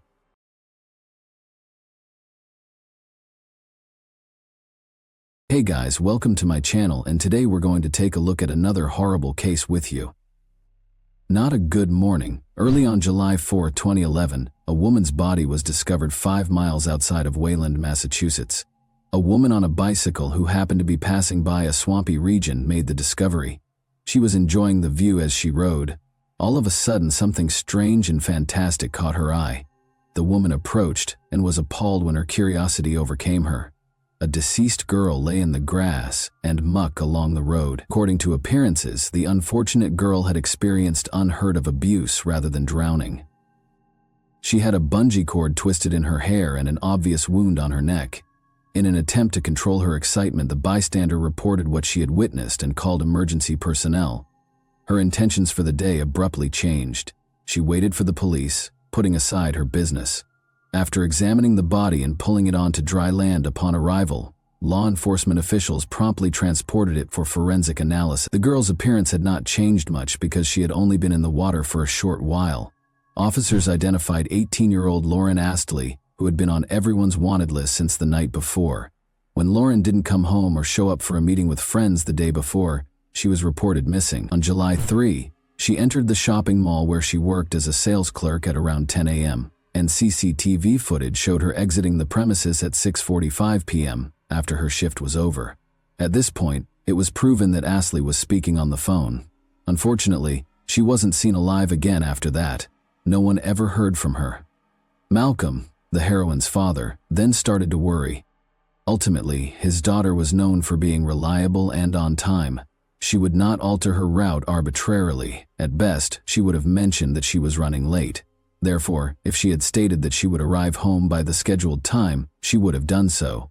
Mr. Astley promptly reported the disappearance to the police after realizing that something negative had occurred. The police officers began the search right away and didn't wait for the appropriate amount of time. The girl's friends and family also joined in at the same time. Word of mouth, incidentally, spread swiftly, and acquaintances quickly learned that she was missing. Soon after, a red Jeep belonging to the missing was discovered in the local beach's parking lot. Her personal items, including a laptop and a pocketbook, were inside the car, which had its windows down, but not in it was the girl herself. Furthermore, it was unclear where she may have gone after abandoning the car in such a risky manner. Malcolm headed straight to the location where he attempted to determine his daughter's whereabouts after learning of the car's finding. Seeking her as though she had drowned, he strolled along the shore and threw a flashlight into the water. After him, Lauren's pals showed up. In an attempt to be the first to see her, they made the decision to stay the night at the location. They searched the region all night long, wondering where Lauren had vanished to.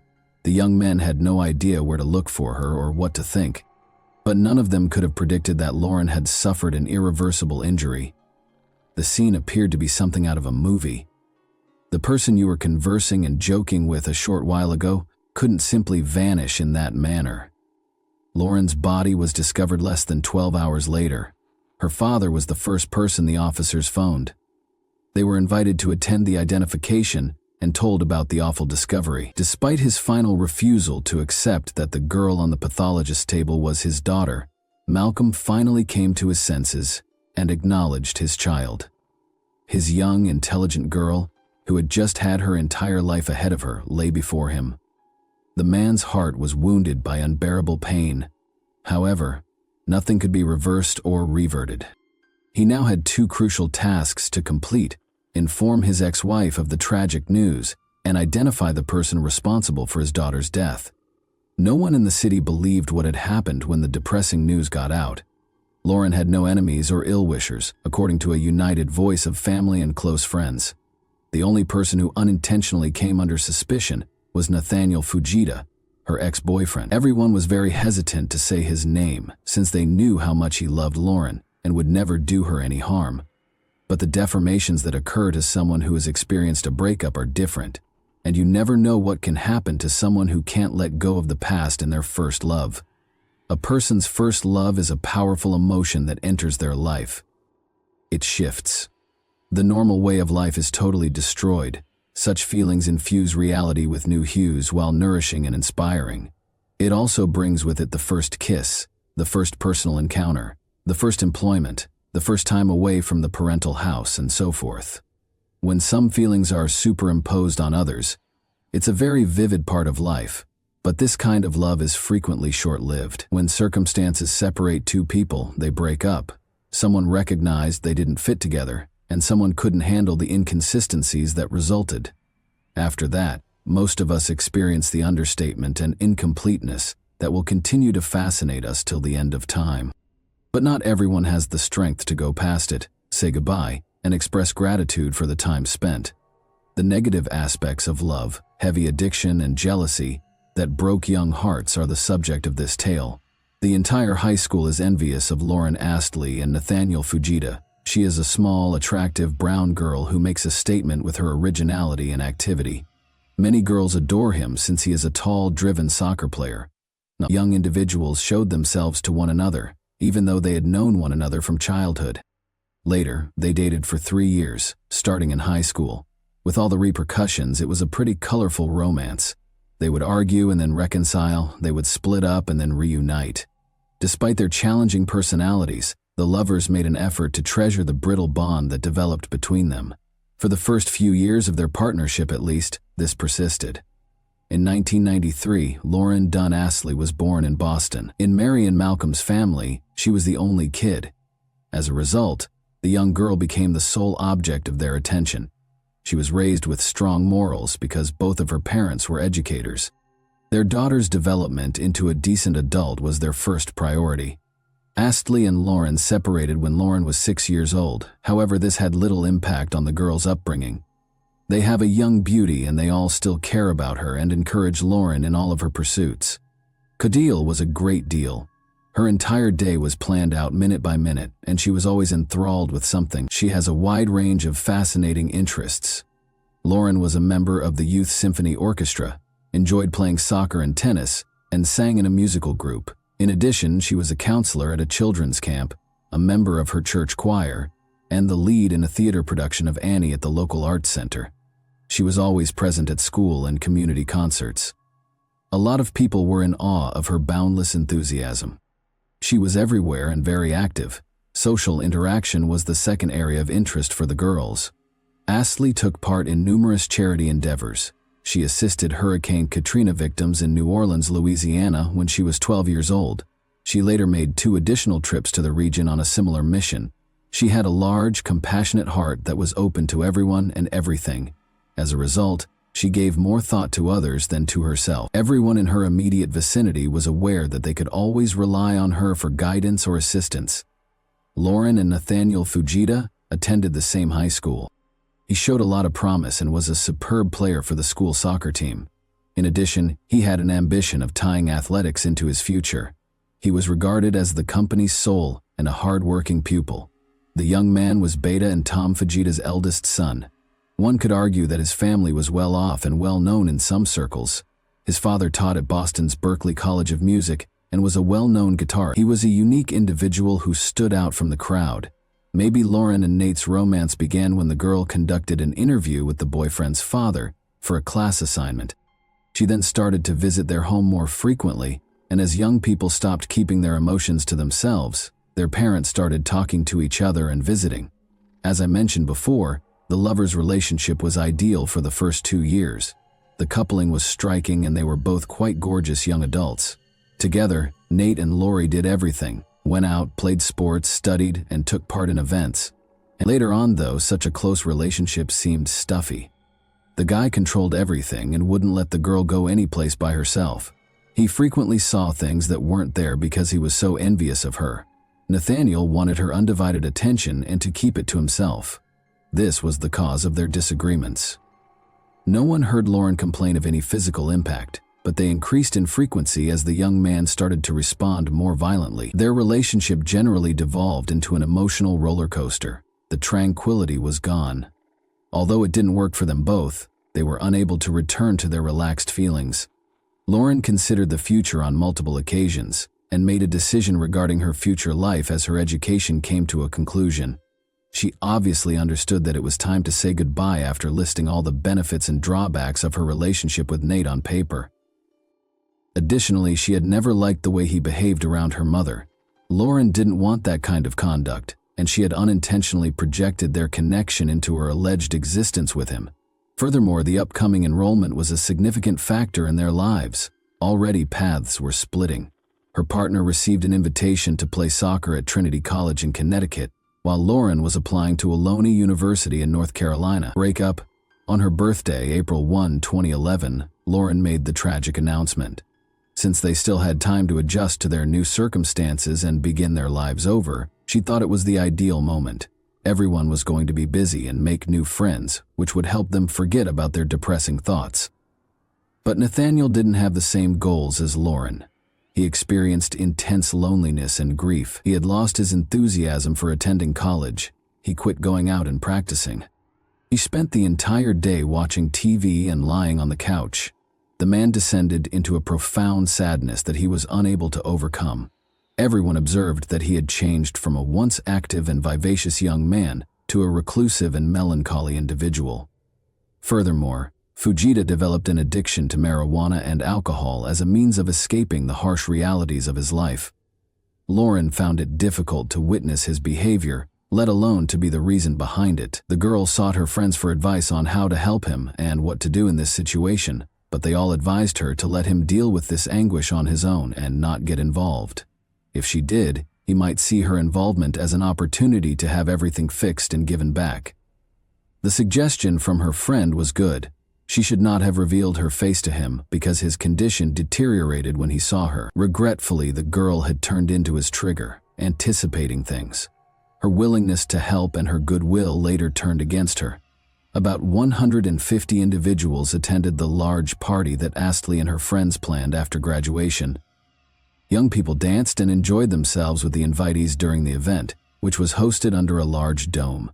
Additionally, it was revealed that Nathan, the heroine's ex-boyfriend, arrived at the party intoxicated and observed Lauren dancing in the center of the dance floor. She asked him not to disturb her or ruin the celebration when he tried to talk to her. It was useless to engage in idle chatter. It has all been said before, multiple times. Second, she didn't want to talk to him while she was in that state. The man, however, followed her and requested that she begin anew. His attitude deteriorated with every minute that went by, and his aggressiveness became more pronounced. He got so enraged at one point that he moved aside and struck the pole supporting the structure as hard as he could. The building stumbled and fell in reaction. The festivities were utterly destroyed. Everyone was upset and wanted Nathan to leave the gathering.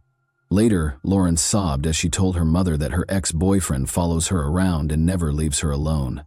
The girl went on to say that he acted disgustingly and wouldn't let anyone dance with her at the graduation function. The fact that she was content without him infuriated him. Be suspicious. Questioning everyone Lauren was connected to in one way or another was the first thing the police did after learning she was missing. Every path went to Fujita. He was the only one who appeared to have an incentive to hurt her. But his whole entourage told her that was not the case. Officers have, however, frequently seen situations in which criminal activity was committed by those who were not expected to do so. At the door, Nathaniel and his mother greeted the detectives. The youngster was perplexed throughout the chat. He seems impressed by his beloved's abrupt exit. He said that he had lately seen her at around 7 o'clock. After a pleasant talk, the girl drove away after stopping by him in her car. The man said that their talk lasted no more than 5 minutes. Furthermore, the young man stated that he was at home and did not leave when Lauren vanished. His mother concurred with her son's statement, although it was challenging to verify his alibi, because he was alone himself at the time. Mrs. Fujita acknowledged that on the day she paid her a visit, she had also run across Nathan's ex-girlfriend at the shopping center, where the latter was employed part-time. Her son had changed, and the mom was upset by this. She wanted Lauren to speak with him for that reason. In actuality, the young man's parents had previously sought out a psychiatrist for assistance, but his efforts proved fruitless. Their boy simply existed and had lost all interest in life. In order to go on, Beta thought Lauren's remarks would give him courage, or at the very least a sense of masculine pride in himself. Lauren's preparations were derailed by the request, but nobody was aware of it because the meeting wasn't expected to last long. It found out that she and Nathan had spoken on the phone just after the meeting with his mother, as captured by the mall's security cameras. The girl called her ex-boyfriend and set up a visit for 7:05 p.m. since she was still worried about him. The information that Nathaniel and Beta gave the police officers was undoubtedly helpful. Astley drove up to Fujita's house and texted him, saying, "Here," but it was unclear what happened to Lauren after that, or why her car was abandoned on the beach. When the poor girl's body was inadvertently discovered in the swamp in the morning, the case became more obvious. The police decided to pay Nathan another visit because they were certain that the girl's body most likely belonged to Lauren Astley. He wasn't at home this time, though. His presence was unnecessary. The officers did, however, have a search warrant. Need proof to support the investigation's account on the ex-lover's role in the murder. The garage was the first area examined. Skilled experts quickly demonstrated that something negative had occurred in it. Bloodstains were discovered somewhere on the floor, and multiple elastic cords that matched those twisted in the girl's hair were hanging prominently on the wall. The residence also had blood traces. There were faint splatters on the bathroom sink, kitchen floor, doorknob, and kitchen sink. They were clearly the result of someone's sloppy and rather hurried attempt to sweep them up. In the basement was a black gym bag. It contained filthy, soggy tennis shoes. Detectives discovered a pair of bloody shoes and damp, bloody garments in Nathan's bedroom, which served as a sort of hiding spot.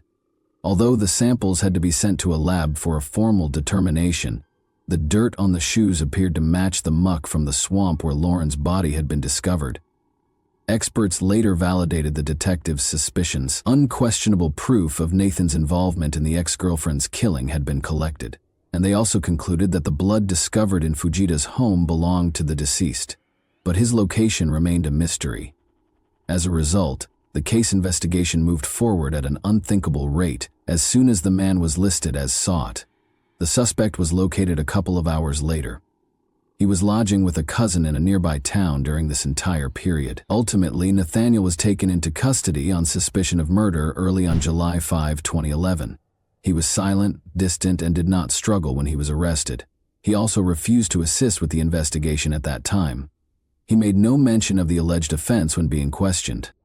The investigators thought of it in two ways. He didn't say a word because he was either unable to justify his actions or he was scared to speak too much. The version of the investigator. According to the investigation, Lauren Astley met with the ex-boyfriend's mother before paying him a visit. The girl chose to speak with him and lift his spirits since she was concerned about him. The two of them then went to Fujita's garage shortly after that. Nathan may have attacked her and started strangling her with a bungee cord after a fight broke out there. He drove the girl's red Jeep to the beach after killing her, then tossed the keys into a storm drain. He went back home, loaded his sweetheart into his car, and took her to the swamp when they discovered the invader. He then made an effort to conceal the evidence of the crime. Everyone knew that her boyfriend was occasionally uncontrolled and capable of hostility, even if he had not before used physical violence against Lauren. Therefore, during a preliminary hearing on August 23, 2011, his motivations were underlying anger and an inability to accept the breakup. First-degree felony assault and battery with a dangerous weapon was Nathaniel's charge. The lover hardly made a sound when asked if he would enter a guilty plea to the charges against him, indicating that his attorneys had engaged in foul play by developing a particular line of action and defense. In order to prevent the defendant from being released on bond, the prosecutor filed a motion. The prosecutor's request was granted by the court. Fujita appealed the trial on February 13, 2013. Showed up in court. William Sullivan, Nathaniel's lawyer, said the defendant was insane. He acknowledged that there had been a murder. However, he said that the defendant had a psychopathic attack on the evening of July 3, 2011, as a result of having a severe case of clinical depression. The man attacked the girl since he couldn't explain what he had done at the moment. The defender's statements on Nathan's behavioral changes were corroborated by his friend. They disclosed that he had undergone a significant transformation and had ceased to be present at the organization. The fact that he had previously simply been tired of soccer and had never missed training, even when ill, astounded everyone. Additionally, he lost interest in something that had a significant role in his life after splitting from Lauren overnight. At the court hearing, Fujita's psychiatrist also gave a statement. He was the one who made the diagnosis and recommended treatment and medication. But Nathaniel declined. It was alleged throughout the trial that the athlete's several repetitive head injuries were the primary cause of the defendant's mental health issues, and that the breakup made matters worse and caused a violent seizure. However, the defense lawyer's arguments were not supported by the prosecution. The defendant, according to prosecutor Lisa McGovern, knew what was going on, behaved with purpose and planning, and committed the offense with ulterior motivations. As evidenced by CCTV footage and Lauren's circumstances, it was discovered that the man persistently trailed the girl and refused to let her rest. Even on that particular day, just hours before the end of her workday, he showed up in the shopping center and observed her. It was a chance for Nathan to act on his criminal purpose at his mother's request. The prosecution's case was supported by witness testimony. It was obvious that Fujita had no regrets. On the terrible evening, one witness saw Nathan driving home with music playing in his car. Additionally, a cousin testified against a relative in a denunciatory manner. She claimed that on the evening of July 3, her brother called and invited her to hang out, and the girl declined because she was busy. He became quite irate and claimed that he wanted to divert his attention, but it didn't seem to be working. When word of Lauren's passing spread the following day, his cousin got in touch with him once more. He said that no one would ever know the truth about her death or the whereabouts of the murder weapon when she asked him if he knew. He also acknowledged that he had traveled to the local beach in the ex's vehicle. As a result, the sister convinced Nathaniel to surrender himself up after realizing his involvement in the tragedy. As it turned out, there was one odd episode in 2009 when the young folks split up once more. Lauren attended the disco with her friends. One guy was open about his interest in her. Lauren chose to give a new admirer a chance after the breakup, and they even shared a kiss. Nathan noticed this and threw his fists at his opponent. If the young man ever approached Lauren again, he would slice his throat. Considering the severity of Lauren's injuries from the murder, it was evident that Nathan was a jealous guy who got irascible and capable of many things when he drank alcohol. This incident not only implicitly implicated Fujita as the offender, but also validated his violent outburst. Other horrible facts also surfaced, such as the discovery of wounds on the deceased's body that had been caused prior to her passing. The so-called defensive wounds were evident among them. The girl had attempted to fight back. The defendant's condition was also evaluated by a forensic psychiatrist who was invited by the prosecution. He claimed that, in contrast to the last one, he was sane and made wise choices at the time of the crime. Given that Fujita's sentence would be drastically lowered if he was deemed insane, the prosecution and defense engaged in a heated battle. He was still charged, of course, but his guilt was much lessened. In every way, this trial was emotional. Both sides' relatives were present. These men had known one another in the past. They were all hurting in different ways in this predicament. The entire time, Nathaniel's parents were in tears. They felt a great deal of remorse for their son and were shocked by what had transpired. His loved ones were left to bear the consequences of his conduct. Malcolm and Mary were devastated. Lauren was dying in pain at the hands of the man she loved. They had lost their only daughter too soon. After cutting and tightening the cord around her throat, experts determined that the girl had survived for a few minutes. Lauren's mother wanted to know how long the verdict and subsequent life had been planned, as well as why this had occurred to her daughter. On March 7, 2013, Nathaniel Fujita was convicted guilty of all charges following a 3-week trial. It took the jury a day to render a decision. The 20-year-old received a life sentence without the possibility of release. Following the ruling, Nathan's parents were approached by Lauren's father, who gave them a hug. The man's act demonstrated the depth of his heart and the strength of his character. The most valuable possession of both families has been gone. The Lauren Dunn Astley Memorial Fund was later created by Mary and Malcolm Astley to educate teenagers about positive relationships. They think Nathaniel could have avoided the crime he did. The girl's family has committed the rest of their lives to raising awareness about how to overcome a breakup and prevent partner violence. Mandatory life without parole sentences for individuals under the age of 20 at the time of the offense were eliminated by the state superior court in 2024. Nathaniel was able to enjoy his freedom as a result. Given that he permanently took the life of an innocent girl and denied her parents happiness and tranquility, is that fair? Some people believe that it only takes one step to go from love to hate. Crazy behavior can occasionally result from envy, selfishness, and obsessive love. A tragic illustration of this is the tale of the Astley and Fujita families. And that wraps up today's chilling story. If you enjoyed this video, don't forget to like and subscribe so you never miss a new upload. Also, let me know in the comments, what part of this story shocked you the most? Thank you for watching, and I'll see you in the next video.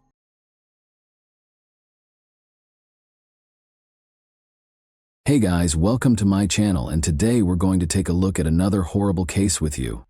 Ashley Parlier, a 21-year-old from Battle Creek, Michigan, argued with her parents on June 12, 2005, and then fled the house. Everyone, including relatives and friends, was suspected for years after she vanished without a trace and was never seen again. For more than 10 years, the case produced no results. The police were looking for answers about the Parlier family for 18 years until they finally found them. Where has Ashley Parlier disappeared to? Was there a possibility of foul play? Today we're examining Ashley Parlier's case, which lasted until 2023 and involved 18 years of age. Without further ado, let's begin the narrative.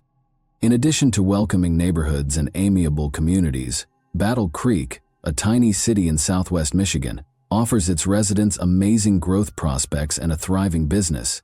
Located between two states and a major highway, Battle Creek is known as the cradle of the cereal industry and attracts a lot of tourists because of its picturesque downtown. Battle Creek is a bustling neighborhood with a distinct suburban vibe. One of the greatest areas in Michigan to raise a family is Battle Creek, which is well known for its recreational possibilities and natural beauty. In 2005, a 21-year-old from the same vibrant and welcoming town sadly vanished without a trace. Russell and Sherry Parlier welcomed a baby girl, whom they named Ashley, as their second child on October 16, 1983. Ashley has been quiet and reserved since she was a young child. She was also quite naive. She didn't make many friends as she grew older. Nicole Campen, Ashley's older sister, recalls how trusting her sister was. She claimed that one of the most memorable things about her was how trusting she was and how she simply saw the best in everyone. It was excellent that she wanted people to be what she believed the world should be. Ashley had gorgeous brown hair and eyes, and her crooked-toothed smile was quite lovely. Ashley also worked at the level of an adolescent between the ages of 12 and 14 due to a little mental impairment. She was able to live life to the fullest in spite of her troubles. She obtained employment at the closest Taco Bell store, located on the 800 block of Northeast Capitol Avenue, after graduating from Battle Creek Central High School. She had been accumulating money from her earnings at Taco Bell in order to get her own vehicle. Unfortunately, disaster was just around the corner for Ashley, a young woman who wished for a happy world. She was sweet and loving, yet the world did not treat her well. Ashley Parlier, 21, was about 5 feet 9 inches tall and had a slender frame. She was only 100 pounds. Her parents were therefore quite concerned on June 12, 2005, when they discovered that she seemed to have a bulge. Ashley was too pure, after all, both mentally and naturally. If she chose to carry the baby, they wanted her to see a doctor and receive prenatal care since they were worried about her health. Ashley left the house in a rage after a heated argument with her parents about the whole thing. Without a car, driver's license, cell phone, or credit card, she left her home in the Bedford Township community of Urbandale. She did, however, have some cash on hand, roughly $700.00. Ashley never came home, despite the family's desire to give her the time she needed to calm down. The Parlier family felt something was wrong and were anxious as the minutes stretched into hours, and then into days. At first, they had assumed Ashley would stay at one of her friends' homes for a few days, cool off, and then come back to them. However, they were forced to report her missing to the police after she hadn't returned after many days, and they couldn't contact her. The police made Ashley Parlier's photo and physical description public in the hopes that it would help them find any leads, because they had little evidence to work with and no leads to pursue. They disclosed information about her build, weight, and physical characteristics, as well as the clothing she was wearing at the time of her disappearance. She was last saw wearing blue trousers, brown leather sandals, and a checkered top. Soon after, the police received a lot of tips regarding sightings, particularly in the vicinity of Houghton Lake. There was a sigh of relief from the family. In the event that she was discovered, they planned to convince Ashley to return home. However, the Parlier family soon received grim news from the police. None of the sightings could be verified and were all bogus. Ashley was therefore not yet prepared to return home, wherever she was. As the investigation progressed to the second level, Ashley's parents, Cherie and Russell, who had delayed making a complaint, were the object of the officers' first suspicion. While Ashley's mother, Cherie, refused to take the polygraph, her father consented to do so and was exonerated. It's crucial to note that Cherie had already begun exhibiting symptoms of Huntington's disease, which was correctly identified a few years later. Nicole, Ashley's sister, explained that since Ashley had never done anything like that, not returning home for this long was undoubtedly uncommon behavior. However, the family had assumed that she was likely venting at a friend's house because they had a rather heated disagreement before she left. They had thought they would be able to resolve the issue if she returned home by the weekend. The police were clearly concerned because, according to Nicole, her parents were the last two people to see her at that time. She continued, "Again, we are a small-town Michigan family. We never thought that this would be a 16-year ordeal of trying to figure out where a daughter and sister is." In the months prior to her disappearance, the police also attempted to look for her then-estranged partner. At the time of the interrogation, Ashley's family thought she was carrying his child, even though they had split up. Another girlfriend of his was pregnant as well. Although the cops were unable to locate any evidence against him, he was not ruled out as a suspect. Ashley's close friends and family members were again questioned, but once more no information was discovered. But there was another angle. The officers discovered that Ashley might have had suicidal thoughts. The police had a suspicion that they would be able to locate the body if she had committed suicide. Thus, the police conducted a thorough search for her body. There was nothing substantial to find. They then speculated that Ashley might have been robbed, but her social security number remained unchanged during her absence. The police were prepared to deliver more unfavorable news to the Parlier family by this point. They told her relatives that Ashley was probably already dead and that they suspected foul play. Additionally, they promised the family that they would not give up on her. Although they conducted a thorough search for Ashley Parlier, the case ultimately came to nothing. Ashley's case was handled by a number of Battle Creek Police Department personnel throughout the course of the following 18 years. The department as a whole was baffled by her disappearance, as they kept discovering people of interest, but none of them had ever been shown to be suspects. The sheriff's department was given the case in 2020 after they had suspicions that she had been murdered outside of Battle Creek City. Only in 2021, when they least expected it, did they make progress in the case. The case has stalled after about 16 years of little progress. Then, however, something occurred that would alter everything. When police in Pennsylvania suddenly discovered a lead in Ashley Parlier's case in January 2021, they contacted officers in Calhoun County. Harold David Holman III, a 44-year-old serial murderer, was being questioned by Pennsylvania authorities in connection with the killings of Tiana Phillips and Erica Schultz. Holman did not want a trial at that time, so he asked the authorities if they could combine the three cases of Phillips, Schultz, and Parlier. Ashley Parlier had not been brought up by the police at any point during the exchange. They questioned him further about the Parlier case, since they were unsure of what he was talking about, and the results were startling. It was a complete confession, rather than merely a lead. The detectives promptly contacted the Calhoun County Police Department to update them on the latest case development.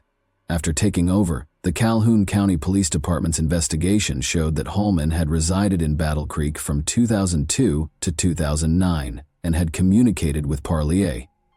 Following Ashley's argument at home, police discovered that Holman had been in communication with Parlier. In Emmett Township, Michigan, she paid him a visit.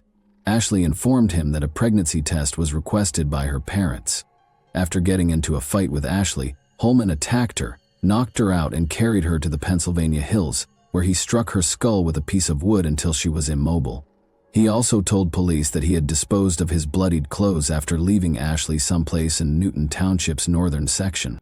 On November 29, 1978, Harold David Holman III was born. Before becoming a young man, Holman lived in Germany with his father from his early teens until his father moved to Turkey, leaving him to live with his girlfriend. He looked like a typical young man at the time. The fact that he would become a serial killer was not anticipated. Holman killed someone for the first time when he was 20 years old. On May 3, 1999, 21-year-old Joseph Whitehurst, the son of an Air Force colonel, was residing at a military installation in southwest Germany. He was discovered outside Ramstein Air Base after going missing. A club discovered at the scene of the murder had been used to bludgeon him to death a few days later. Hallman admitted to killing Whitehurst after being apprehended by German police for an unrelated offense. Hallman claimed that he attacked Whitehurst first because he felt threatened by him when he had begun dancing around the campfire. As Hallman told the authorities, "I don't know how many times I hit him and then I was gone, but it was the biggest rush I ever felt, like your whole body to this day." He was only given a 6-year sentence at a German reform school in spite of his confession. A person under the age of 21 must be tried in a juvenile court in accordance with German legislation. Furthermore, Hallman received a less sentence because he was also diagnosed with schizophrenia at the time. After that, he returned to America and worked as a truck driver in Emmett Township, living close to Battle Creek, Lakeview, and the Fairfax Addition. Around this time, he appeared to play a significant part in Ashley Parlier's 2005 disappearance. Tiana Phillips, a mother of 2 children, vanished on June 13, 2018. 3 years later, when he was eventually arrested and being questioned by the police, he said that he had wanted to kill again rather than specifically kill Phillips. Erica Schultz knew a man online as Dave, and she wasn't sure if she would ever meet him. Erica went missing on December 6, 2020. Because Erica was a habitual person with autism, the police looked through her phone records and linked Hallman to her murder when she failed to appear. "Killing Erica Schultz was like just another day in the park for me," he said nonchalantly in his confession. He was discovered with a self-inflicted wound beside railroad tracks in Duncan, Pennsylvania, at the time of his arrest. He felt that in order to atone for his misdeeds, he had to die. Hallman confessed to killing Schultz and Phillips when he was in the hospital getting treatment. He confessed to killing Phillips, whom he had slept with, in a letter to his estranged wife while he was incarcerated. To emphasize that he would never do such a thing with her, he stated that he wished to confess to the crime. His ex-wife was clearly alarmed and took the letter to the police. She added that she had not believed Hallman when he had previously claimed to have killed a lady. He was a serial killer due to the commonality of his acts. His victims had all vanished. They were all injured in the head. After attacking them and rendering them unconscious, he completed the task. He did not bury the remains. Instead, he disposed of them in isolated locations. Actually, Schultz and Phillips were killed on the same day. In the cases of Tiana Phillips and Erica Schultz, Hallman has been accused of abduction, criminal homicide, and abuse of a corpse. Detective John Pignatch of the Calhoun County Sheriff's Department stated that Hallman was not a temporary resident and did not have a permanent address in Pennsylvania in 2021. He attributed all of this to his family and a failed marriage. According to him, there are alphas and non-alphas. That's simply the case. A master and a slave, or whatever you want to call them, are present. That's how life is constructed. He had to seek that dynamic in extramarital affairs because his wife refused to yield to him. He studied serial killers after Parlier's passing. He always said that he remembered every murder, including specifics of what he did to each one, when asked which one he remembered the most. He needed to be removed from the streets right away because police were certain he was a serial killer. Hallman actually acknowledged that he would have killed again if he hadn't been apprehended. In his confession, Hallman made it clear that he had met Ashley Parlier, who had been with her parents, in a bowling alley. The confession in the court document also made clear that he struck up a conversation with her, which later resulted in a deeper relationship when she argued with her parents. After phoning Hallman, she went to his house. Ashley told him that she was being forced to obtain a pregnancy test by her parents. He admitted to being the father of the child Ashley was expecting. Their subsequent dispute infuriated him and he knocked her out.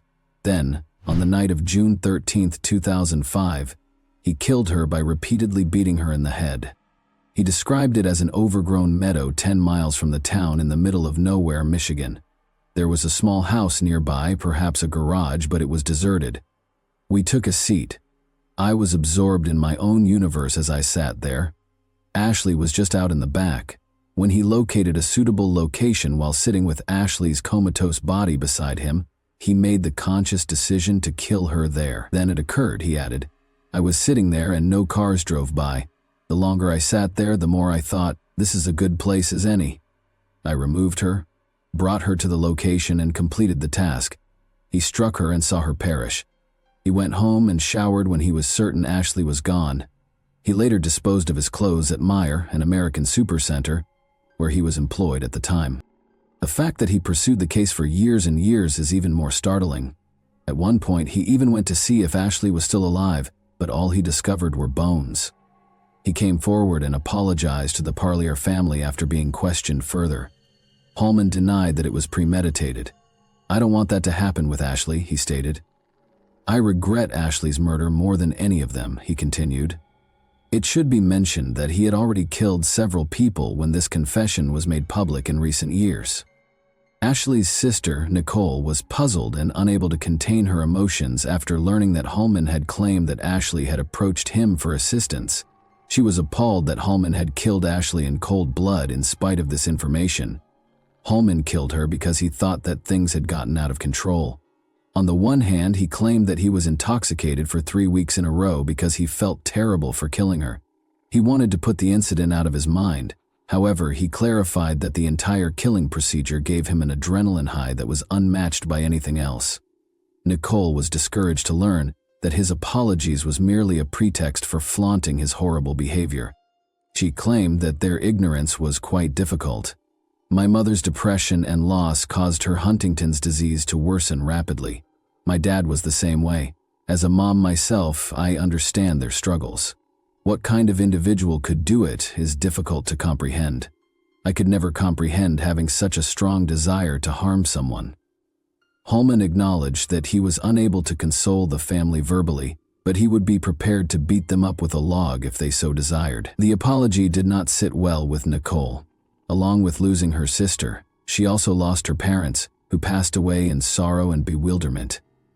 It was true, she thought, that Hallman killed more than simply Ashley. There were more persons Harl Hallman had murdered than only his immediate victims. The loved ones of many of his victims had died, and they were unaware of what had become of them. Nicole created a social media page called Bring Ashley Home, which she used to connect with the other Pennsylvania victims' elder sisters. They think they have formed buddies and are united by their shared misery. She stated that when Nicole presents her victim impact statement on behalf of the entire Parlier family on April 10th during Hallman's trial, the 3 older sisters of the other Pennsylvania victims will accompany her. She said, "We're going to remember our sisters, and we're going to remember Ashley and Tiana and Erica and not him. We're going to remember how they were good people who loved and were caring, and he's just going to rot." Ashley had been out of the house for 18 years after a fight with her parents. After what occurred to her, she never went back home. Her return home was a top priority for the police. Throughout the years, they looked everywhere for solutions. The police therefore asked Harold Hallman to show them where he had left Ashley's body once he came out with the confession. According to the officers and the prosecution, Ashley Parley's case was extremely labor-intensive and emotionally charged. Nearly 20 years had passed since the original detectives attempted to solve the mystery. The Parlier case was given to several detectives in the next years. They even flew across the nation to find possible witnesses and gather the evidence they needed to convict the criminal after failing to discover the answers in the city. In March, Sheriff Steve Hinckley told the media that the officers had visited Pennsylvania, Maryland, and California to look into Parlier's case. The investigating team included Detective John Pignato of the Calhoun County Sheriff's Department, Detective Dave Huminga, and Detective Sergeant Chris Suarez of the Michigan State Police. Hallman guided the police to a wooded region in Newton Township south of Battle Creek, at a 6.5-mile road. On March 30, 2022, almost 24 officers conducted a search for Ashley's remains, but after several hours of work they were unable to locate her body. When Ashley vanished, the region remained farmland, but within a few years it was all divided up and sold to other property owners, locals told the media. The policemen's attempts were all in vain.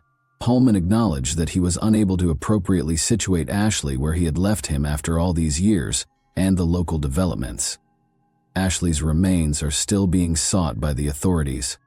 It should come as no surprise that the man who had previously murdered 3 women and possibly more was terrified of being executed. He received 2 life sentences in prison. No kind of parole was given to him. Hallman entered a guilty plea to Ashley Parlier's second-degree murder in February 2023. he consented to assist Calhoun County authorities in locating Ashley's remains in the vicinity of the purported location of his disposal. It is a component of the plea agreement with the Office of the District Attorney for Luzerne County. He is set to be sentenced in April 2023 and faces a maximum life sentence in prison in return for not being given the death penalty. In order to solve Ashley Parlier's case and locate her remains, the Calhoun County Sheriff is still searching for any information. Call 269-781-0880 to reach the Calhoun County Sheriff's Office if you have any information. When a loved one disappears, every minute is challenging. Imagine being heartbroken, grieving, and depressed for 18 years with only a glimmer of hope that they could return at some point. Consider the uncertainty about whether to continue waiting or to simply end the depressing experience. In the spring of 2020, Ashley's parents, Russell and Cherie, passed away without ever understanding what had happened to their daughter. Imagine the anguish and suffering they endured when they came to terms with the fact that they would never find out what had happened to Ashley, particularly since she had left the house in a state of rage. Imagine how their lives must have been when they were the target of active suspicion over the disappearance of their own daughter from the police, the media, and true crime fans. However, even though it took 18 years, Ashley's story was finally resolved. At least her family is aware of what happened to her, even though she hasn't returned home yet, because the police are still looking for her remains. Do you believe that Harold Holman might have had other victims? Regarding Holman's apologies, what are your thoughts? Does he kill people for fun, or does he actually have a mental illness? And that wraps up today's chilling story. If you enjoyed this video, don't forget to like and subscribe so you never miss a new upload. Also, let me know in the comments, what part of this story shocked you the most? Thank you for watching, and I'll see you in the next video.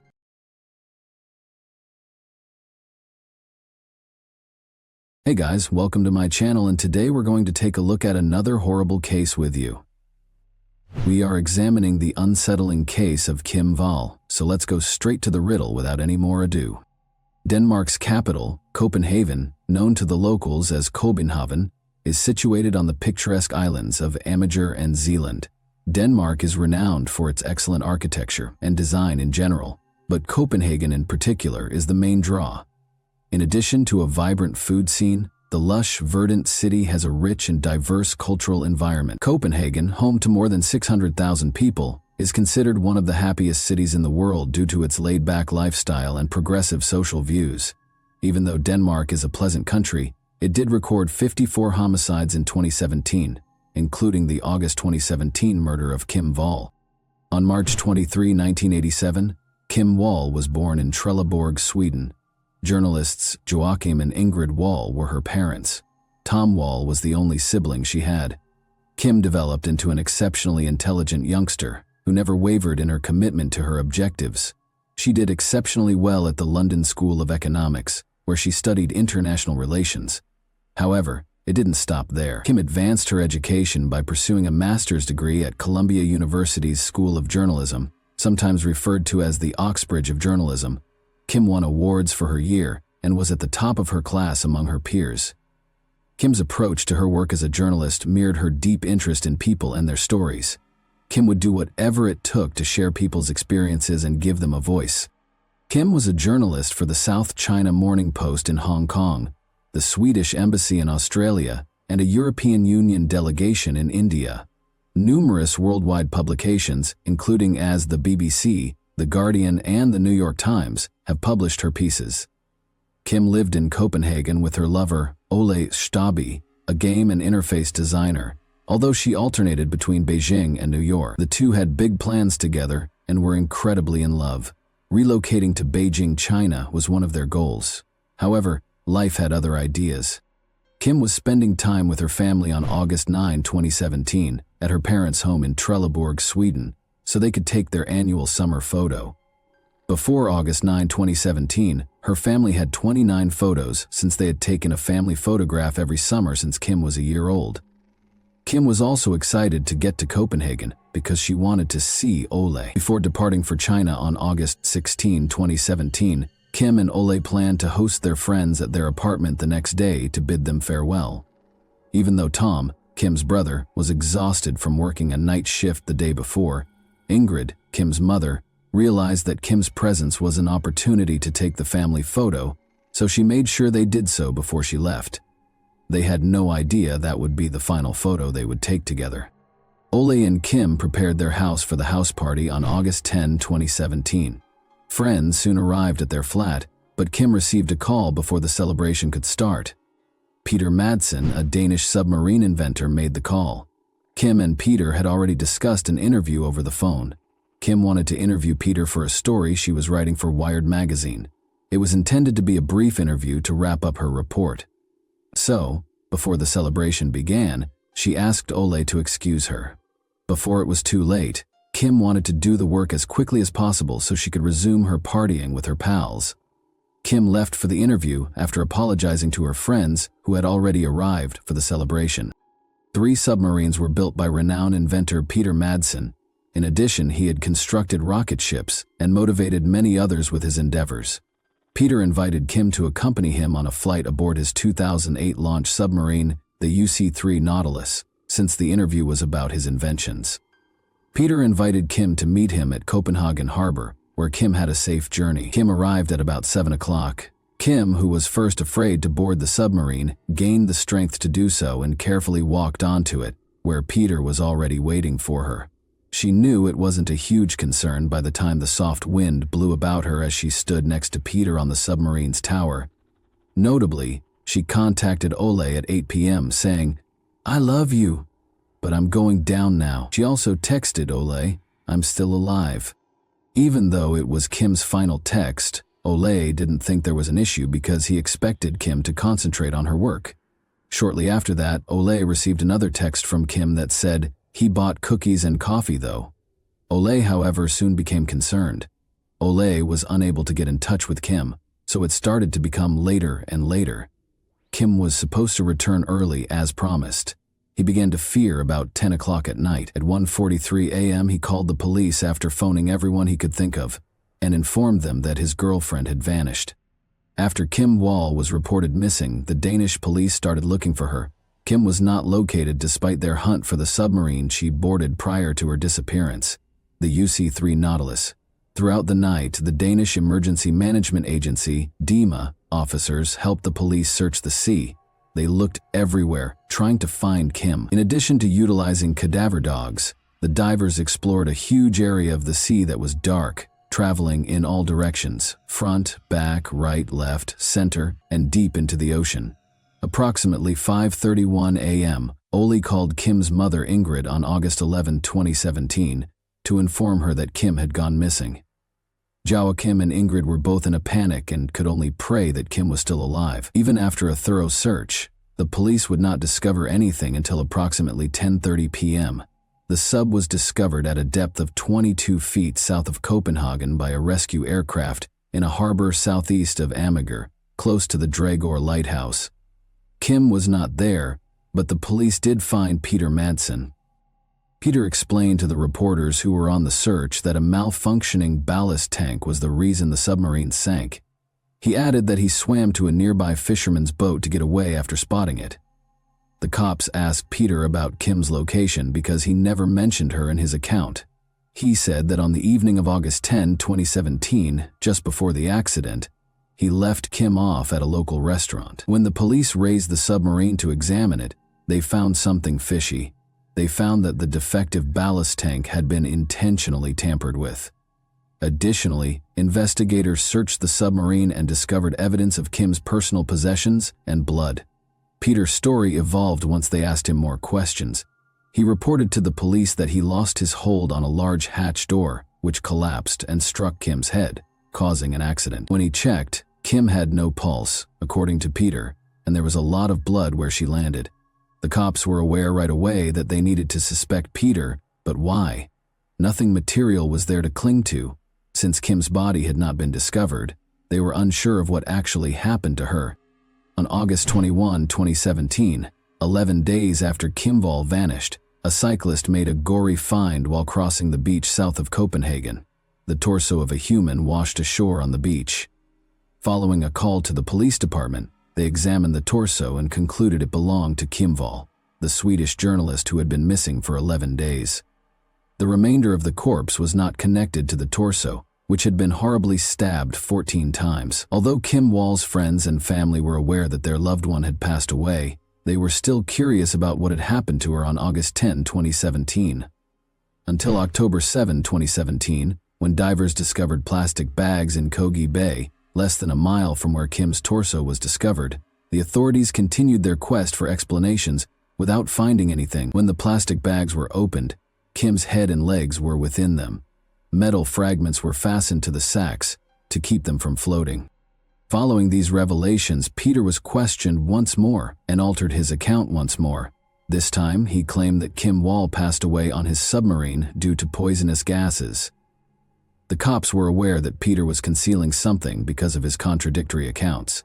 Because he was the last person to see Kim alive, and because he was unable to give precise information about what transpired while they were together, he was also the only suspect in the case. No one was arrested, since Peter never admitted to killing Kim and there was no solid proof to convict anyone. Nevertheless, the police continued their investigation, as they were unable to operate on their presumptions. One of Peter's claims that Kim's head was struck by a hatch was refuted by the autopsy, which found no blunt trauma on her head. Additionally, the autopsy showed that Kim had been stabbed and shackled. Additionally, it revealed that she had asphyxia, indicating that she had either been stabbed in the throat or strangled. The police had grounds to detain Peter for additional interrogation in light of this evidence. When the authorities inspected his phone during the investigation, they discovered that on August 9, 2017, Peter had viewed a video showing a young woman in agony as she was gradually decapitated with a little knife. Additionally, his search history revealed that he looked up how to remove every photo from his iPhone. Investigators also discovered movies of women being killed on Peter's computer, and witnesses testified that Peter was observed practicing asphyxiation and watching videos of decapitation. The inquiry revealed that while Kim's body contained no evidence of Peter's DNA, the underpants, which were taken from Peter Madsen following the arrest, did contain bodily fluid traces. When questioned, Peter denied experiencing pleasure with Kim. Annie and Carl Madsen welcomed Peter into the world on January 12, 1971. His early years were spent in Denmark's Sabi and Hong. Annie had 3 additional boys from 2 prior men and was over 30 years younger than Carl. When Peter was 6 years old, Annie left the marriage with all of her children, allegedly because Carl mistreated his 3 stepsons. Years later, Peter moved back home with his father, who also had a passion for rockets. Peter was really interested in rocket fuel in school. He created his first huge rocket while studying chemistry and physics, and on March 3, 1986, he launched it. He based it on the American ICBM MX Peacekeeper and constructed it at his father's factory. The rocket performed admirably, ascending to a height of 100 meters before falling. Luckily, nobody was harmed. Peter lost his father when he was 18 in 1990, but he continued to explore and contact engineers. Additionally, he joined Copenhagen's Dark Rocket Club, a Danish amateur rocket club, but over time the other members lost interest in him. According to Dark members, he could activate the fire sprinkler system by only speaking his name. Although he never completed formal schooling, he did take engineering and welding classes to gain some knowledge of submarines. His passion paid off as individuals, businesses, and organizations saw his potential and provided financial support for his work and way of life. He constructed the UC-1 Freya, UC-2 Praka, and UC-3 Nautilus submarines. The Nautilus was a 3-year-long privately manufactured midget submarine that was launched on May 3, 2008, in Copenhagen, Denmark. The construction cost was about 200,000 US. Together with Danish architect Christian von Bengtsen, Peter co-founded Copenhagen Suborbitals on May 1, 2008. He departed the project in June 2014. Peter was in charge of the booster rocket engines, launch pad, and launch systems. Because of his inventions, Peter was already well-liked, and many people became interested in him without realizing that he was a different person on the inside. Only the murder of Kim Wall revealed who he really was. Peter Madsen, 47, was accused on January 26, 2018 with murder, assault from stabbing, and indecent handling of a corpse because of the dissection. On August 10, 2017, Peter was charged by the prosecution with binding, striking, placing, and strangling Kim on his submarine. Throughout the investigation, Peter refused to acknowledge that he had slain Kim. When Peter's trial started on March 8, 2018, he entered a not guilty plea to the allegations. According to the psychiatric evaluation, Peter was not delusional or psychotic, but rather a narcissistic psychopath. Peter was convicted guilty of all charges and given a life sentence on April 25, 2018. In court, Peter reportedly displayed no remorse. Instead, he intimidated people in the courtroom by staring at them from time to time. Because of Peter's behavior, the Wall family was once instructed not to let him pass in the courtroom. Peter insisted throughout the proceedings that Kim's death was an accident, even though he acknowledged that he had dismembered her body. He told the court, "I don't see how that mattered at the time, as she was dead." The family and friends of Kim, who never imagined that she would be murdered so near to her home, found closure in this sentence, even if Peter would not confess. They were all aware that Kim was a fearless journalist who would venture into hazardous areas to obtain the information she needed for her job. If they were ever concerned about Kim, it would be because she traveled far and wide for work, and they were all unaware that she would die suddenly in Copenhagen, where she lived. Following his life sentence, Peter attempted to appeal the decision, but it was denied. After he was caught, his wife, whom he married in 2011, requested that her name be kept secret and filed for divorce.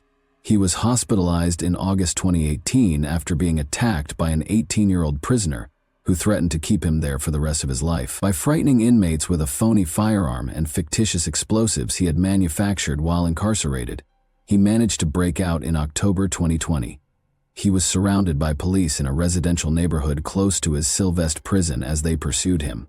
However, because they believed he was carrying explosives, the police were unable to approach him.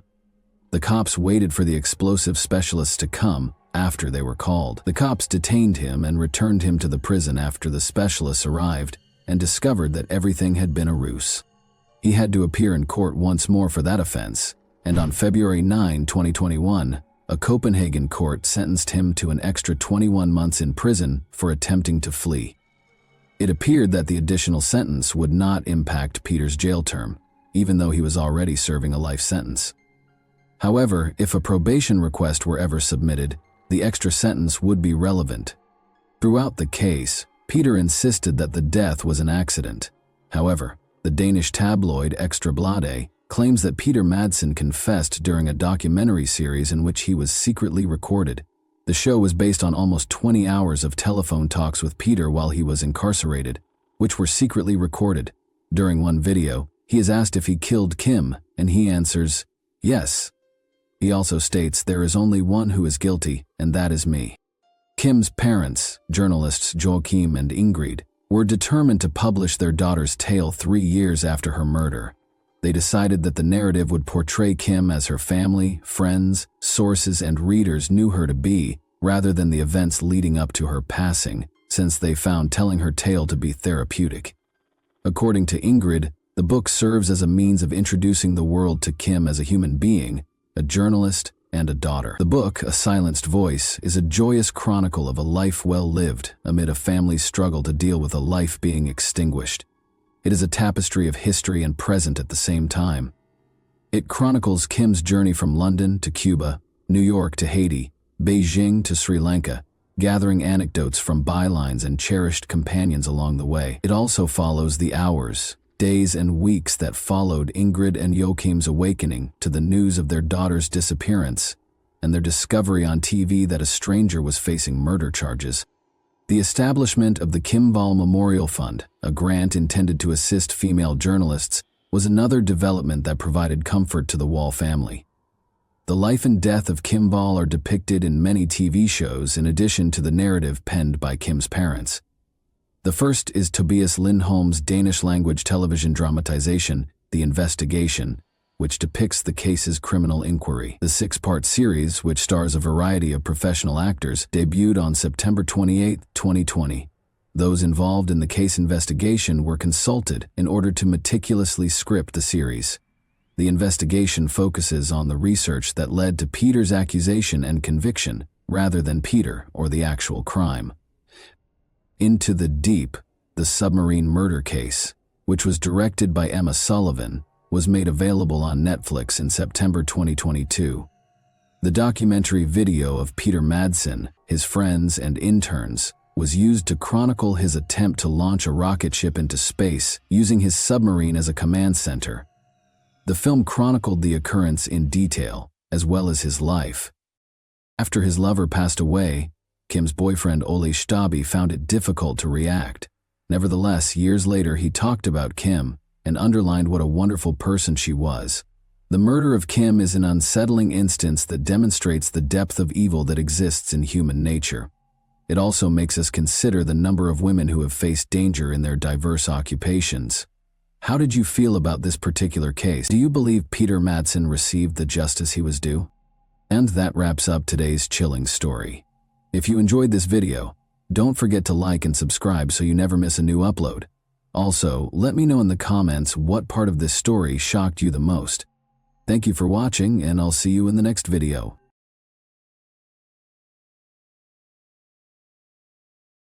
Hey guys, welcome to my channel, and today we're going to take a look at another horrible case with you.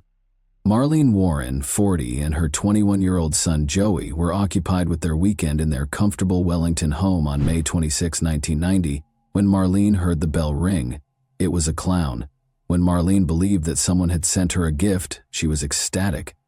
Behind the paint and outfit, however, was a murderer who suddenly produced a gun and shot Marlene in the face. Why did they pick Marlene, and who was this murderer? Watch this space to discover out. Welcome back to Mysterious Hook, friends. We are examining the Marlene Warren case today. But first, if you haven't already, please think about clicking the bell symbol and subscribe button below to join our channel. So let's go straight to the riddle, without any more ado. People who wished to avoid the crime of West Palm Beach, Fort Lauderdale, and Miami would move to Wellington, Florida, which was known as a village. Wellington hosted numerous celebrations and events all year long. A well-known event that drew equestrian lovers from all over the world, the Winter Equestrian Festival, took place from January to April. It included a range of contests and performances. Another popular event that featured bourbon tastings from different vendors and bacon-based food was the Wellington Bacon and Bourbon Fest. A local club named Mar-a-Lago used to host a number of well-known individuals, including Madonna and Bruce Springsteen. People feel comfortable and content in the town, which is a lovely environment with superb schools. Wellington has been described as a rather safe and tranquil community in terms of crime rates and safety. Wellington has been ranked as one of the safest cities in Florida and has a crime rate that is lower than the national average according to numerous polls. While everyone else was having picnics, barbecues, and parades over Memorial Day weekend in May 1990, the Warren family experienced a tragic event. The birth date of Marlene Warren is April 15, 1950. Growing up in Michigan, she enjoyed spending time on her grandfather's farm with her sisters. She loved to bake, paint, and create art, especially clowns. Her parents even had a room devoted to clowns, and the entire family loved them as much as she did. At the youthful age of 15, Marlene gave birth to her first kid in 1965, naming him after her husband, John Arns. She went on to have another child, Joey, in 1969. Unfortunately, Marlene's first husband, John Arns, passed away in a vehicle accident, leaving her a single mother of 2 children. Later, in 1972, she wed Mike, also known as Michael Warren. Marlene was 22 years old and Michael Warren was only 19. They relocated to South Florida, where Michael's family resided, from Michigan. In addition to starting to invest in rental properties, which finally generated a significant amount of revenue, Michael was hired as a meat inspector. Michael left his job to start Bargain Motors, a used car yard, while Marlene oversaw the rental properties. He sold automobiles to those without credit who were unable to purchase them elsewhere. Mike and Marlene purchased their ideal home in Wellington, Florida in the late 1980s. But Michael was arrested in 1983 for tampering with his second-hand automobile's odometers. Despite receiving probation and entering a guilty plea, he continued to operate his business for a few more years. While Marlene oversaw their rental homes, Mike concentrated on his business and spent time at the racetrack. The two led different lives. When Marlene's oldest son, John Jr., passed away in a vehicle accident in 1988 at the age of 22, sadness struck once more. The relationship between Michael and Marlene was strained after his passing. Sheila King, the spouse of Richard Spud Keene, one of Michael Warren's colleagues, was introduced to him at this period. The bond between Sheila and Michael was immediate. Though it was clear to everyone around them, they originally kept their relationship a secret. On May 26, 1990, a wet Saturday, Marlene, 40, stayed at home while Michael went to the racetrack. She was preparing breakfast for her 21-year-old son Joey, who was hosting some of his pals. A knock on the door occurred at approximately 10:45 a.m. Marlene thought it was a present when she opened it and saw a clown holding balloons and flowers. Having adored clowns since childhood, she was quite thrilled to see one at her door. However, a gun was in the clown's costume and underneath the balloons. After drawing his weapon, the clown shot her in the face. Joey witnessed the clown driving off in a Chrysler LeBaron after hearing the gunshot and running to the door. Bill Kramer, a neighbor, had also heard the shot, and Marlene was on the ground, dying. Some rushed outside, claiming that Joey's mother had been shot. Marlene was transferred to the hospital when an ambulance was summoned, but she passed away on May 28, 1990, 2 days later. Marlene was a wonderful person who was always polite, respectful, loving, and kind. Her demise, however, was regrettable. Joey saw a clown leaving after Marlene was shot, but all he could recall was that the clown had brown eyes. Joey initially gave the police a sketchy description of the culprit, stating that they had large hands and broad shoulders. Crucially, though, he did witness the clown drive off in a white Chrysler LeBaron. Michael Warren was initially under suspicion, but because he was at the racetrack, he had an alibi. Consequently, the cops focused on Sheila Keene, his girlfriend. The more they looked into it, the more proof they found that she was involved. At the time of the crime, Sheila Keene and Michael Warren were accused of having an affair. Although Michael strongly disputed allegations, authorities were examining the relationship to determine the opportunity and purpose behind Marlene's murder. Sheila had a criminal history from her childhood in Central Florida, and also went by her maiden name, Sheila Shelter. Sheila was renowned for being incredibly gorgeous, assertive, and even wild. Her long hair was frequently compared to that of Crystal Gale's. Sheila had a criminal history from an early age, which included charges of stealing and shoplifting. Her mugshot from a few years later showed her grinning as if the arrest had not bothered her. According to those who knew her, Sheila had surrounded herself with negative influences and older males since she was a little girl. Richard Spud Keene, a former member of the Ku Klux Klan who had served time for drug trafficking, was her husband. Sheila was 20 years younger than Richard. In order to be near him when he was incarcerated, Sheila even relocated to Georgia. Richard began working with Michael Warren after Sheila's husband was released from Georgia prison and they returned to Florida. The three ex-offenders soon started hanging out and doing shady things together. In one such instance, Sheila pretended to be a sex worker in order to meet a person in a motel room who had bought a car. The automobile was repossessed by armed Richard and Michael while she was inside. The buyer was also seen being held at gunpoint by Sheila, and the three of them escaped. Richard gradually slipped into the background as Michael and Sheila became closer. Sheila rented an apartment in Pine Ridge, and because Michael spent so much time there, the locals thought she was married to him. Investigators were informed by Michael and Sheila's co-workers that they thought the two were having an affair. They were immensely fond of one another and would go out for long meals. They were in fact having an affair, according to a lot of evidence. According to police documents, Michael's mother recalled an instance in which she went with him to a racetrack. She asked Sheila if she loved Michael after sensing a connection between them. Michael said that he loved himself, but Sheila affirmed that she did. At this time, Michael and Marlene's marriage was failing.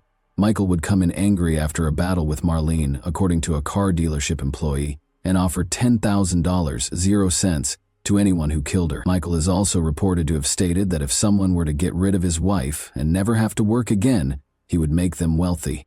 Michael and Sheila were both named as suspects in the case following Marlene's murder. Investigators began to wonder if Michael's girlfriend could have perpetrated the crime, even though he was the clear suspect. Since most males would shoot their victims in the heart rather than the face, the murder's character sparked suspicions. As the investigation progressed, the evidence began to implicate Sheila rather than Michael, which made detectives think that she might have had a reason for committing the murder. The police's primary objective during the inquiry was to locate the white Chrysler LeBaron that Joey had seen. They discovered that the vehicle had been rented by a couple from Payless Cars, a local car dealership. They became confused and called the incorrect number from a phone book ad when it came time to return the vehicle. The number on the advertisement was Michael Warren's, and it was for his vehicle dealership, Bargain Motors. However, Michael's advertisement bore a striking resemblance to one for the Payless car lot. Someone at Michael's car lot told the couple to leave the car outside the gate with the keys in the windshield wipers after they called the number, assuming it was for Payless Cars. But soon after, the vehicle was taken. Investigators found a Chrysler LeBaron in a Winn-Dixie parking lot about 5 miles from the crime scene on the day of Marlene's funeral. Inside the automobile, many hairs were found, some of which seemed to be from an orange and yellow fibered acrylic wig. But at the time, DNA technology was not yet advanced enough to accurately identify the fibers or the hair samples. Investigators discovered the location where the suspect purchased the clown suit, balloons, and flowers in addition to the vehicle. A few days prior to the murder, a woman walked in and asked for a clown costume, especially Ruby's clown costume, an afro clown wig, Bob Kelly clown makeup, and a sponge nose, according to 2 women who worked at the Spotlight Capazio costume shop, who told police. The woman insisted on buying the outfit that night, even though the store employees first encouraged her to come back the following day because they were closed. According to reports, she was about 5'8", had long chocolate hair, brown eyes, and was dressed in trousers and a men's work shirt. Sheila was identified by the police as the woman who visited the business at closing time a few days before to the murder, after the employees recognized her from a photo lineup. As the investigation into Sheila's possible involvement in Marlene's murder progressed, more evidence began to mount against her. One piece of evidence came from a public grocery in the area that offered the particular kind of mylar balloons the clown was using. An employee there recognized Sheila from pictures and recognized a long-haired woman with brown hair who purchased those balloons only an hour and a half before to the murder. The fact that Sheila had previously dressed up as a clown when married to Richard Keene only served to heighten suspicion. The pair resided in a Pahokee trailer park near Lake Okeechobee. Sheila had made friends with a number of locals, including some workers at a store that sold car parts. She had even entertained them by dressing up as a clown on one occasion. Prosecutors felt they lacked sufficient evidence to make an arrest, in spite of this growing body of evidence. About a year later, in 1991, Michael and Sheila emerged as the main suspects, intensifying the inquiry. Michael and Joey appeared on a radio show in an effort to clear his name. Michael denied any involvement in the murder during the questioning. "Was it your suspicion that you were a suspect from the start, Michael?" He certainly never expected to. "In reality, I like to discuss that in detail." Joey, who was shocked to learn that Sheila was even a suspect, stood up for her. "Would it surprise you that she would be a prime suspect if you had heard, been told, or been asked that the police were suspicious? She is even named as a prime suspect in all of this." It was, indeed. Because of the clown's stature, Joey initially thought it was a guy, but the evidence was starting to suggest that it was a lady. Sheila was the main suspect, because Michael had an alibi to prove he was at the racetracks when the murder occurred. However, a twist that went back in time appeared just when it appeared that the case was going nowhere. Joey was accused with attempted murder in 1987, when he was about 18 years old. Christopher DeSantis became the attorney for the Warren family. DeSantis and Michael Warren were celebrating Joey's trial victory as they left the courthouse following a favorable hearing. Michael then jokingly inquired as to whether a person might still inherit their estate if they had hired a hitman to murder their wife. The lawyer was surprised, but he said that unless there was manslaughter or the murderer was someone else, the law forbade a murderer from inheriting. Sadly, DeSantis provided yet another example, which he eventually came to regret. According to him, it would be challenging to obtain a conviction if someone donned a clown suit because their identity would be concealed. It wasn't meant to suggest that he should wear a clown outfit or something similar, for instance, if you were wearing one. However, the point was that you cannot be found guilty if you are unable to provide identification of the offender. He didn't mean to suggest that Michael should dress like a clown, but the idea was that there couldn't be a conviction if identity couldn't be established. DeSantis had essentially handed him a murderous recipe. The authorities suspected that the clown figure was retaliating against Joey and his pals, So they also examined DeSantis as the inquiry into Marlene's death developed, and suspicions were placed on Michael and Sheila. However, this exchange between Michael and DeSantis later turned into a crucial piece of proof. It sparked speculation about whether Michael had heeded the lawyer's counsel and disguised himself as a clown to carry out the crime. It became evident during the course of the investigation that Marlene had previously indicated dread of her husband before she was murdered. She had expressed her desire to divorce Mike to others, but she was afraid he would murder her. When combined with DeSantis's assertion, this implied that Mike was aware of his right to inherit property following his wife's murder. In spite of this, no one was arrested in the weeks that followed these disclosures, because investigators need hard proof to move forward. The months passed with no resolution to the case. Although Michael and Sheila denied any romantic involvement, their co-workers suspected that they were involved. A year following Marlene's passing, they relaxed and went on a trip to the Bahamas, staying at the upscale resort casino hotel. Other couples saw them enter. Michael was loud and brazen, and Sheila looked uncomfortable. This alerted the authorities once more. Michael chose to appear on a radio show once again in the interim, and he revealed that he hadn't spoken to Sheila in a month, when in fact Sheila was constantly with Michael. Investigators started looking into Michael as a possible suspect in his wife's death after his radio appearance. They conducted a search of his company and secured a warrant to examine his documents. Investigators discovered that Michael, who had a history of fiddling with the odometer, had been repeating the behavior at his vehicle dealership. They accused him of theft, fraud, odometer tampering, and racketeering, among other offenses. Michael was given a 9-year prison term, but there was still no hard proof that he or Sheila were responsible for Marlene's death. In 1997, fresh evidence surfaced that would revive the case when it appeared that the inquiry had reached a standstill. A guy gave police a tip in 1997 that connected Michael Warren to the murder of his wife. According to the informant, who was the son of a recently deceased Bargain Motors employee, his father made a startling admission to him as he was near death. The informant claims that his father informed him that if he pulled up a car that was immersed in water, all the solutions to the case would be revealed. In addition to claiming to know who plotted the murder and where the clown suit and pistol were stored, he even provided the precise position of the car. Investigators thought that by reclaiming the murder weapon and outfit, they would finally be able to solve the case, because this was a significant lead. When divers were dispatched to the scene, they discovered the car, but regrettably, nothing important was within. Due to this setback, the investigation had to start over, and the case once more remained unsolved for a while.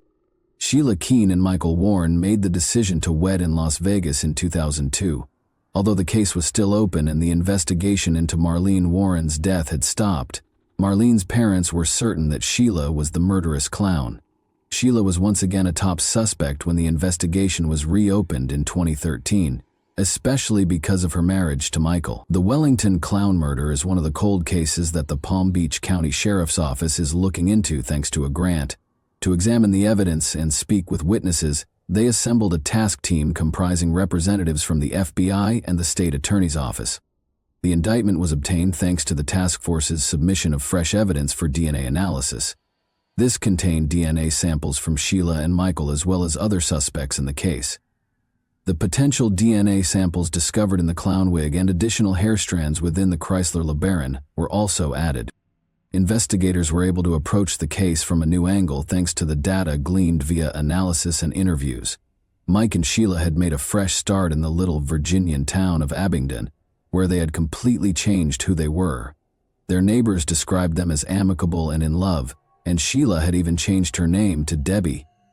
They appeared to be leading a nice life. Just across the line in Tennessee, they had even opened a well-known fast food restaurant named the Purple Cow. Michael and Sheila were eventually located at the restaurant by investigators. Even though they were primary suspects, they were still working and leading normal lives. They were neither fleeing nor attempting to hide. They appeared to be doing well and to have finally moved on from their past. Despite the fact that Michael Warren was typically seen as a joyful and easygoing person, not everyone had a positive opinion of him, particularly following an incident with one of his neighbors that revealed a different side of him. When questioned about his decision to steal some rocks from his neighbor's property without permission, Michael reportedly said that they ought to be considerate of one another. Asking for permission beforehand would have been the neighborly thing to do, the neighbor retorted. Then Michael insulted the neighbor, using a nasty phrase and labeling him skinny. The neighbor refused to back down and referred to Michael as a bully. A sinister mystery lurked in the background of Michael and Sheila's ostensibly perfect lives in Abingdon, Virginia.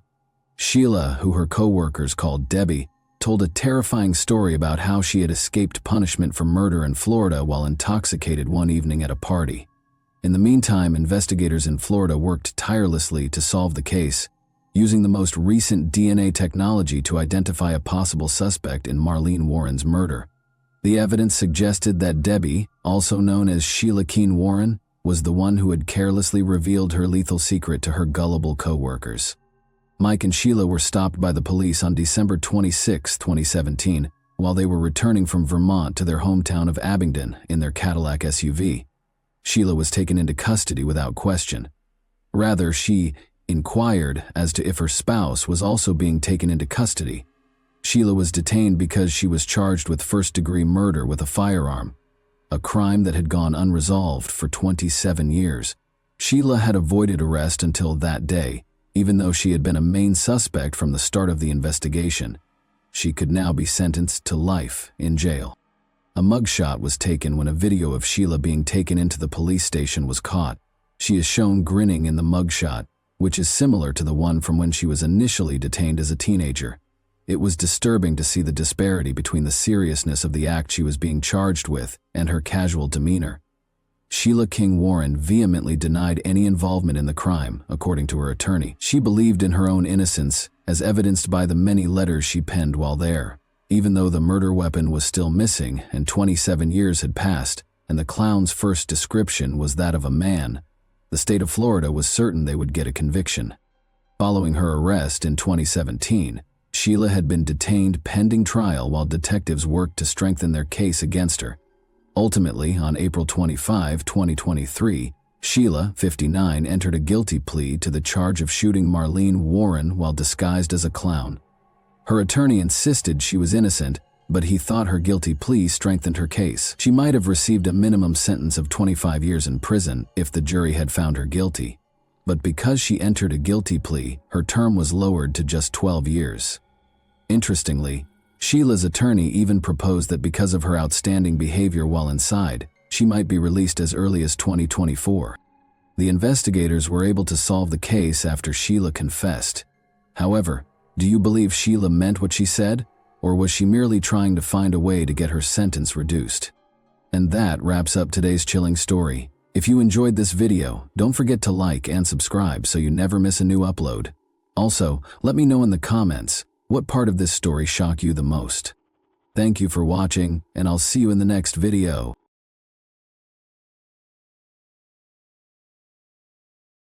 Hey guys, welcome to my channel, and today we're going to take a look at another horrible case with you. Known for its opportunities, innovative businesses, and beautiful beaches, California is one of the most popular states in the United States. Some people find that California fulfills their aspirations for a better life. People come here to look for new chances, education, employment, and opportunities. They are prepared to put in a lot of effort to fulfill their dreams and reach their goals. Some of them go on to become prosperous business people, athletes, or artists, while others find contentment in raising a family. Dreams aren't always intended to come true. California turns into a destination of disappointment and unfulfilled dreams for some people. After graduating from high school, Maribel Ramos worked in security at a department store with the long-term objective of becoming a police officer. But in order to pay for the college education she would require, she enlisted in the Army. Maribel was on the verge of earning a criminal justice degree from Cal State Fullerton after serving 2 combat deployments in Iraq. When Maribel Ramos failed to show up for planned events on May 3, 2013, friends filed a missing persons report in the spring of 2013. She was last captured on camera delivering her rent check. Maribel and her roommate, Kwang Choi Casey Joy, lived in an Orange, California apartment. The fact that Maribel had called 911 a week and a half prior to her disappearance added an unsettling element of mystery. In the taped call, she expressed her fear and threatened to take drastic actions to protect herself.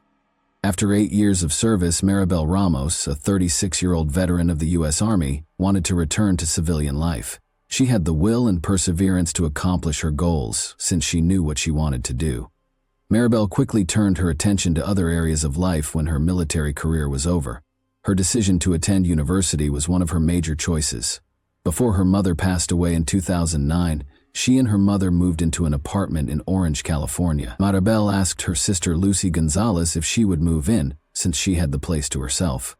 Regretfully, Lucy declined, stating that she and her daughter were content with their current residence, and that they would move in if Maribel was unable to find a roommate.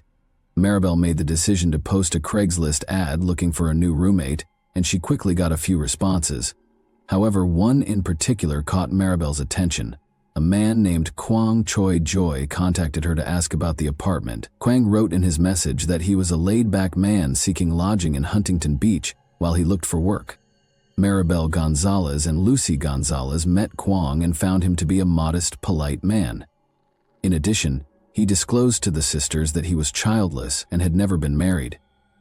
The prospect of having a calm, isolated roommate sounded too tempting to resist for Maribel, who was almost done with her degree. It became evident that Kwang had no one in his life in the weeks following his move-in with Maribel Ramos. Kwang rarely left the apartment and was always alone at home. Maribel soon began inviting Kwang to family gatherings. He became acquainted with the majority of Maribel's family as he accompanied her to various meals, games, and gatherings. Maribel Ramos and Kwang's relationship gradually developed into a friendship. The two frequently went grocery shopping together and took their dogs for walks.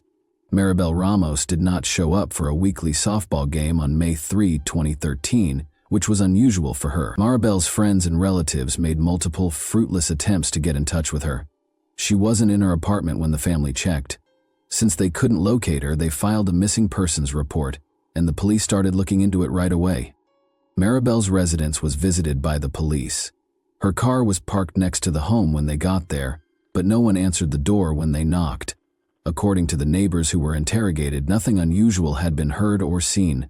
From the outside, everything appeared to be completely normal. No shattered windows or other indications of a break-in were observed by the officers. They made the decision to enter and check on Maribel. Everything in the house appeared to be in its proper place. Nothing at all suggested that a crime had been committed there. But there was light in Maribel's bedroom. One of the pillows had no pillowcase, and the bed was not made. It was kind of weird. Lucy said her sister would never leave a mess like this. Upon examining the room, it became evident that Maribel had no plans to travel. She had all of her clothes on. Her wallet, ID, and cell phone were the only items gone. The investigators had specific tasks because Maribel's car was parked close to the residence. Maribel Ramos had been trained extensively in the military. She had good discipline. Everyone assumed Maribel was in trouble because she was not the kind to simply vanish without a trace. When the investigators got to the residence, Kwang Choi Joy, Maribel's neighbor, showed up out of the blue. He stated that he had not seen Maribel since approximately 10 p.m. the day before. An hour later, he had returned from his walk, but Maribel had already left. Surveillance video recorded at 8:15 p.m. Maribel was seen dropping off her rent payment the night before she vanished. That was her final public appearance. She left after dropping off the envelope. She doesn't appear to be afraid or anxious about anything in the video. She seemed perfectly at ease and was not in a rush. Maribel's family chose to use social media to solicit assistance while the detectives went through all of the accessible camera evidence. They encouraged anyone with information regarding Maribel's whereabouts to get in touch with them after sharing a photo of her online. Involving as many people as possible in the hunt was their goal. When the investigators attempted to track down Maribel's cell phone, it was unreachable.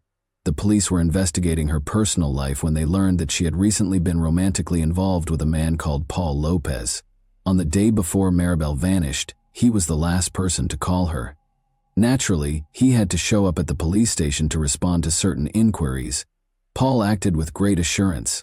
He said that he and Maribel were still in the early stages of their relationship and had not yet become sufficiently intimate. In addition, Paul claimed to be seeing other women. Paul claimed that he had not questioned Maribel about whether she had dated anyone besides him. Additionally, Paul attested that he had not spoken to Maribel on the phone since Thursday night. Paul stated that he was employed for the gas company and that his shift began at 4 p.m. They didn't see each other on Thursday until midnight. Although Paul was forthcoming, the detectives could not be certain that he was speaking the truth. But there was a GPS tracker in Paul's truck. All of his movements that evening were monitored by the cops. This information indicates that Paul was not in the vicinity of Maribel Ramos' residence.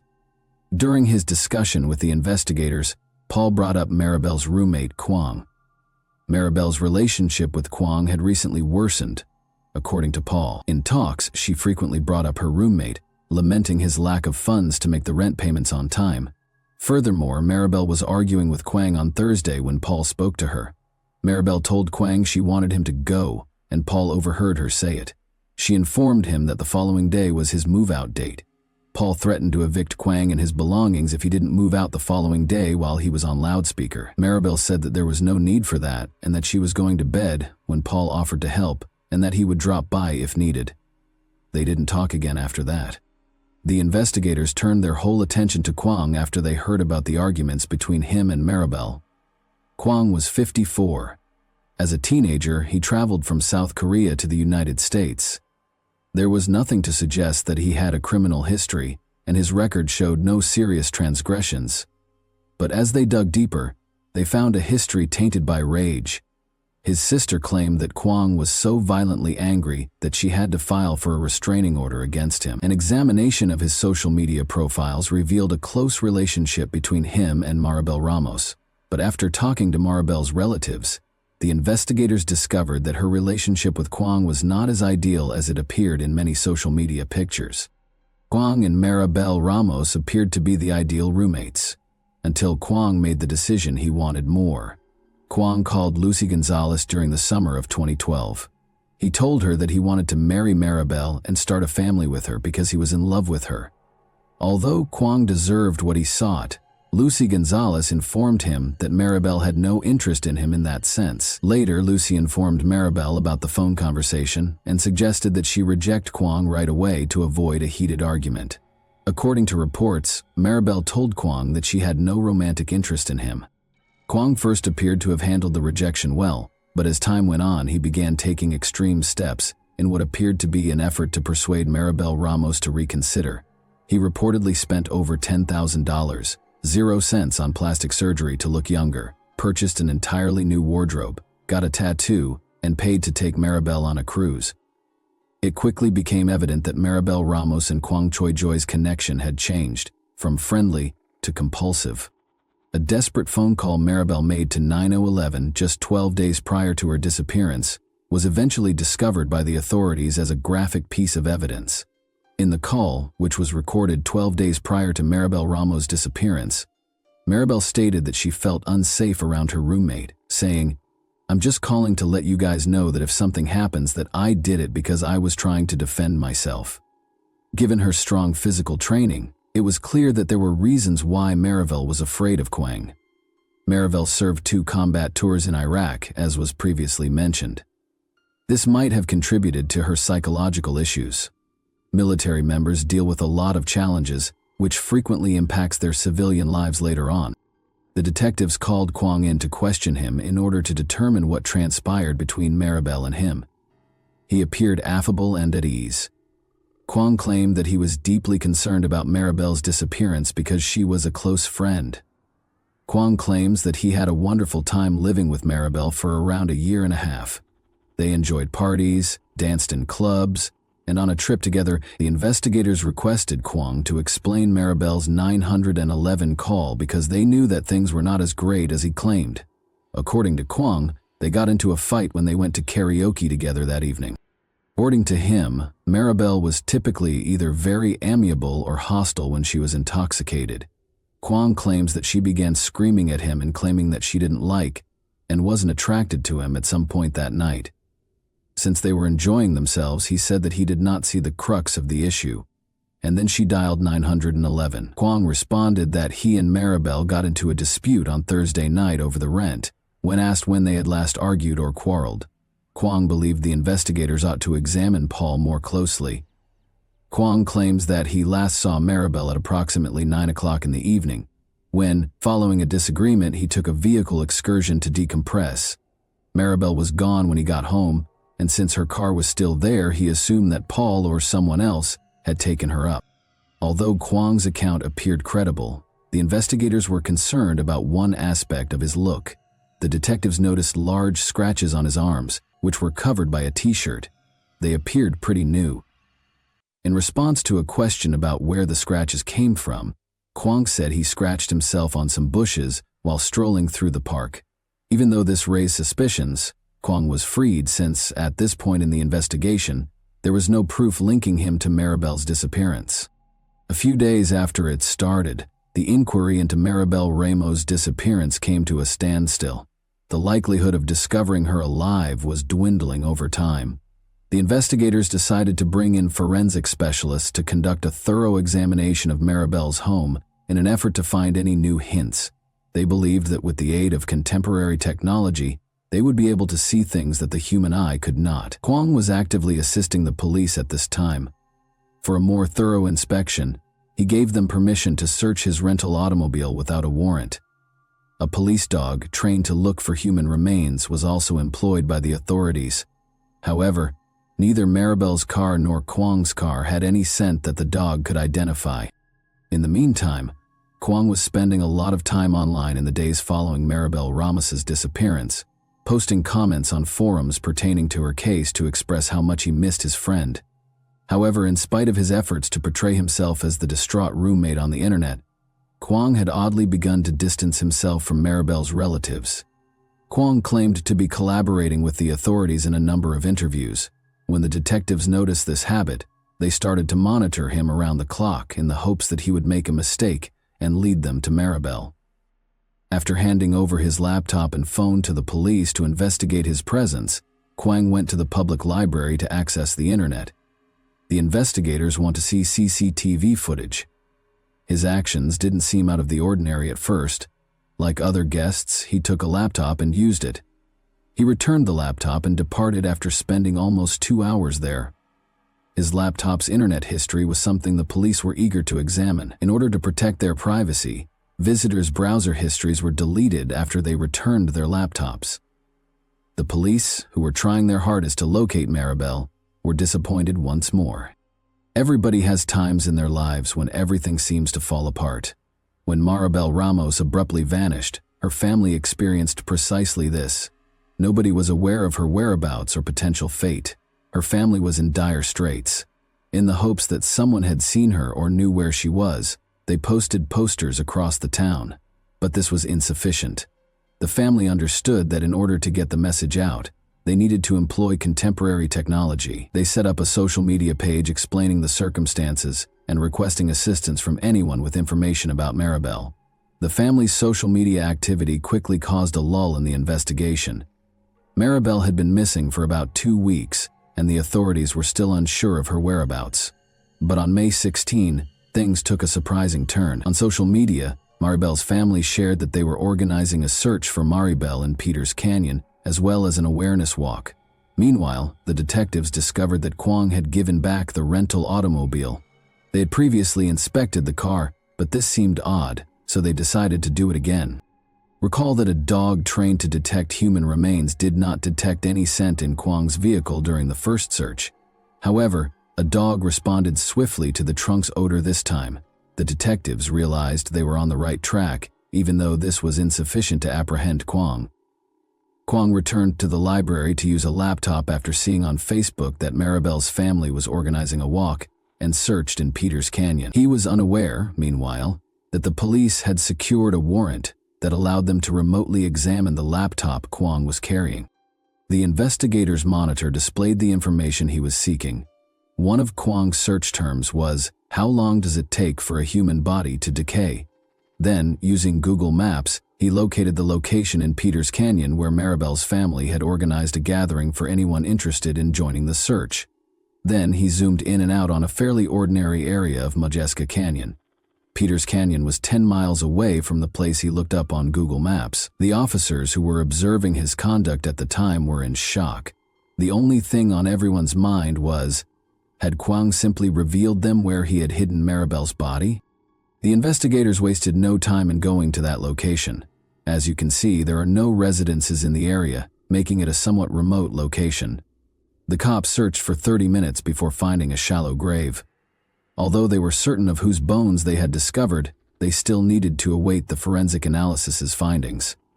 The police came to Maribel's residence on May 17 in order to take Kwang into custody. He attempted to escape by jumping out of the window when he noticed the authorities coming, but he was apprehended and sent to the police station. Kwang no longer appeared to be the kind and self-assured individual he always was. He persisted in denying any involvement in Maribel's disappearance and denying any knowledge of her whereabouts. He was unaware that the remains had been discovered by the police. Using dental records, the forensic specialists were able to identify the victim. Maribel Ramos was the owner of the discovered remains. It was unable to pinpoint the precise cause of her death because of variables including the weather, the degree of decomposition, and the fact that the body was in an animal's habitat. Kwang was accused with several offenses. Death is usually tragic and leaves a lasting impression on the loved ones of the deceased. This sorrow was experienced by Maribel Ramos' family when their sister and cherished daughter vanished out of thin air. They had no idea where she might be or what had transpired. They made a social media page explaining the situation, posted flyers across the city, and solicited assistance from anyone who might have information on Maribel. However, the family's hopes were dashed 2 weeks after she vanished. Despite experiencing sorrow, suffering, and hopelessness, they managed to find the fortitude to go on. They love Maribel and remember her. The trial was held in 2014. The authorities could only conjecture as to how Kwang might have killed Maribel Ramos because her remains were too decayed to establish her cause of death. Joy, according to the authorities, was in love with Maribel Ramos, who had other feelings for him. On May 2, 2013, Kwang and Maribel got into a fight over rent. They surmised that Kwang must have ambushed Maribel because she was combat trained and could have easily defeated him in a fair fight. According to the detectives, he smothered her while she was sleeping after sneaking into her room in the middle of the night. After that, he drove her to a distant place while placing her body in the trunk of his rental car. He had to navigate through stretches of barbed wire there, which caused his hands to get scratches. There was a chance that Kwang had moved Maribel's body more than once because the police dog did not pick up the scent during the first check of his vehicle. But there was no proof to support this notion. Forensic evidence linking Kwang to the crime was scant. But during his trial, the jury was told how Kwang had developed an obsession with Maribel, how she had called the police to tell them she was scared of him, and how Kwang had used Google Maps to locate the precise location of her grave. During the trial, Kwang entered a not guilty plea. "I miss Maribel more than anyone. I think about it. I've been here about 440 days in jail. I think about it almost every day." He added that he had never Googled the location of the gravesite in Mojeska Canyon. "Family wants me to apologize, which I cannot apologize for something I haven't done. Maybe someday truth will come out. Maybe I'll just die inside prison." "No," he replied. Kwang claimed that although they went on a single vacation together, they slept in different beds. "In my assumption, I was set up straightforward. We always maintained we were good friends. We were platonic friends. She was like my sister," he stated. He said he didn't know who killed Maribel when questioned about it. During his opening statement, Adam Vining, Kwang's attorney, termed him strange but maintained that his client was not involved in Maribel's death. "A crime will be proven here," stated Adam Vining, "and the crime that will be proven here is improper disposal of a body." According to Vining, Ramos was prone to paranoia after returning from years of fighting PTSD. He also suggested that she might have passed away from a medical issue. Prosecutors concurred that the case was circumstantial. Kwang's online search at a public library, which focused on the exact location where Maribel Ramos's body was discovered, was the crucial piece of evidence. Kwang Choi Joy was convicted of second-degree life deprivation on July 30, 2014. His sentence ranged from 15 years to life in prison. Kwang insisted on his innocence in dozens of letters to the judge. And that wraps up today's chilling story. If you enjoyed this video, don't forget to like and subscribe so you never miss a new upload. Also, let me know in the comments what part of this story shocked you the most. Thank you for watching, and I'll see you in the next video.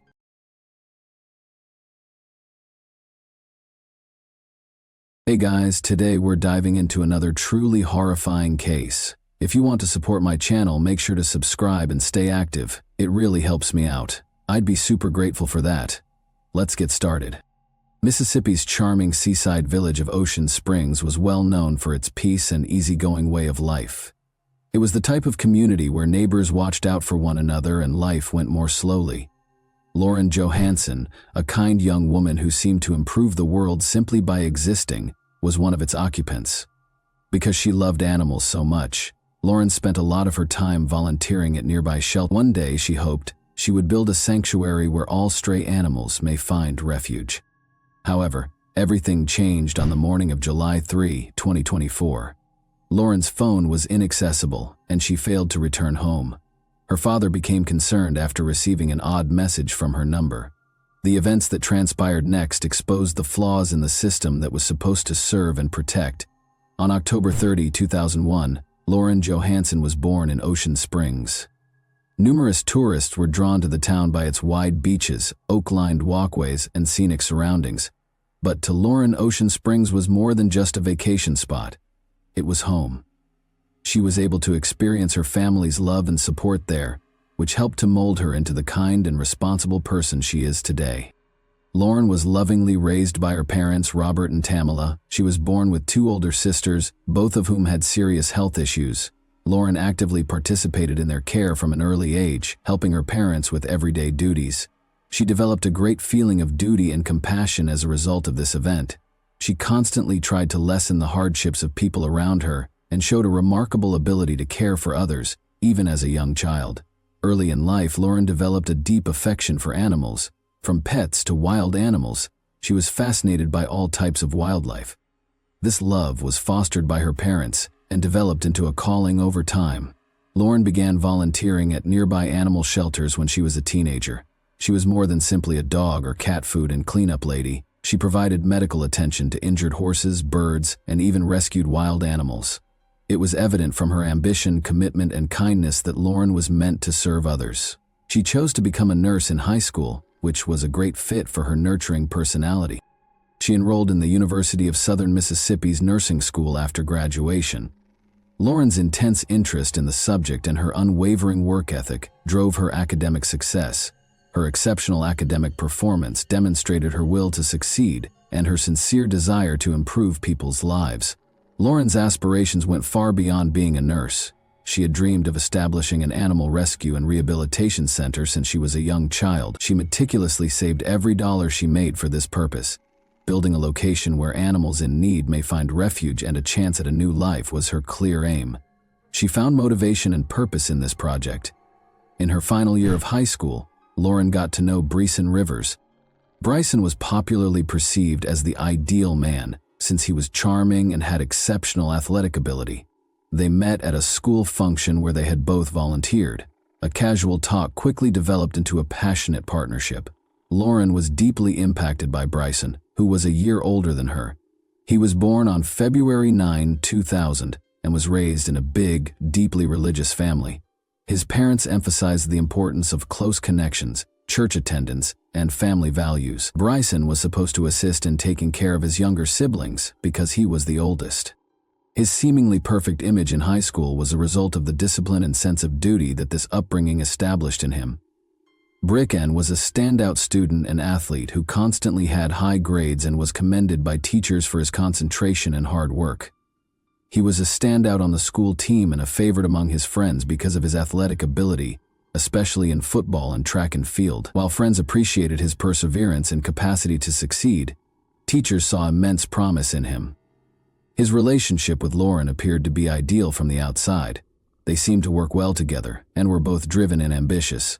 Lauren took pleasure in Bryson's apparent support and frequently expressed how considerate and kind he was. Bryson responded with praise of Lauren, making her feel appreciated and going with her to significant occasions. However, concerning trends started to show up over time.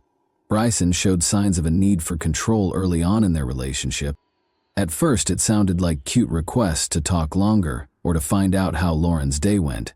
But these requests quickly turned into demands, and Bryson became more and more envious of the males in Lauren's life, including her classmates and friends. Claiming it was for her own benefit, he started to insist that she limit her contacts with people he didn't particularly approve of. Lauren's acquaintances observed little yet noteworthy behavioral shifts. She began going to fewer social events and frequently avoided talking about her relationship.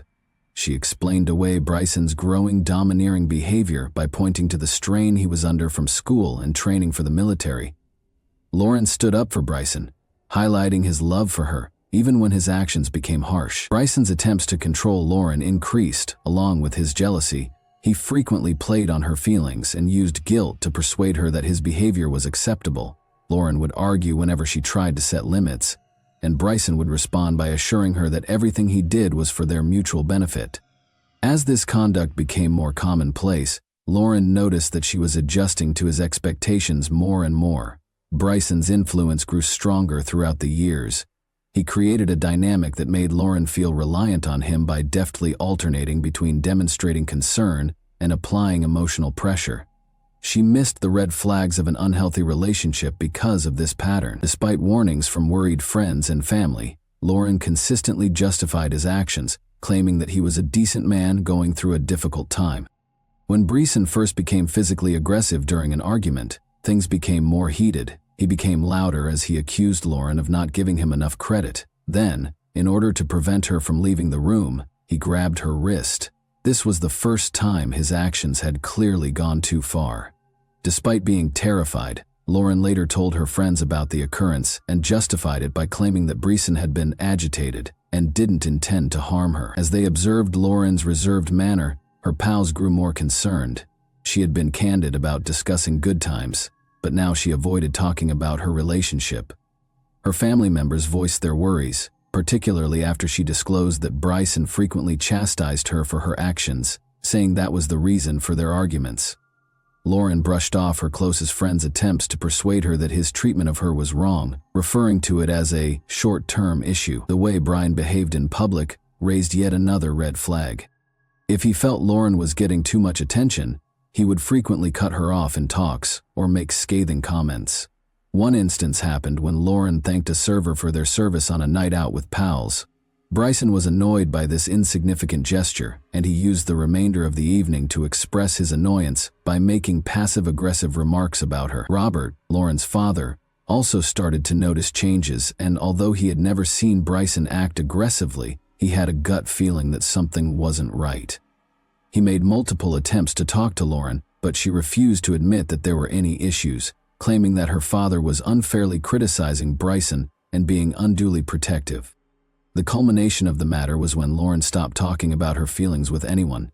She would either quickly shift the topic or defend Bryson by claiming that his actions were due to stress, fatigue, or frustrations at work whenever her friends or relatives brought up her relationship. She started to think that it was her duty to keep him from losing his temper. For Lauren, these aggressive and manipulative behaviors formed a vicious cycle. She eventually gave in to Bryson's influence and grew more and more cut off from people who could have been of assistance. Her loved ones could see her internal conflict, but they were powerless to change her choices. Unaware that she had already resorted to emotional and psychological dependence on her boyfriend, Lauren thought she could manage the problem independently. Bryson and Lauren organized a trip to Nashville in December 2023. Lauren was on winter vacation from college, while Bryson was on leave from the military.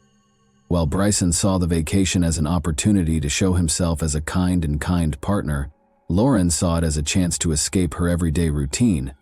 They intended to unwind together, tour well-known sites, and take in the city's vibe for a few days. The journey began without any problems. They visited well-regarded restaurants, strolled the streets, and investigated nearby landmarks for the first few days. Bryson felt at ease and delighted in their time together, but there was tension between them beneath the surface. Despite feeling the weight of his expectations, Lauren ignored the warning signs. In order to watch a football game that was significant to Bryson, the couple made the decision to go to a nearby tavern on December 11. Bryson, a former athlete, was a devoted supporter of his team and would not miss a game, not even on vacation.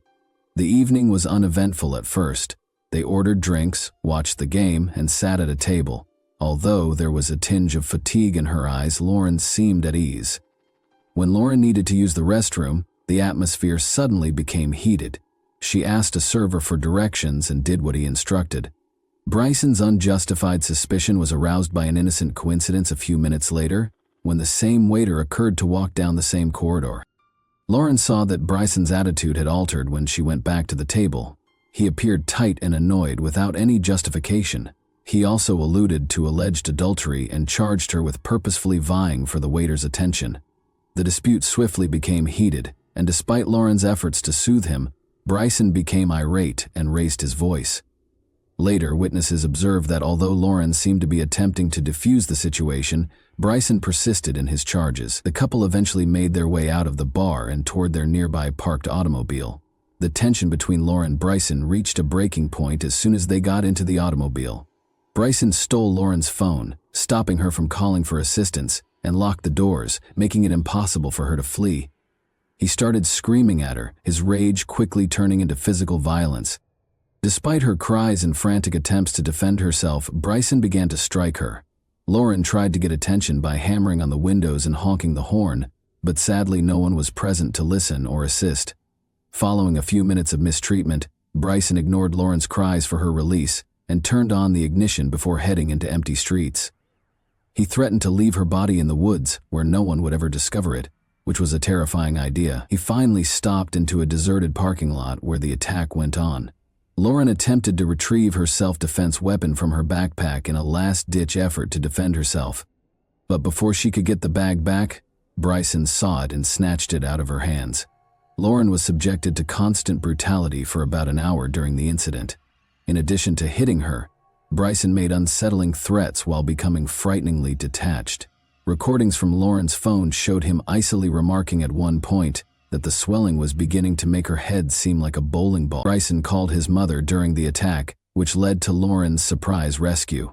In the background, Lauren yelled, pleading with Mom to call the police. Even though Bryson's mother didn't know the precise location of law enforcement, she knew something was seriously off and called them. In the meantime, Robert, Lauren's father, located her using a family monitoring program on their phones. The officers heard Lauren screaming from inside the car when they got there.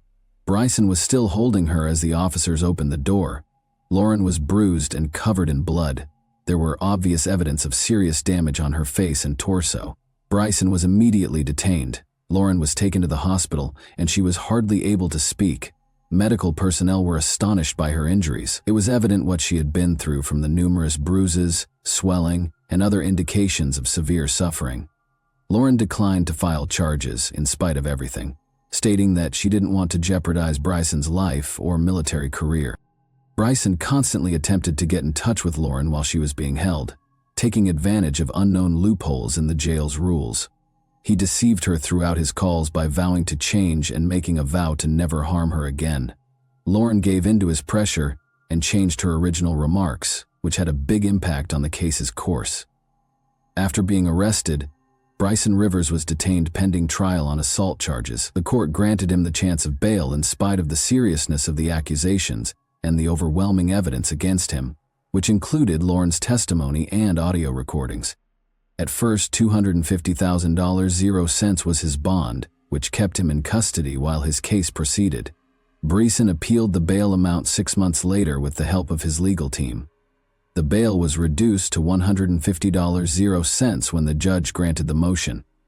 Many, including Laura's family, were taken aback by this ruling since they thought that a lower bail would encourage more aggression. Bryson's mother did, however, pay the sum, and he was let free pending trial. Bryson was subject to wearing a GPS email ankle monitor to track his movements as part of the terms of his release. He was not allowed to leave Nashville, to go near Lauren, or to try to get in touch with her in any manner. However, these conditions were not appropriately implemented because to bureaucratic mistakes. The stringent limitations were not completely disclosed to the officer who took Bryson to the monitoring center. As a result, there were no limitations placed on the GPS monitor to stop him from leaving the city, and it was incorrectly programmed. This mistake was brought on by a lack of departmental collaboration. The monitoring center did not get the documentation outlining the conditions of Bryson's release in a timely manner. Because of this, the employees who were in charge of installing the ankle monitor had to rely on Bryson's own story where he gave misleading information and left out the limitations pertaining to Nashville and communication with Lauren. Bryson's ankle monitor's batteries started to drain a few days after he was released. He disregarded the message that the smartphone needed to be charged. Authorities couldn't follow him after the monitor completely died. Despite becoming aware of the problem, the monitoring center did not respond right away. Because they failed to notify law enforcement promptly, Bryson was free to break the terms of his parole. Lauren's family didn't find out until a few days later, when police told her father, Robert, that Bryson's monitor had stopped working and that they didn't know where he was.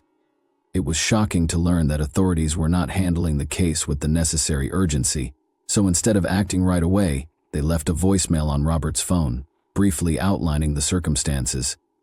Lauren's family decided to handle things themselves. Robert demanded prompt action from the local police department in order to find Bryson. In order to avert a catastrophe and find any hints on Bryson's whereabouts, he also insisted on checking Lauren's car's GPS system. Attempts to locate Brian were unsuccessful despite the family's constant efforts. His location remained unclear for days after the ankle monitor malfunctioned. Robert emphasized the immediate danger to his daughter's safety and urged law authorities to act more forcefully on several occasions. When law enforcement officially confirmed that Brian had broken the conditions of his parole on July 2, the situation became more heated. His phone had been switched off by then and it was unclear where he was. His arrest warrant was issued by the police, but it was too late to stop what transpired. Robert, Lauren's father, attempted to reach her on the day she vanished, but his calls were not returned. Later, he got an SMS from her phone that made him suspect right away. Lauren didn't sound like the author of the message. Startled to find out where Lauren was, Robert called his other daughter, who lived in the same apartment as her. When Lauren's sister awoke, the front door of the apartment was open, the security cameras were turned off, and Lauren's car was nowhere to be seen. She called Robert right away, and he called the police right away to report Lauren missing. Police took a long time to respond, even though the family's desperation and the evidence they presented were convincing. Law enforcement didn't agree to start following Lauren's automobile until over 24 hours after she was reported missing. A number of structural flaws in the way authorities handled Bryson's case culminated in these delays. Although Lauren's family had taken every precaution to avoid a tragedy, their efforts were thwarted by law enforcement's inaction. Lauren's automobile was eventually found by authorities using its GPS signal on July 3, 2024. The car was parked just outside of town in a secluded spot close to the Wolf River Cemetery. The area was renowned for being remote, encircled by thick forests and distant from any major thoroughfares. Law enforcement officials and Lauren's father, Robert, were quickly mobilized by the disturbing finding. A man abruptly bounded out of the car and fled into the bushes as police drew closer. He was being pursued by Bricken River's officers, but the dense undergrowth made the pursuit challenging, and he soon vanished from view. In an attempt to locate his daughter, Robert, who had arrived at the site just behind the police, hurried to the automobile. He saw a terrifying scene when he opened the door. Lauren's body was in the back seat, covered with black trash bags and a sheet. She was nearly unrecognizable due to the extensive injuries to her head and face. Nothing in his experience could have prepared Robert, a doctor who is used to seeing injuries, for what he witnessed that day, he later acknowledged. Some cops started recording the incident while others carried on looking for Bryson. Lauren had suffered a severe beating before to her death, as evidenced by bloodstains found on the upholstery and inside the vehicle. Even as his own condition worsened, Robert refused to leave the area until the investigation was over, despite the mental and physical toll it had taken. Bryson was found after many hours of searching. He was eventually found deep in the woods by helicopters using thermal imaging technology. 9 hours after the search started, Brian was captured by the officers that encircled the location. He didn't resist and seemed cool and collected when he was arrested. Brian Rivers later gave his version of events when being questioned. He asserted that he knew Lauren would be spending the day alone when he got to her house that morning. She had been ignoring his calls for a few days, which had increased his ire and misgivings. Bryson found it hard to believe Lauren was attempting to put her distance from him. He waited for her to leave the home and then went out to speak with her. He claimed that Lauren attempted to leave and refused to talk to him about anything. Bryson then took hold of her arm and pushed her into her vehicle. Despite Lauren's protests, He locked the doors and got behind the wheel. In order to avoid being overheard, Brian said that he had taken Lauren to a secluded area outside of the city, but the discussion soon descended into a dispute. Brian's ire was only heightened when Lauren insisted on being released and threatened to call the police. He started screaming at her, saying she had betrayed him. Brian pushed Lauren back into the seat when she tried to open the door to get out. This was a pivotal event in time. The situation became unmanageable after he hit her. According to his account, he was attempting to soothe her but ultimately resorted to physical force, striking her again after the attack until Lauren lost consciousness. Bryson claimed that after first attempting to resuscitate her, he chose to dispose of her body after learning she was dead. He put her in the back seat of the car after wrapping her in a blanket he had taken from the trunk. After driving farther into the countryside, Bryson pulled over at a deserted spot close to Wolf River Cemetery. With Lauren's body inside, he left the car there with the intention of coming back later to remove any remaining evidence. But before he could execute his scheme, the police, who were monitoring his activities, found the car. Widespread public indignation was triggered by the news of Lauren's untimely murder and Pritchen's detention. Media coverage not only addressed the crime but also emphasized the many shortcomings in the legal system that led Pritchen to avoid appropriate supervision following his release on bond. In the midst of their sorrow, Lauren's family made a public appeal for the community to solve the structural problems that led to this tragic event. Additionally, Bryson's mother, who covered his bail, came under heavy fire. Many questioned whether she was completely aware of the possible repercussions of her conduct. Although the world widely condemned her choice, Lauren's family never publicly placed the responsibility on her. Numerous Ocean Springs locals, along with friends and relatives, attended Lauren's burial to express their sorrow over her passing. Lauren continued to be a representation of generosity, altruism, and a commitment to assisting others, to everyone who knew her. One of Lauren's biggest loves in life was animal welfare. Therefore, her family chose to create a foundation in her honor to fund these initiatives. Under the meantime, Bryson's trial preparations were under progress. The court adopted an especially severe attitude because he was already being investigated for his prior assault on Lauren. But the public was outraged at the sheer fact that he had been given bail in the first place. Many demanded changes to bail regulations in order to stop future tragedies of this nature. In December 2024, Bryson Rivers was put on trial. He was charged with attempted evidence destruction, first-degree murder, and kidnapping. A verdict has not yet been rendered in the ongoing trial. Lauren's tragedy expanded beyond a single family's tale. It spurred important discussions on the system's response to victims of domestic violence and the significance of addressing early warning indicators. Her experience is a sobering reminder that disregarding the first warning indications of danger can have disastrous results. Despite witness accounts, tangible proof, and audio recordings of the attack, one of the most important concerns is why.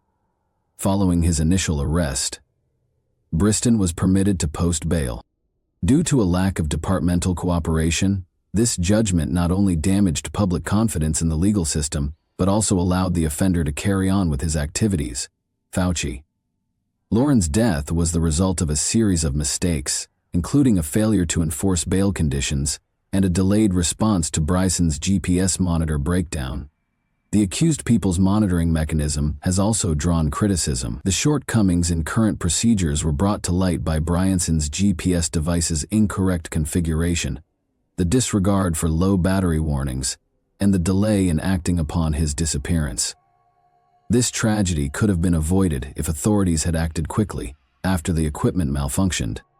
Thanks for watching, everyone. Your support means a lot to me, and you can help my channel grow by hitting that like button, dropping a comment, and sharing this video. Your engagement really makes a difference. See you soon.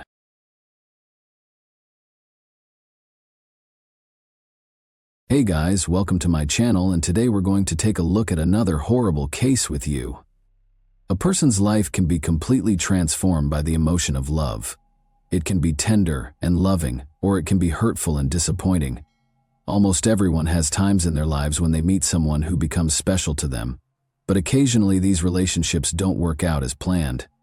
In this tale, A man and a woman fell in love, but their relationship ended because of a well-publicized investigation. What transpired between them? For what reason were their parents against their relationship? This video will teach you the answers to these questions. I want to start by saying that this is one of the most unbelievable stories I have ever posted on my channel. Why do those who are meant to protect and serve act indifferently? And everyone will be shocked by this story's conclusion. We will therefore talk about what happened in Kemerovo, Russia, in 2020. The administrative hub of the Kemerovo Oblast is the sizable Russian city of Kemerovo. It is located in western Siberia's southern region. It is one of the biggest cities in Siberia, with a population of over 500,000. On September 24, 1997, Vera Pekdeleva was born in Kishtym, Kemerovo Oblast. She developed into a happy, imaginative adult. She won first place in several competitions because she loved singing while studying in school. Despite their divorce while she was in school, Vera's parents, Oksana and Yevgeny, remained friendly. Vera got along well with her mother's new husband and her father's new wife. She was characterized as a non-confrontational, upbeat, and kind individual. Vera's mother, Oksana, lived in Kislyovsk, about 110 miles from Kemerovo, and Vera visited her mother whenever she had free time. As I mentioned earlier, Vera was a creative person, so her family was taken aback when she moved to Kemerovo after high school and enrolled in the State Technical University rather than pursuing a creative career. Vera met a man her own age, Vladislav Kanyas, during one of these trips in 2016. Vera was nothing like Vlad, as everyone called him. He was reclusive, irritable, and lacked life goals. Vlad was raised in a dysfunctional household and left school after the 9th grade. He lived with his father after his mother abandoned her family. But the challenges in his life did not stop there. In the end, his father committed suicide as a result of his legal troubles. Vlad was profoundly affected by everything that transpired in front of his eyes. Vera fell in love with Vlad despite the fact that they had little in common. Vera's parents opposed this relationship because they were aware of Vlad's identity. Although we sympathized with the man and understood that his life wasn't easy, we wanted Vera to have an entirely different life. We didn't agree with her decision. According to her mother, Oksana, we waited for her to break up with him. Vera's father requested that they break up after learning about Vlad. But Vlad and his daughter remained together. She simply ceased discussing him with her parents. Vlad never showed up for our family get-togethers. The pictures on Vera's social media accounts did not feature him. She seemed to be concealing him, Vera's mother recalled. It's important to note that in 2019, Vera and Vlad moved to Kemerovo to live together. Vlad, who was unemployed and did not want to change that, loved living with Vera, and her parents helped pay for the apartment. She always had some cash in her wallet and was intelligent and attractive. She gave him financial support. The couple's relationship was strained. It was obvious that Vlad would not stop abusing alcohol. In November 2019, Vlad allegedly beat her, according to her parents. When Vera finally made the decision to end this toxic relationship, her boyfriend was adamantly against it. As previously stated, Vera's parents assisted her in paying for the apartment where she and Vlad resided. Since Vera ended their relationship in November 2019, it stands to reason that Vlad ought to have moved out, but he refused to do so. He enjoyed living at the expense of others. This is a passage from Vlad's testimony. It will help you understand what transpired after Vera made the decision to break up with him. However, keep in mind that this is Vlad's testimony. Whether or not you believe what he says in his testimony is up to you. I got into a fight with Vera on December 15, 2019, he said. I wanted to go to a nightclub, but she said no, so we got into a fight. Vera started traveling frequently to Kislyovsk during our time together. Slowly, she started to distance herself from me. She informed me that she was speaking to someone else. Remember that. Vera had told Vlad she was ending their relationship a month prior, he went on. Our mutual friend also told me that she was seeing someone else. According to her, Vera was seeing Alexander, a man from Kislyovsk. I was not personally acquainted with him. I wanted to speak with Vera after finding out that she was seeing Alexander. During this period, we remained in the same apartment. Following our argument on December 15, 2019, she departed and took a few items with her. At the same time, I kept calling her to stay in contact. I offered to assist Vera in moving her remaining possessions to a different apartment when I called her on January 12, 2020. I offered to meet and move things, and Vera accepted. I would assist her with the move, we decided. We decided to meet in the afternoon on January 13. I was supposed to get her belongings. Vera approached me on January 13, 2020, at approximately 4 or 6 o'clock. I wanted to leave this apartment as well, so when she arrived, we packed our belongings. Without Vera, I didn't want to live there. We consumed beer, liqueur, and vodka while packing. Then I was intoxicated and Vera was intoxicated too. On January 14, 2020, we drank alcohol until 5 in the morning. We had no arguments while we were drinking, but when I brought up our relationship and suggested that we get back together, I revealed that I knew she was seeing another man, which caused a rift between us. It was not to her liking. She then began to curse, insult me, and hit me. Specifically, she kicked me at least 5 times in the groin and struck me in the face with her palm at least 8 times. When she slapped me, I felt no pain. Vera began hitting me first, but I felt physical pain when she kicked me between the legs. It infuriated me. She lied and claimed she wasn't seeing another man at the same time, which infuriated me. Vera kept insulting me, saying that I was intruding on her personal life because I was aware of every detail about her at the time. Vlad told the police that version of events. We'll talk about the opposing viewpoint next, which provides compelling evidence that Vlad was dishonest in his testimony. Take note of this phrase. On January 14, 2020, we drank alcohol until 5 in the morning. We did not argue while doing so. Vera had no intention of sharing the apartment with Vlad, much less partaking in alcohol. She requested a friend's assistance with the move.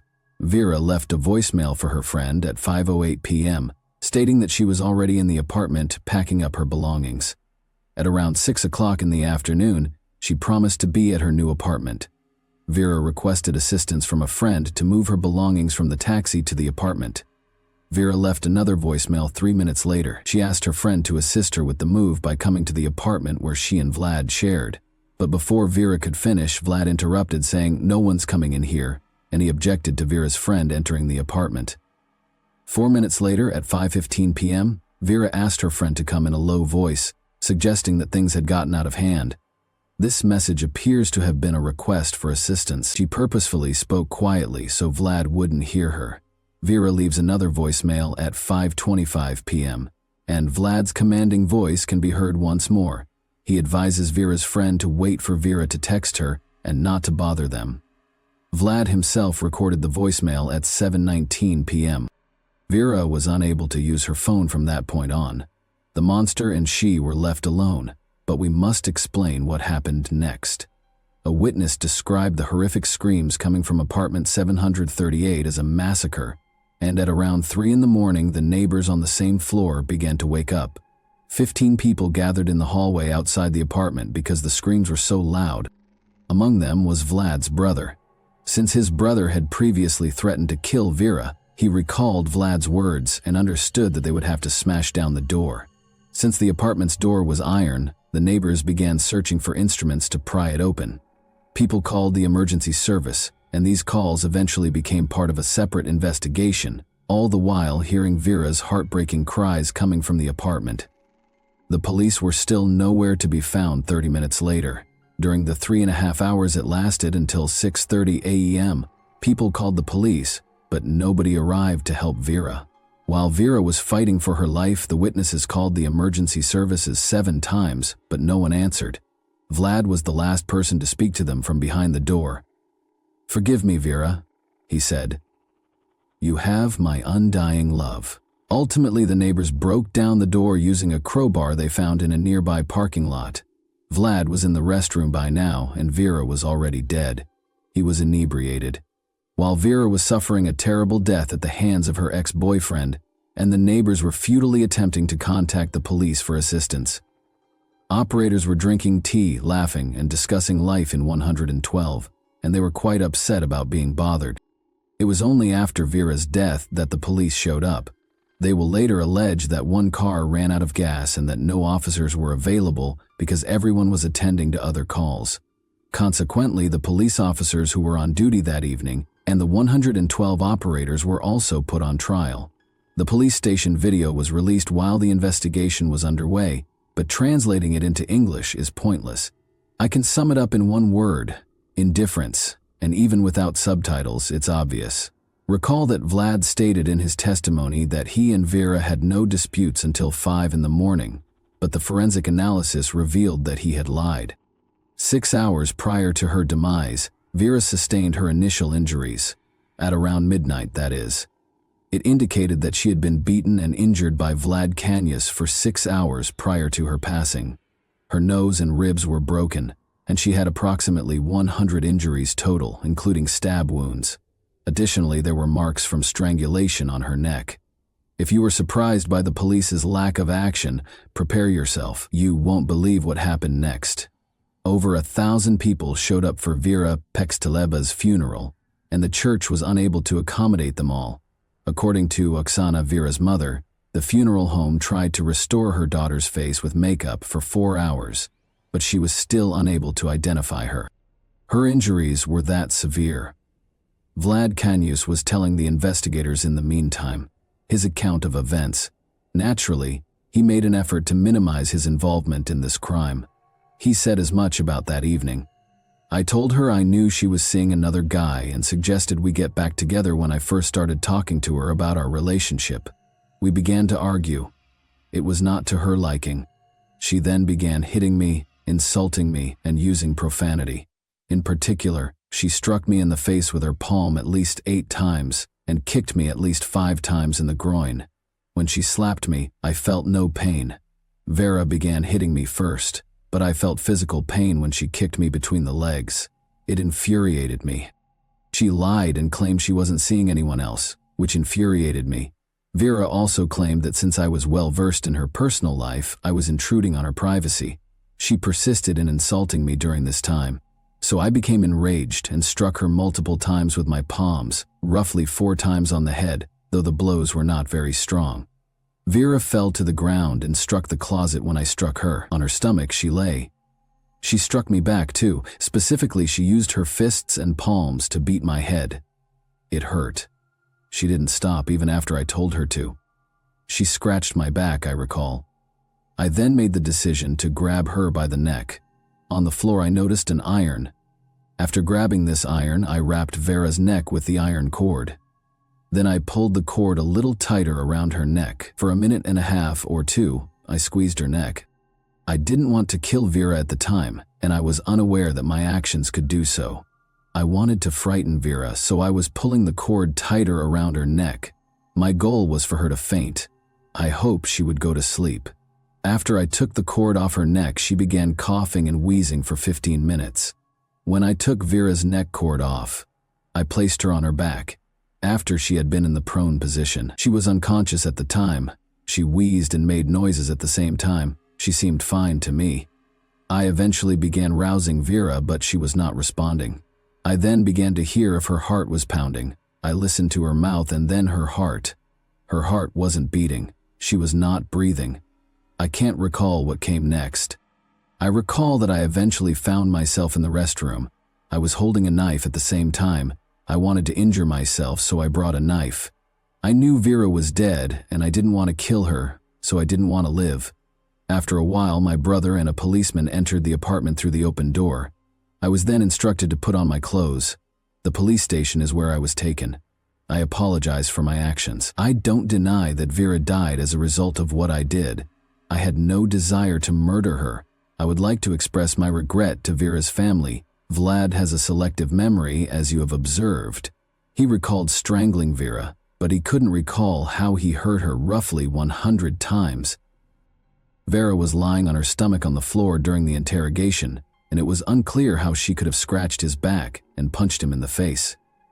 It also became evident how Vlad's brother got to the crime scene.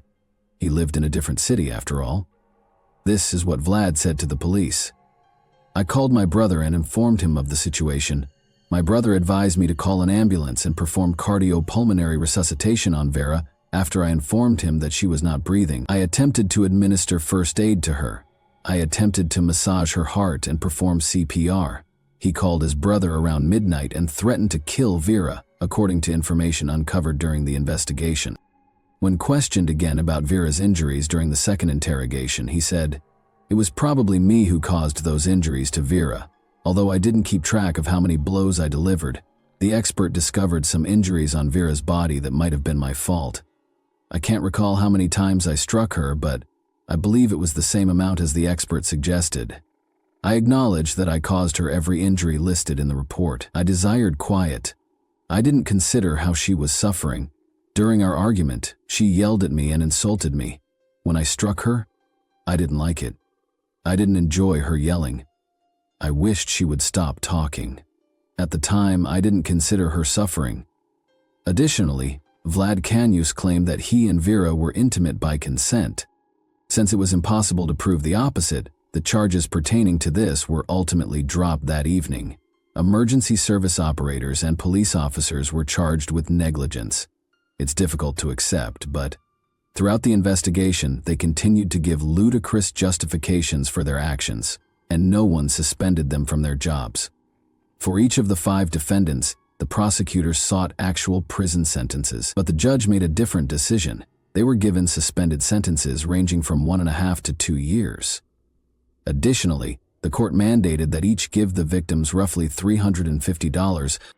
The police department also had to pay about $11,000 at the same time. Although the ruble is the currency of Russia, I have converted all amounts to US dollars.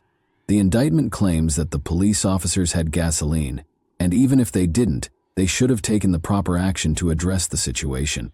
However, they did not view going to the scene as an urgent task, so everyone can understand these numbers. According to them, neither police officer admitted guilt and refused to assist with the investigation.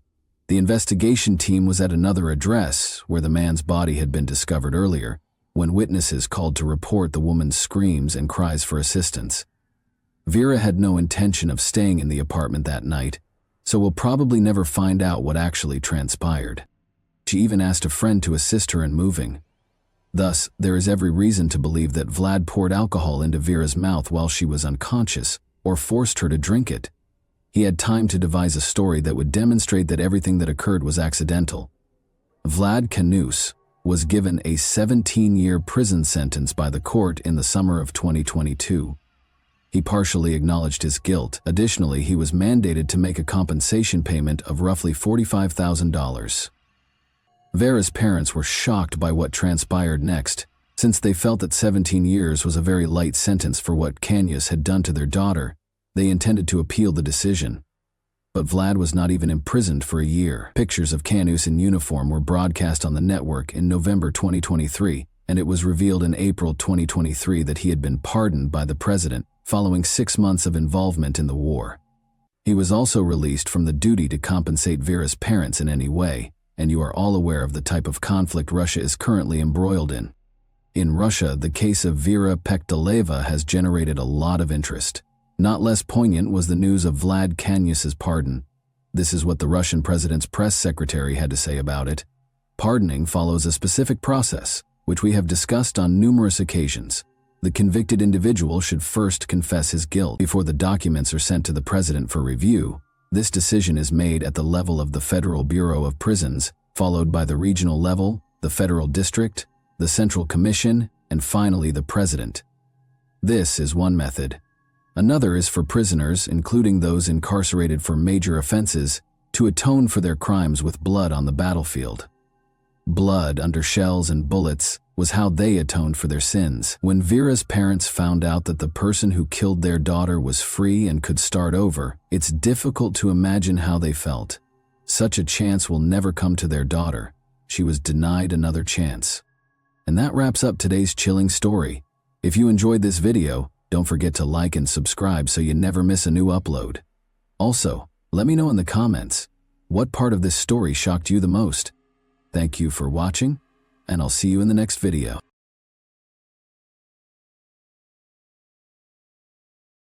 Hey guys, welcome to my channel, and today we're going to take a look at another horrible case with you. The case of Loretta Jones leads us to Price, Utah in the United States. With fewer than 9,000 residents according to the 2010 census, Price is the biggest city in Carbon County. The majority of its citizens own their homes, giving them a suburban feel. Price is a stunning area for outdoor activities and is well known for its cavernous gorges, expansive deserts, and intriguing rock formations. Statistics show that there is a roughly 1 in 56 probability of becoming a victim of crime in Price. Our story starts here, in this quiet village. Loretta Jones and her 4-year-old daughter Heidi Jones resided at 460 E 400 South in Price. She put in a lot of effort there to support herself and her daughter. She was young and single, but she gave everything she had for Heidi, who recalled all of their wonderful times together. Heidi's dolls and much of her childhood clothing were handcrafted by Loretta. Their wonderful life together would soon come to an abrupt end on the evening of July 30, 1970. Unaware that it would be the last time she would see her mother alive, Heidi bid her goodnight with a kiss on that beautiful July night. When Heidi Jones awoke on the morning of July 31, 1970, she discovered her mother, Loretta, dead on the floor of their living room. Heidi, too young to properly understand, stepped outside. There she noticed Sue Ann Hovert, her neighbor, excavating worms at her flat. Hovert asked Heidi what she was doing after noticing her beckoning her closer. In response, Heidi said, "I can't. I think my mommy is dead." When Hovert heard these words, she instantly stopped what she was doing and went inside with Heidi to see how things were going in Loretta's house. Hovert discovered Loretta laying face down, her back and hair matted in blood, and she was completely nude from the waist down. Police Chief Art Poloni arrived at the site after Hovert phoned the police. On July 31, 1970, at approximately 11:40 a.m., the police arrived and verified Loretta's death. The living room was covered in blood, and Loretta had been stabbed 17 times. Since there was no evidence of forced entrance, the detectives concluded that she had known her assailant. Additionally, Loretta had no defensive wounds, suggesting that she had not attempted self-defense throughout the assault.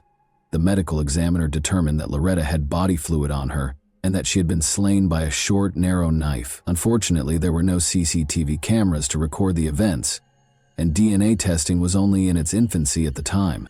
Investigators looked to Heidi for answers because a young girl was there in the house when the crime occurred. Heidi informed them that she was warned not to leave her room by her mother after she had put her to bed. She added that on the night of the murder, she didn't hear her mother struggle or scream. The detectives were alarmed by what she said, though. Heidi had told the investigators that Tom did it. "Tom killed my mom."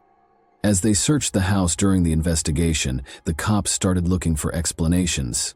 This notepad contained an entry from Heidi's grandma, who was recording whatever Heidi said at the time. When the body was recovered, Heidi told her grandma, "It was Tom that killed my mom." Later, they located Loretta's diary, which had a name that sounded a lot like the one Heidi had mentioned. Thomas Egley. Before her death, Loretta dated Thomas for 2 months, according to the diary. They were only able to learn this about Thomas. The name that 4-year-old Heidi, who was asleep at the time of the murder, mentioned was the only other clue the investigators had to piece together the case, but the police soon had another lead to pursue. 10-year-old Kula Fennell, who lived 3 blocks from Loretta's home, was outside with her brother at 9:30 p.m. riding their bikes. As night fell, Kula's brother abandoned his bike and entered, and Kula chose to follow suit, leaving her bike outside. A man grabbed her from behind and covered her lips with his palm as she made her way to the main door. Fortunately, Kula was able to release her mouth from the assailant's hold and scream loudly. The man ran away in fear. Kula could see her assailant and the path he took. She informed the cops that he ran toward Loretta's residence. Since Thomas Egley was already a suspect in a murder investigation that same evening, his image was later included in a lineup at the police station. Thomas was taken in for interrogation after Kula identified him as the one who attempted to abduct her. The investigators thought Kula and Loretta's cases were connected.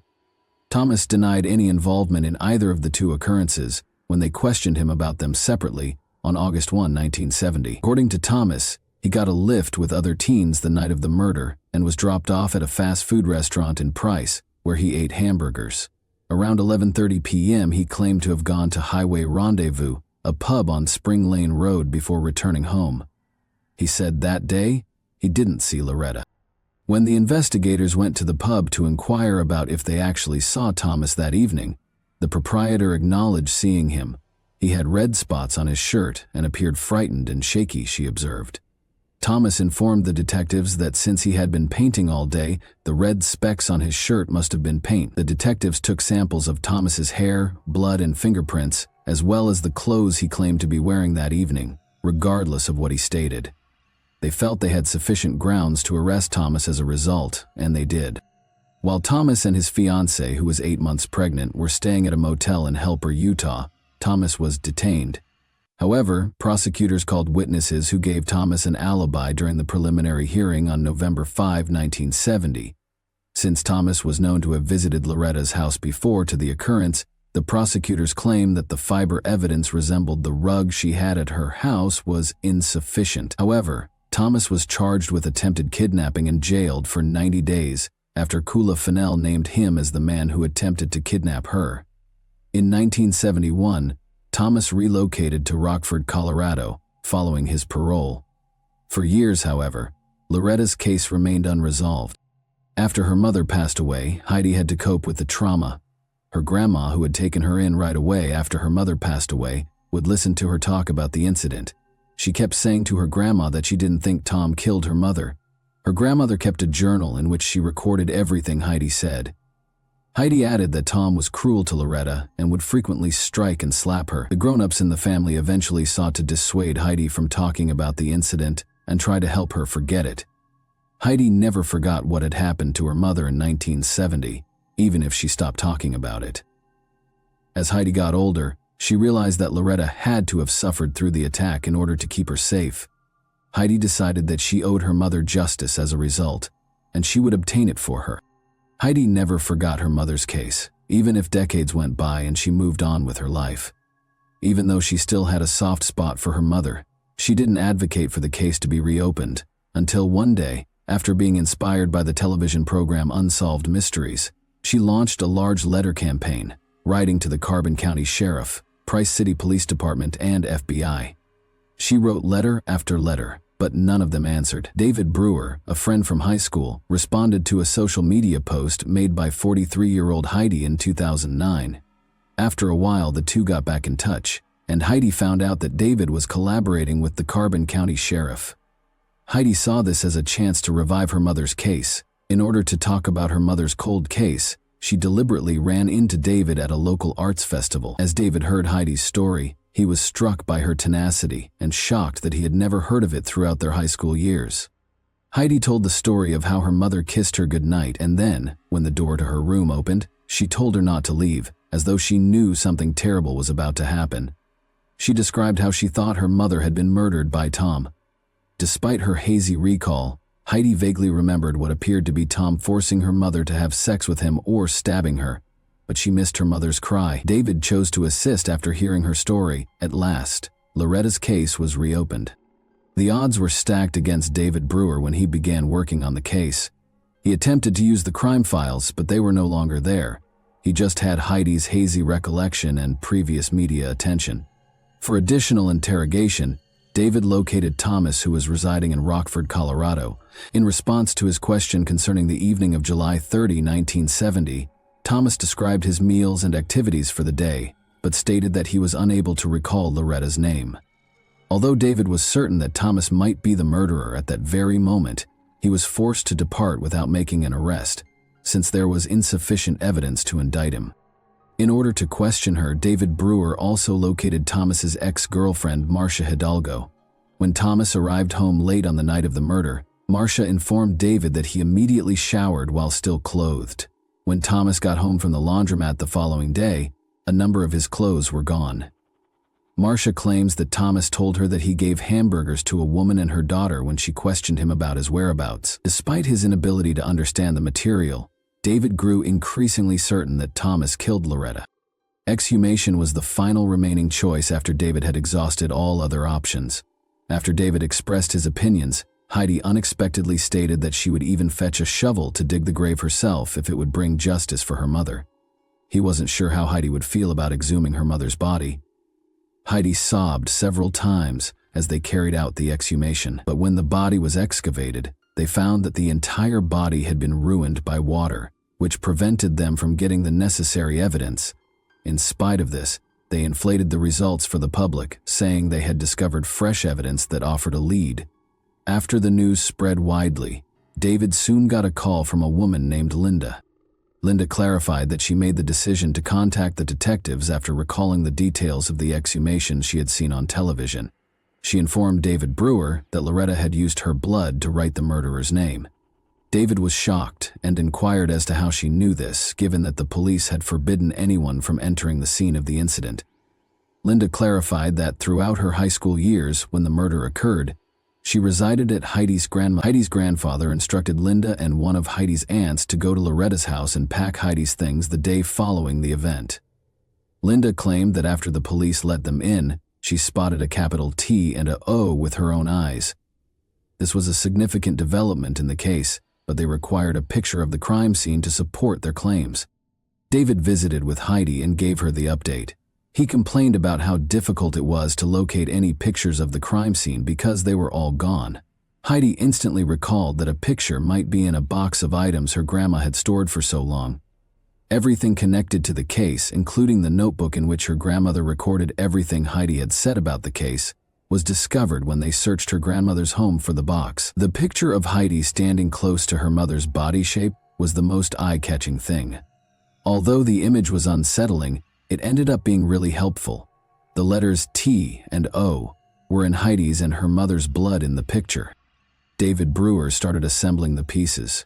He noticed in the journal that Heidi had talked about how cruel Tom had been to her mother and how she had informed everyone that Tom was to blame. The most significant detail was that while fighting for her life, Loretta was attempting to write her killer's name with her blood, but she was only able to write O.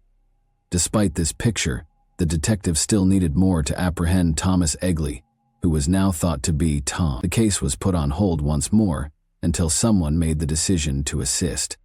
Lisa Carter, claiming to be Thomas Egley's neighbor, called the police department. She claimed that after watching the exhumation film, Thomas came up to her and asked if she could monitor his dogs because the police could soon face him. Lisa Carter volunteered to assist in the investigation, since she thought Thomas was Loretta's murderer. In order to obtain Thomas's confession, she asked to wear a recording device. After the cops gave their approval, plans were formed. Lisa lied to Thomas, claiming that her husband had been in Utah undergoing detective training.